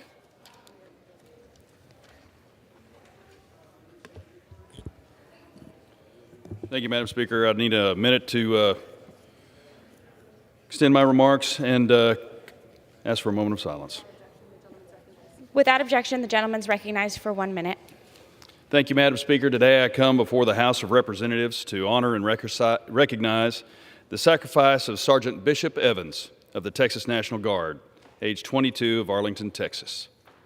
Sergeant Evans gave his life to save 2 others. He exemplifies the spirit of service and sacrifice that those who volunteer to serve in our nation's military personify. He died an American hero. He was a light in times of darkness. May God bless his family. At this time, I request a moment of silence to honor the life of Sergeant Bishop Evans.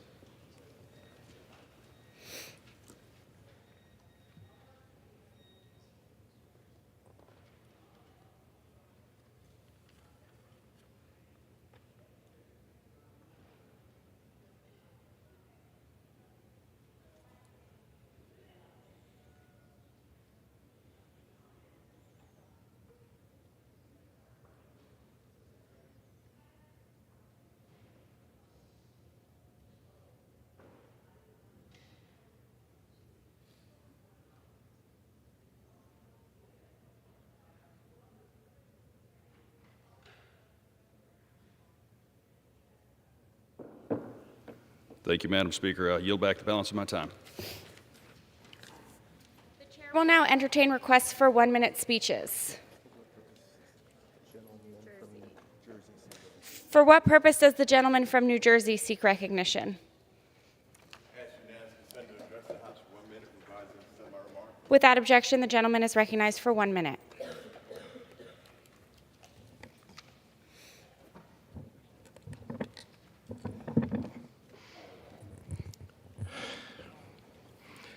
Madam Speaker, I rise today to praise a great man of faith, Pastor Douglas L. Williams III. For the last 11 years, he has been the pastor at Zion Hill Baptist Church in Newark, New Jersey. In that time, he has done tremendous work to help his community. He was a strong supporter of vaccinations to protect members and residents from COVID-19. And he worked to provide social services to people who were suffering due to COVID-19 related job losses and other hardships. His goal as a pastor of Zion Hill has been to love people and grow an active community church, and he has done that. I had the honor of attending his installation 11 years ago, along with my father, the late Congressman Donald Payne Jr., as I was a city councilman at the time. And also recently, to celebrate the 11 incredible years he has given as the head of Zion Hill. And I can say he is truly succeeding in his goal.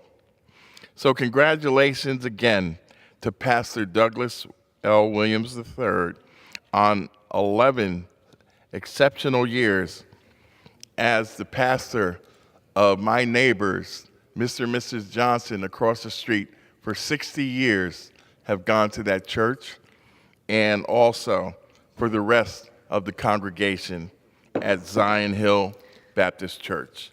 And with that, He is truly a man of faith The who is a gentleman's time has blessing expired. to our community. And with that, Madam Speaker, I yield back. For what purpose does the gentleman from Tennessee seek recognition? I ask unanimous consent to address the House for 1 minute and to revise and extend my remarks. Without objection, the gentleman is recognized for 1 minute. Madam Speaker, on Monday of last week was liberals' favorite day, Tax Day, which usually serves as an annual reminder of just how big government has gotten. However, instead of paying taxes on only one day of the year, Americans are being forced to pay an invisible tax every day this year: inflation, which is a constant reminder of the costs of big government and big deficit spending. Make no mistake, President Biden's and congressional Democrats' willingness to borrow trillions of dollars to pay for ever-growing, wasteful government programs has caused record-high inflation. Prices at the pump and at the grocery store were widely skyrocketing well before Vladimir Putin's evil invasion of Ukraine. Unfortunately, the Biden administration wants to double down on these disastrous, inflation-inducing spending bills. His budget proposal calls for shelling out $73 trillion over the next 10 years and would only add to the pain we all feel when we reach into our pocketbooks. Tennesseans can't afford another year of one-party Democratic control of government. Thank you, and I yield back.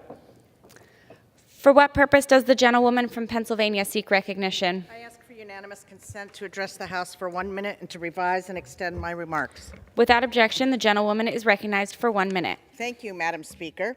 I rise today to honor a constituent, Ms. Vivian Farr, who recently completed her GED at the age of 88. After completing the 10th grade, Vivian left school and got married. From that point on, she never stopped working hard to raise 4 kids, pay the bills, and put food on the table.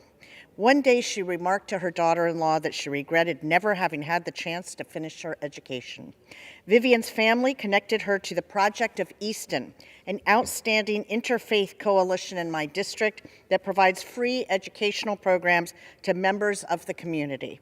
With the organization's help, Vivian started her coursework at age 87 and diligently worked to obtain her degree, always attending class, participating, and asking for assistance when needed. Vivian is an inspiration to her children, her grandchildren, the greater Lehigh Valley community, and students of all ages. She is a testament to the importance of high-quality education. Congratulations, Vivian. Thank you, Madam Speaker. I yield back.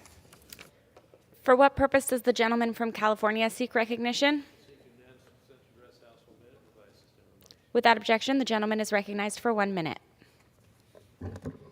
Madam Speaker, crime is soaring under President Biden and the Democrats' soft on crime policies nationally and in my home state of California. More police officers were killed in the line of duty in 2021 than in any year since 1995. Last year, over a dozen U.S. cities set new homicide records. Shootings of police officers increased 63% compared to this time in 2020.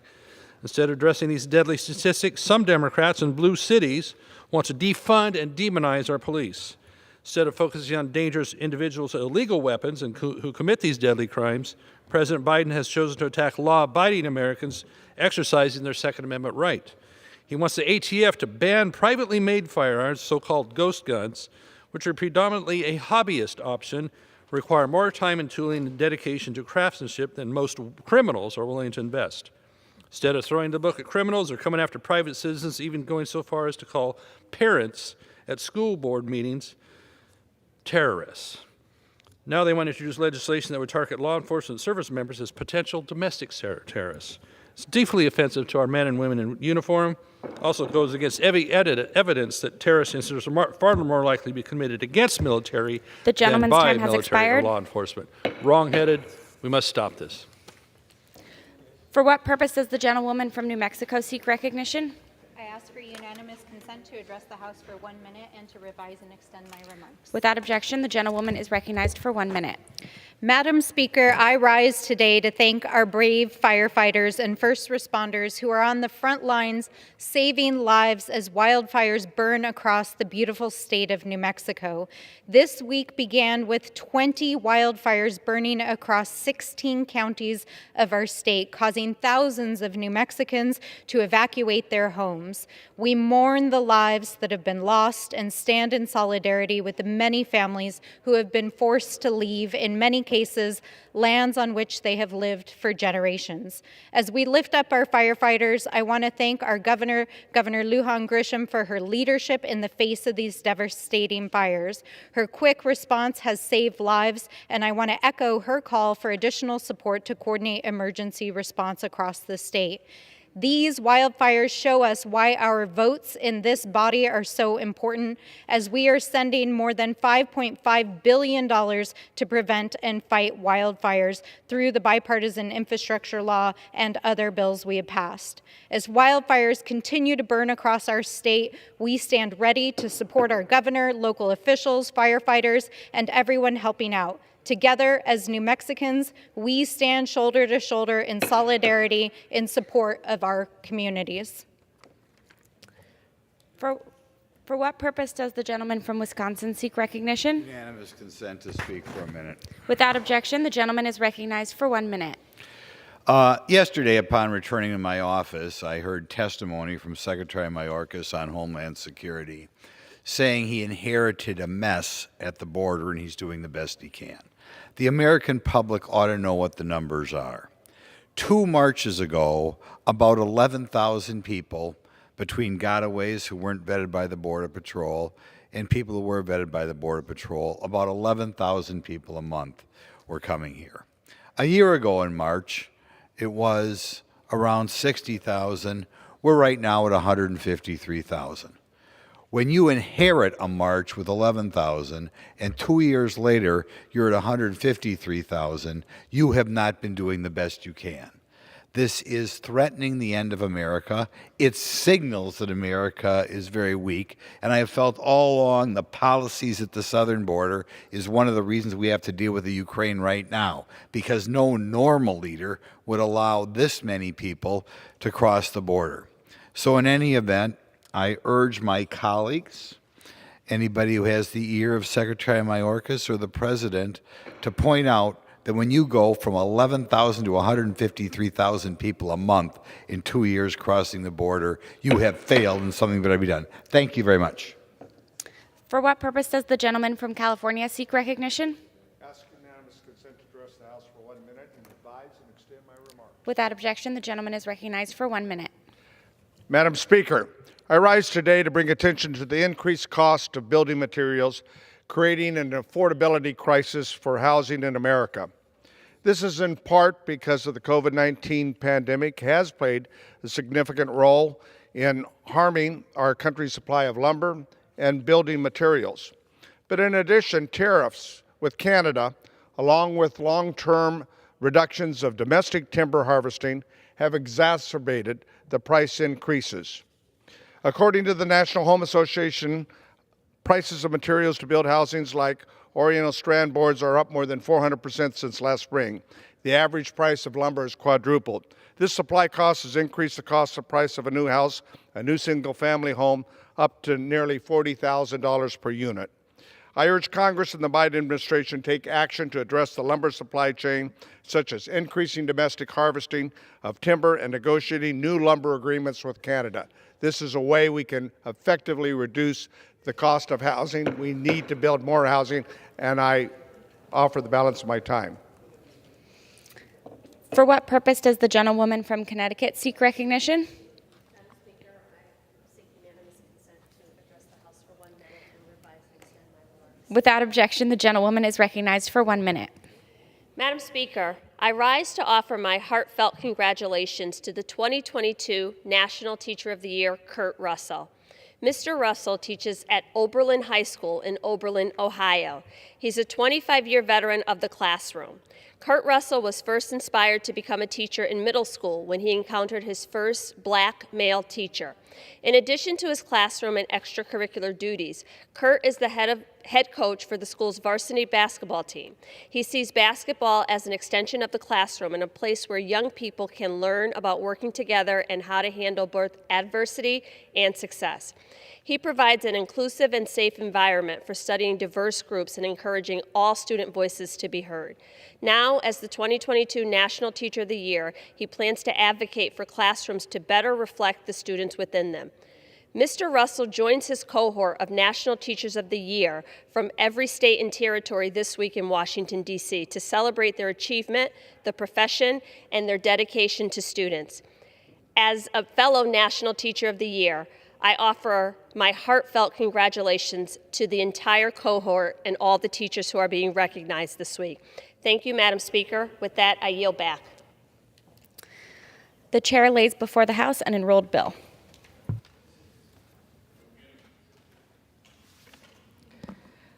Senate 270, an act to amend the act entitled Act to Provide for the Establishment of the Brown v. Board of Education National Historic Site in the state of Kansas and for other purposes, to provide for inclusion of additional related sites in the National Park System and for other purposes. Under the Speaker's announced policy of January 4th, 2021, the gentleman from Arizona, Mr. Schweikert, is recognized for 60 minutes as the designee of the Minority Leader. Thank you, Madam Speaker Pro Tem. I'm going to yield to my friend from Texas as much time as he may consume. Thank you, my friend. I appreciate it. Thank you, Madam Speaker. Today I come before the House of Representatives to recognize the Midlothian Innovative Learning Experience, or MILE, as the Nonprofit of the Year in 2021 for the city of Midlothian, Texas. This is a state-of-the-art educational facility that is providing high school students with additional learning pathways throughout the community. Nonprofits are a fundamental part of America, and I want to thank Midlothian Innovative Learning Experience for their dedication to teaching the future generations. It's important that we bring awareness to career and technical education so that people can learn about many different professions at a younger age. Career and technical education is a perfect way for students to apply what they are taught in school to a real-world environment. MILE offers 5 career and technical education pathways: culinary arts, entrepreneurship, civil engineering, aerospace engineering, and cybersecurity. These programs provide students the opportunity to utilize industry-standard equipment and practices they have shown an interest in. This unique learning space is able to replicate scenarios found in professional, real-world working atmosphere. With support from industry professionals, MILE is able to thrive and partner with Midlothian Independent School District. It's an honor to represent this group of mentors who help contribute to the outstanding education of all around Texas 6th District. Thank you for all that you do. Next, I would like to recognize Arise Kopnak, who just celebrated her 100th birthday. Twice a week, this Waxahachie, Texas resident volunteers at Baylor Scott & White Hospital to volunteer in the day surgery department waiting room. Since 2014, she's logged more than 2,400 hours of her personal time to encourage, serve, and assist people who are waiting for a loved one to come out of surgery. Arise's faithfulness to stand with the families, friends, and caregivers of patients during anxious and often difficult circumstances is a testament to her character. Even during a pandemic, Arise continued to volunteer.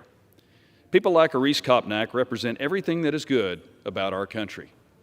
America was built on the volunteer principle. It has been instrumental in our nation's advancement and has made us, as Americans, a strong and self-reliant people. Ronald Reagan once said that the volunteer spirit is the engine that drives the whole history of the United States. It is an extra dimension of faith, friendship, and brotherhood that makes us good neighbors, good people, and made America a great country. Thank you, Arise, for showing us how it's done. There's a reason you and your peers have been dubbed the greatest generation. May God bless you as you continue to carry out one of life's greatest callings, serving others. And I wanted to take this time to recognize one of my constituents, Ellis County Sheriff's Deputy Damon Davis. Deputy Davis was new to the Sheriff's Force when he responded to a 10-200, which is a drug-related incident. Once he arrived, he witnessed a drug overdose. The individual was struggling, barely breathing, and his conditions were intensifying. Deputy Davis rushed to help and quickly administered Narcan nasal spray. According to the account, the individual immediately started coming to. They were transported to Baylor Scott & White Medical Center in Waxahachie, where he received additional medical attention. Deputy Davis's actions ensured another person did not fall victim to the opioid epidemic. Ellis County Sheriff Brad Norman awarded the Life Saving Award Commendation and pin to Deputy Davis for his heroic actions. Drug overdoses, especially from fentanyl, have become more prevalent in the U.S. Deputy Davis and his fellow law enforcement officers are a front line in responding to this terrible crisis. We cannot thank our law enforcement and our first responders enough. America needs more heroes like Deputy Damon Davis. I would like to honor and congratulate a resident from Waxahachie, Timothy Redhair, who was promoted to the rank of colonel in the U.S. Army Reserve this month.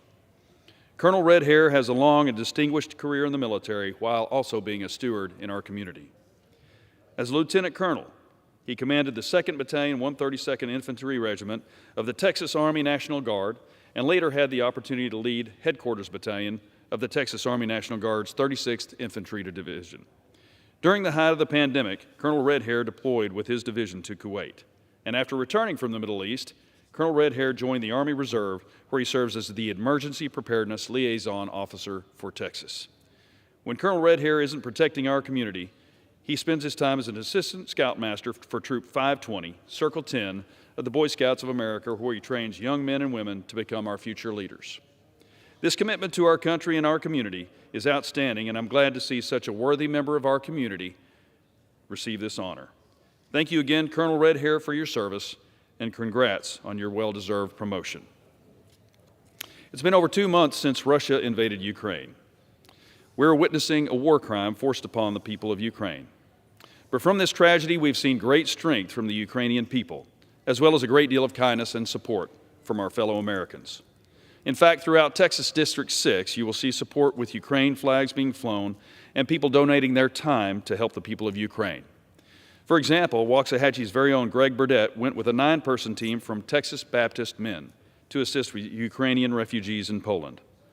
Greg's team spent 10 days volunteering in shelters and receiving and sorting donated materials. With volunteers from all over the world, they were able to help many families and children get food, supplies, and a good night's rest. Greg's not the only District 6 native giving aid to Ukraine. SurePoint Medical Centers, a local freestanding emergency room chain based out of Mansfield, Texas, donated their own surplus medical supplies to aid the people of Ukraine. With the help of many District 6 residents who work for SurePoint, they were able to send the critical medical supplies that included tourniquets, bandages, and various other life-saving items. I am proud of the work and kindness not just of the people of District 6, but everyone else who has donated any time, supplies, or sent prayer to the Ukrainian people in time of need. My friend from Arizona, I appreciate your time, and I yield back. Thank you. Madam Speaker, I'm going to do something this evening that isn't sort of traditional for me, because I mostly do economics. I try to do sort of that circle of how everything ties together, and I accept I get a little geeky, and for those who are trying to keep an eye on the history of our words, wave at me if I start speaking too fast, because I've had a lot of coffee today. But today I'm going to try to talk about what I saw on the border last week, but I'm going to try to do it in a slightly different way. You've had lots of us come up here, and I'm going to do part of it. I'm going to show the boards and the numbers and that. But in economics, there's this concept of a second-degree effect, a third-degree effect. And I wish I could come up with a definition for a misery effect. The fact of the matter is, let's pretend it's really done out of compassion. Let's pretend our brothers and sisters on the left, this administration, their approach to the border is because they are heartfelt and they believe this is kind and compassionate. And my argument here is going to be really simple. Please think through your definition of compassion. Now that we know there's functionally 700 migrants who've lost their lives trying to cross the river, when I was with the Border Patrol last Wednesday in Yuma, Arizona, and the Border Patrol agent, she's telling me of the heartbreak of finding a couple children dead in the desert just a few hundred yards from the border. How can that be our definition of compassion? And then we're going to have to walk through the reality of the misery you've brought to my state, my community. Because last Thursday, we did a roundtable with the true experts in our community, in regards to fentanyl and drug use. And I'm sitting next to a mother who lost her teenage son by taking a single pill.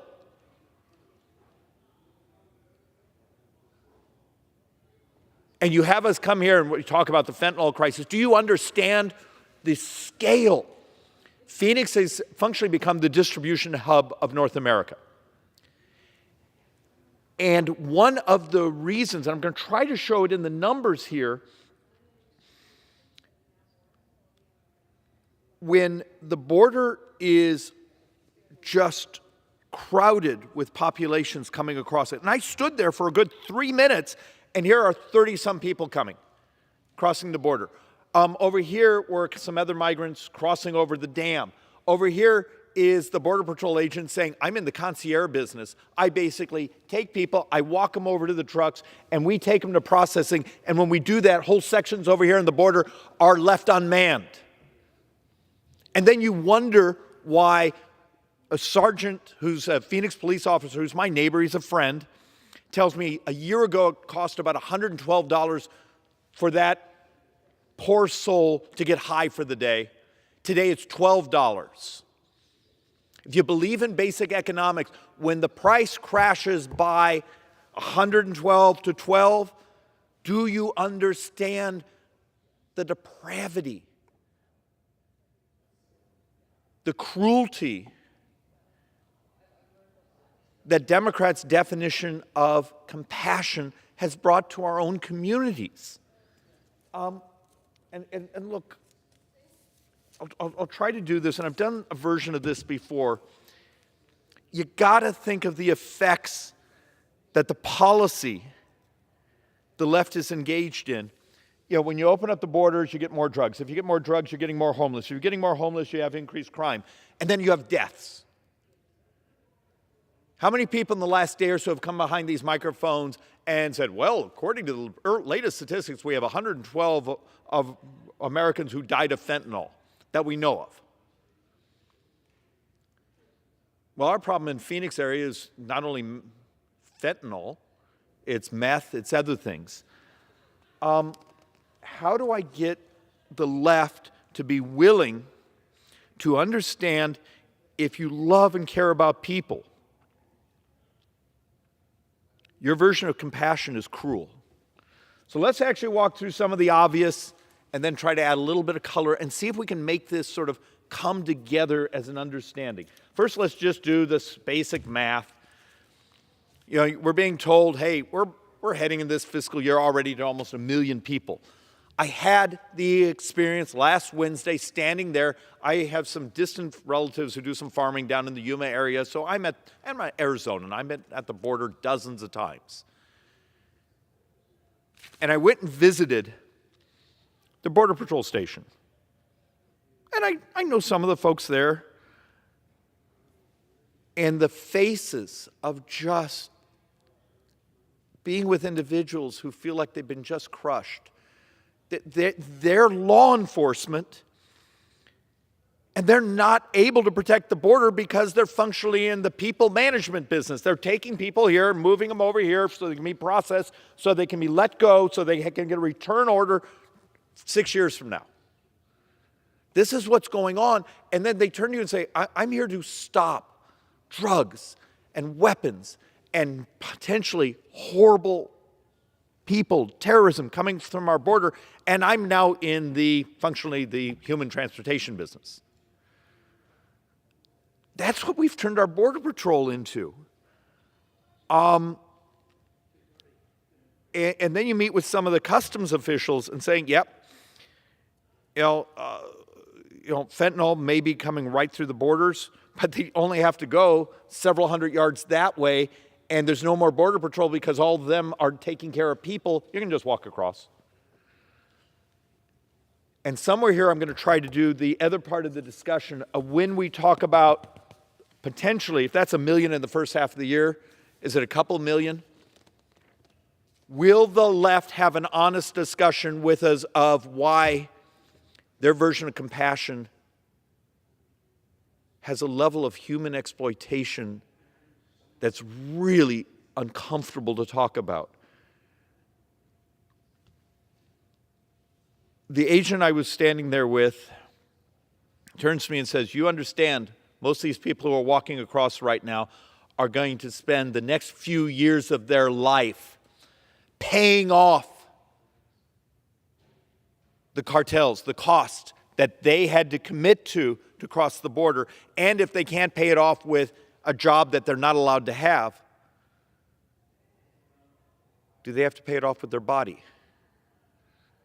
Do they have to pay it off with smuggling, moving narcotics?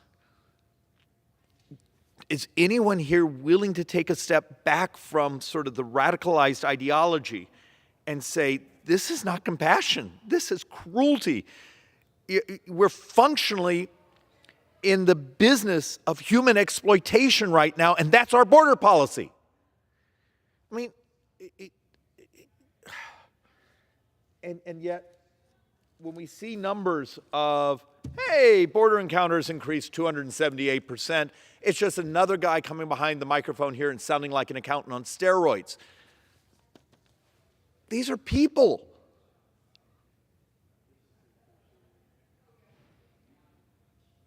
And is it enough that several hundred of them will die at the border? Is it enough that many of them are going to have to engage in activities that are just absolutely exploitive to pay off the coyotes? Is it enough that the cartels are now said to be making billions of dollars on human smuggling, and they're using that money now to actually build their own little factories so they make the precursor chemicals for fentanyl and synthetic opioids because it's cheaper than getting them imported from China? We financed their industrial revolution. Think about this. The left says, well, inflation, these things are supply chains. Well, damn it, they did a great job. We solved the cartel's supply chain. We financed them enough so now they can make their own drugs from precursor chemical all the way up to stamping the pill. You gotta think about those second degree, third degree effects of misery that really crappy policy brings.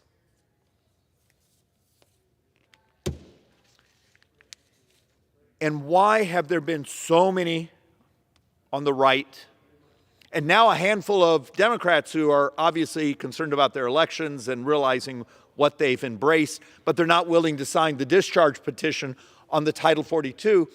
Why are so many of us talking about this? Is the Border Patrol, if you have an honest conversation with them, will turn to you and say, we're maxed out, and if you double the populations that are approaching the border because you functionally have removed Title 42, so they don't get sent back, they get processed. It's no longer being overwhelmed, it's a catastrophe. There functionally will be no protection on our border. And once again, U.S. policy is functionally financing the cartels. Congratulations. The misery, the murders, the exploitation, that's U.S. policy. That's functionally what we've done here. But you did it in the name of, well, this was compassionate. It's an amazing definition of compassion. So now let's actually get to some other bits of misery. This number is a fraud.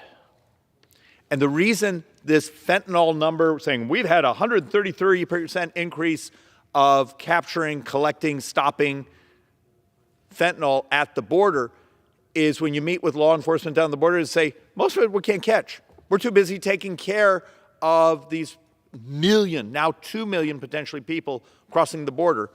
What a great system. Let's see. The cartels get to march people to the border. They may get a few $1,000 a head. So they get to finance there, and because Border Patrol and Customs are overwhelmed, that it creates these massive openings where you can just move lots of narcotics across the border.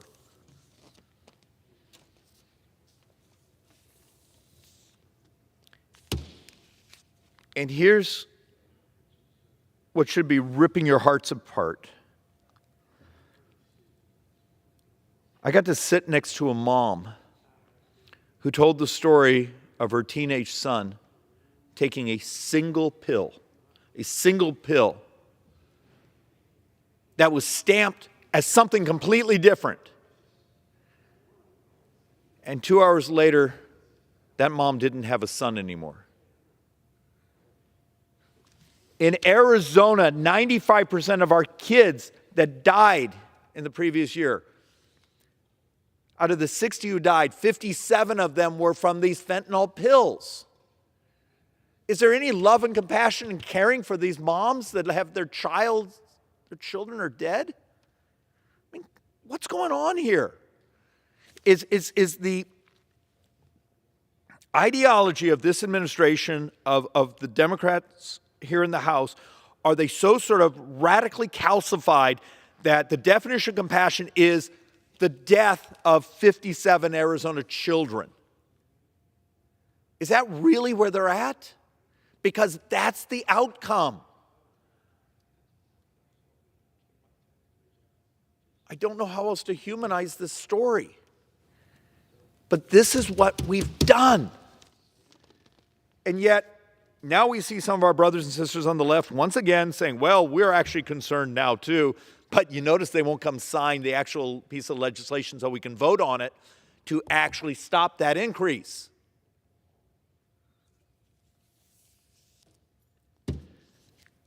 And part of it, forgive me, I can't stop myself with the charts. But when you start seeing the explosion of increase, and it's Arizona, it's my community that's the one that's crushed. I mean, when you start seeing Arizona having a 79.5% increase in functionally the fentanyl pills crossing our border, and that's what's captured. Remember my mention before when I did the ride-along with the Phoenix police sergeant, and in parts of the discussion saying, yeah, it's about $12 now for that heartbreaking homeless person there sleeping in that alley to get high for the day. And that's what we've done. We have zip codes now, I'm being told, that the homelessness has doubled in the last year. And what's the consistent policy thing that happened in the last year? The Democrats opened up the border.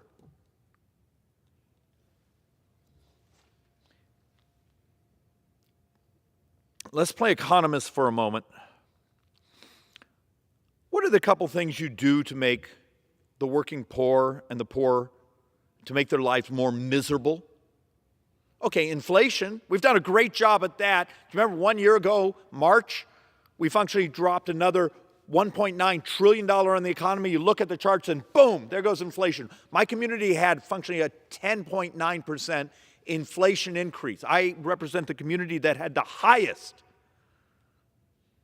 growth of inflation year to year. Do you know how many people no longer can afford their apartment?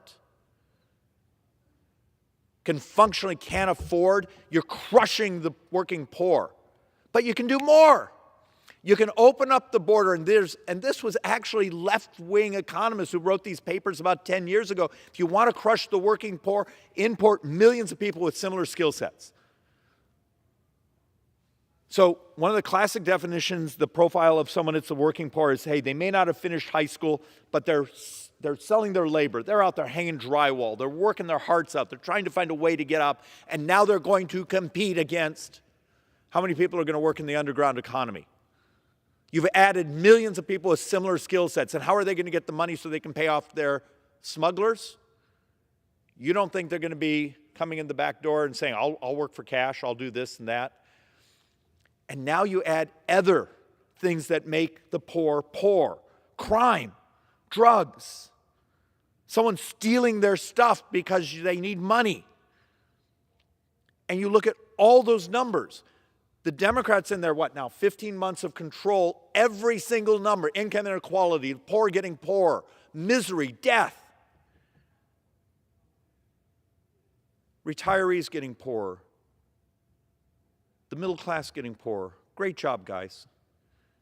Great job. Tell me something you've done that hasn't increased misery in this country. And I know that's uncomfortable, but I'm doing it on purpose. Sometimes the smartest thing is just stop what you're doing, take a breath. Maybe the ideology is a false ideology. Back up. I'm sorry the former president was into border security, but do you remember a decade and a half ago when it was the hallmarks of Democrats that were concerned about illegal immigration? Do you remember it was Republicans and Chamber of Commerces that wanted to flood the country with cheap labor? Isn't it amazing what happened here?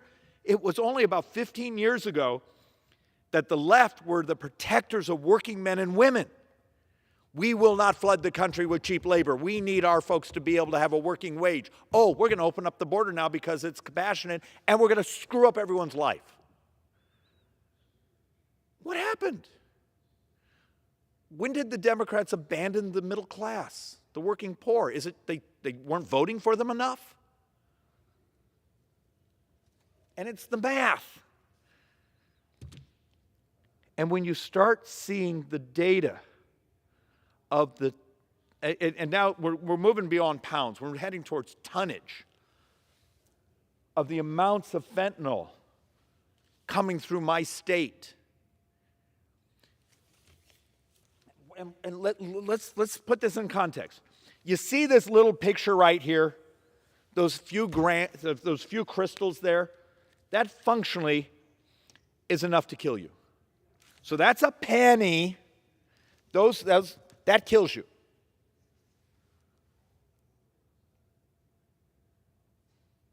When does this become a use as terrorism? Because it's already functionally killing our children. Does anyone care? And now we got to go just a little bit further down the rabbit hole. When the border agents report over 1,000% increase, and this is the ones in Texas, and the argument I was given by our friends at Border Patrol and Customs, they're not catching much of it. But it goes further. You've got to understand what's been happening in my community. And this is just one of a dozen headlines. When there's a bust and it's enough to functionally kill every single person in my state. There was a bust the night before we did our fentanyl roundtable that was enough to kill everyone in my county. And I have the third or fourth most populous county in the nation. Do you understand the scale? When you have the experts here saying, well, David, you don't understand. Prices have so crashed. A couple of years ago, it would be several dollars a pill. Now it might be at wholesale, 45 cents a pill. And when it gets that cheap, you want to understand why it's in your elementary schools, your high schools, throughout your community, and the homeless campuses. And what's the cascade effect? So my begging to the majority is just take a breath for a moment, back away from the radicalized ideology, and just take a breath and say, do you actually love and care about people? Will you accept the misery, the death, just the dystopian devastation that's happening in our communities right now because of an open border policy? And that's what it is. And Title 42 is not a solution. It's just trying to stop the catastrophic. Sign the discharge petition. Prove that your rhetoric actually fits reality. Or maybe the constituencies are so now gerrymandered and intellectually calcified that you can't tell the truth. And another chart that absolutely proves we've turned functionally our legal apparatus to protect the nation into functionally a transportation service. ICE, immigration enforcement, is functionally beyond the border in our communities. Those who got through, who were not stopped. It's law enforcement. How do you catch someone and functionally remove them from the country? And you see where we were in 2019. Then you see where we were in 2020. And you see the crash over here. these deportations. Now, what's fascinating is this line way up here was actually even further up during the Obama administration. Did the left basically just crash this because the last president was so hated by the left for protecting working men and women that if he did something, if he said it was black, you had to say white? You had to walk away from it? We would be elated to get back to the actual law enforcement protection of the border numbers that were during the Obama administration.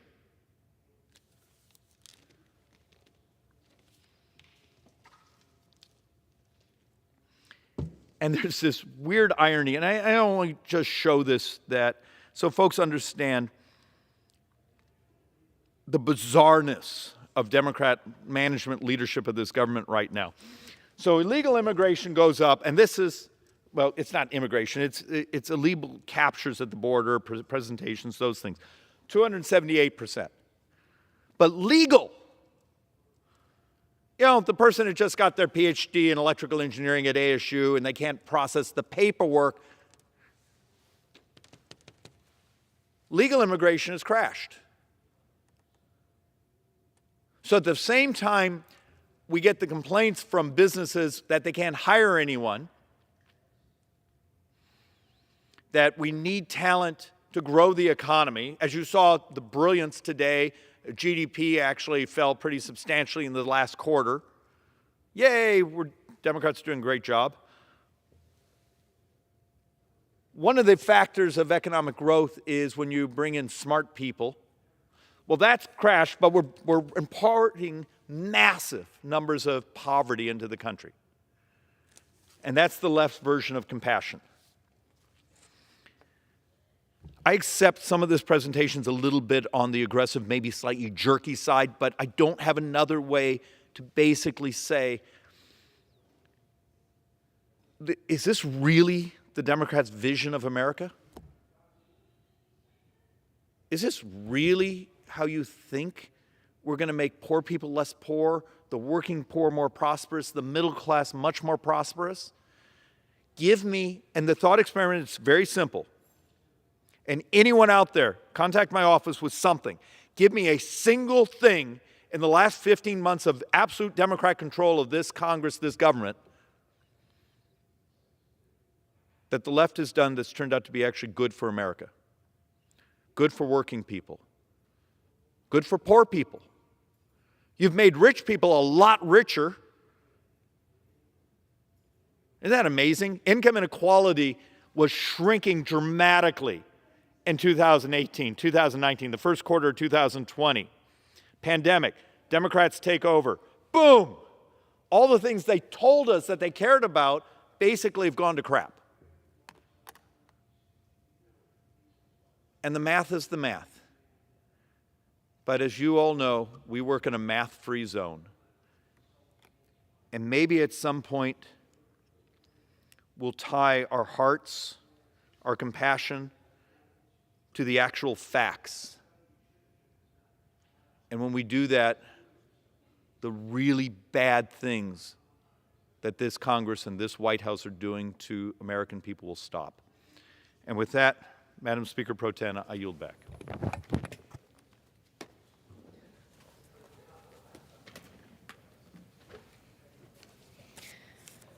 Pursuant to Section 11B of House Resolution 188, the House stands adjourned until 10:30 a.m. tomorrow.